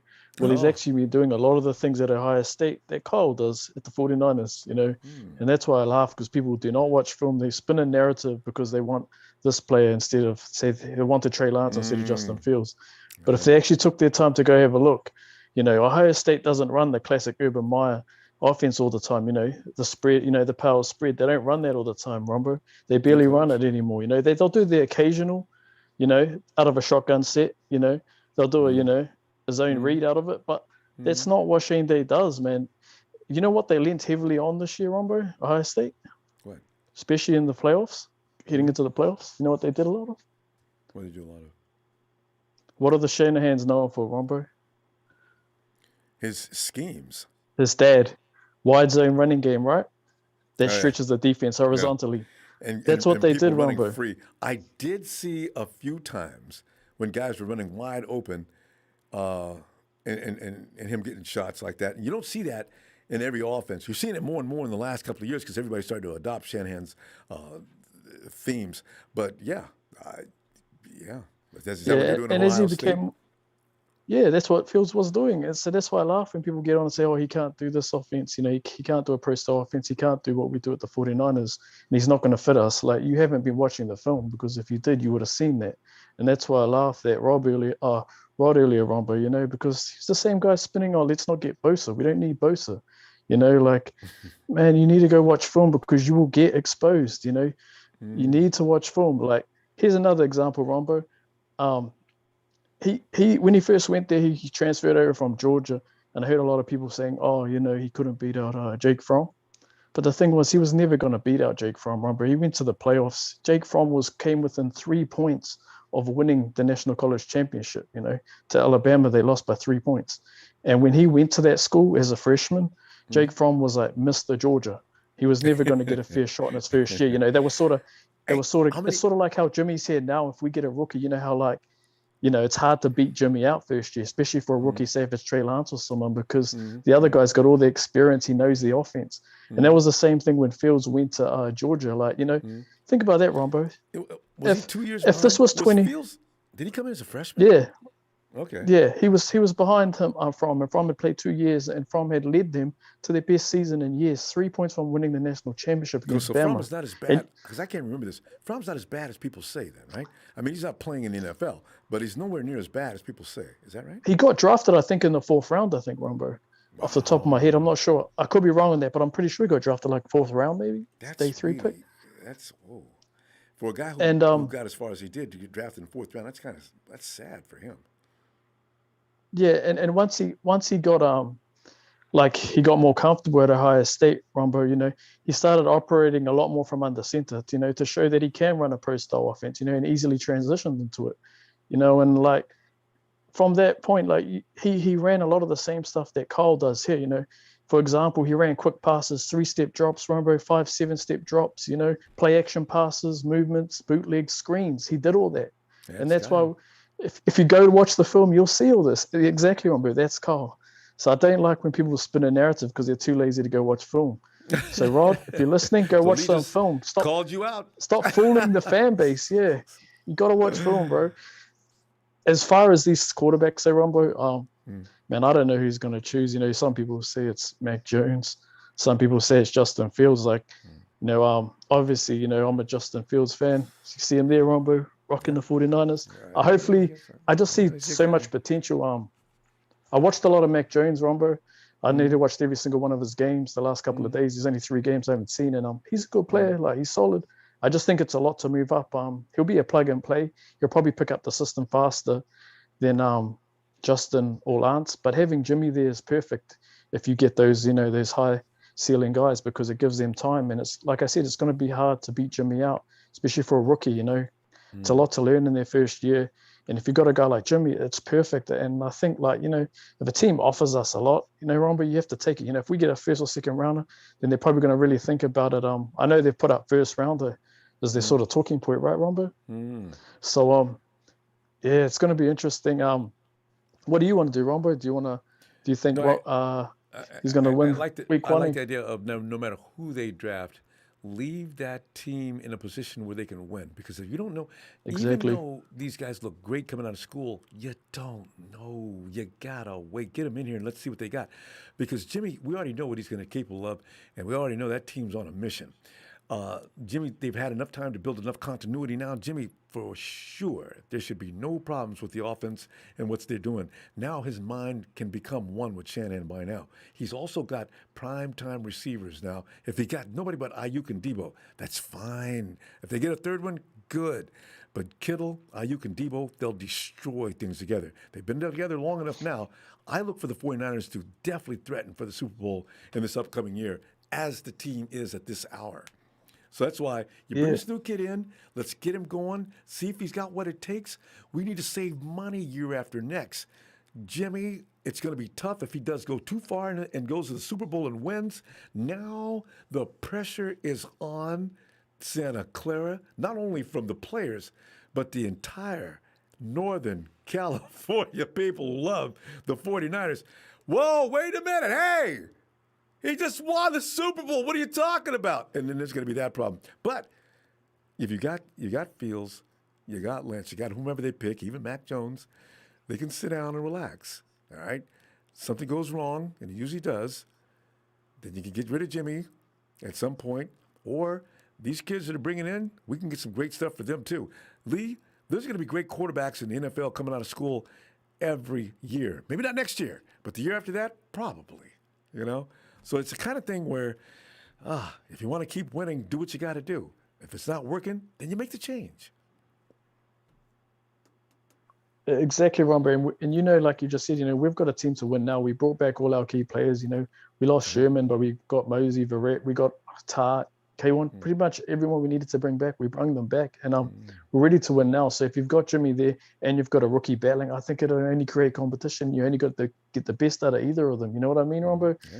And like I heard a podcast earlier today, and it was about, remember how the Packers drafted their Love kid and they had Rodgers last year? And then you see Rodgers again. What if Jimmy does that? What if Jimmy comes in, fired up, and he's like, you're not taking my spot, takes us to a Super Bowl, and then we still got a young kid on a rookie contract. It's perfect, He's going to be inspired, Lee. I'm looking for that, actually. All right. We got to go, Lee. It's always fun. Hey, Ronbo, thank you. For 24 hours. Shout out to everyone. No worries. Thank you, Ronbo. Shout out to everyone, and shout out to everyone that called in tonight. Remember, kids, watch film. Tell them, Lee. I'll talk to you tomorrow. See, this is the thing, you know. You got to be careful with guys like Lee and Tony, these guys that they actually do. They watch more than highlights. I think they go on and watch complete films, complete games. You can get schooled by them quick. You never catch me arguing with them. And you know I like to argue with people. I don't mess with those guys. Fam, Monday Night Raw, I'm going to warn you right now. Grant Cohn has inspired me to bring the conversation to Ronbo Sports. I give him all the credit for it in the world. I couldn't stop laughing. If you saw me on Twitter, you probably know what I'm talking about and know what to expect tomorrow. It's Monday Night Raw. It's so perfect. Grant, I salute you. You are an inspiration. You're hilarious. I'll see you tomorrow, fam. Meantime, happy Easter weekend. Night.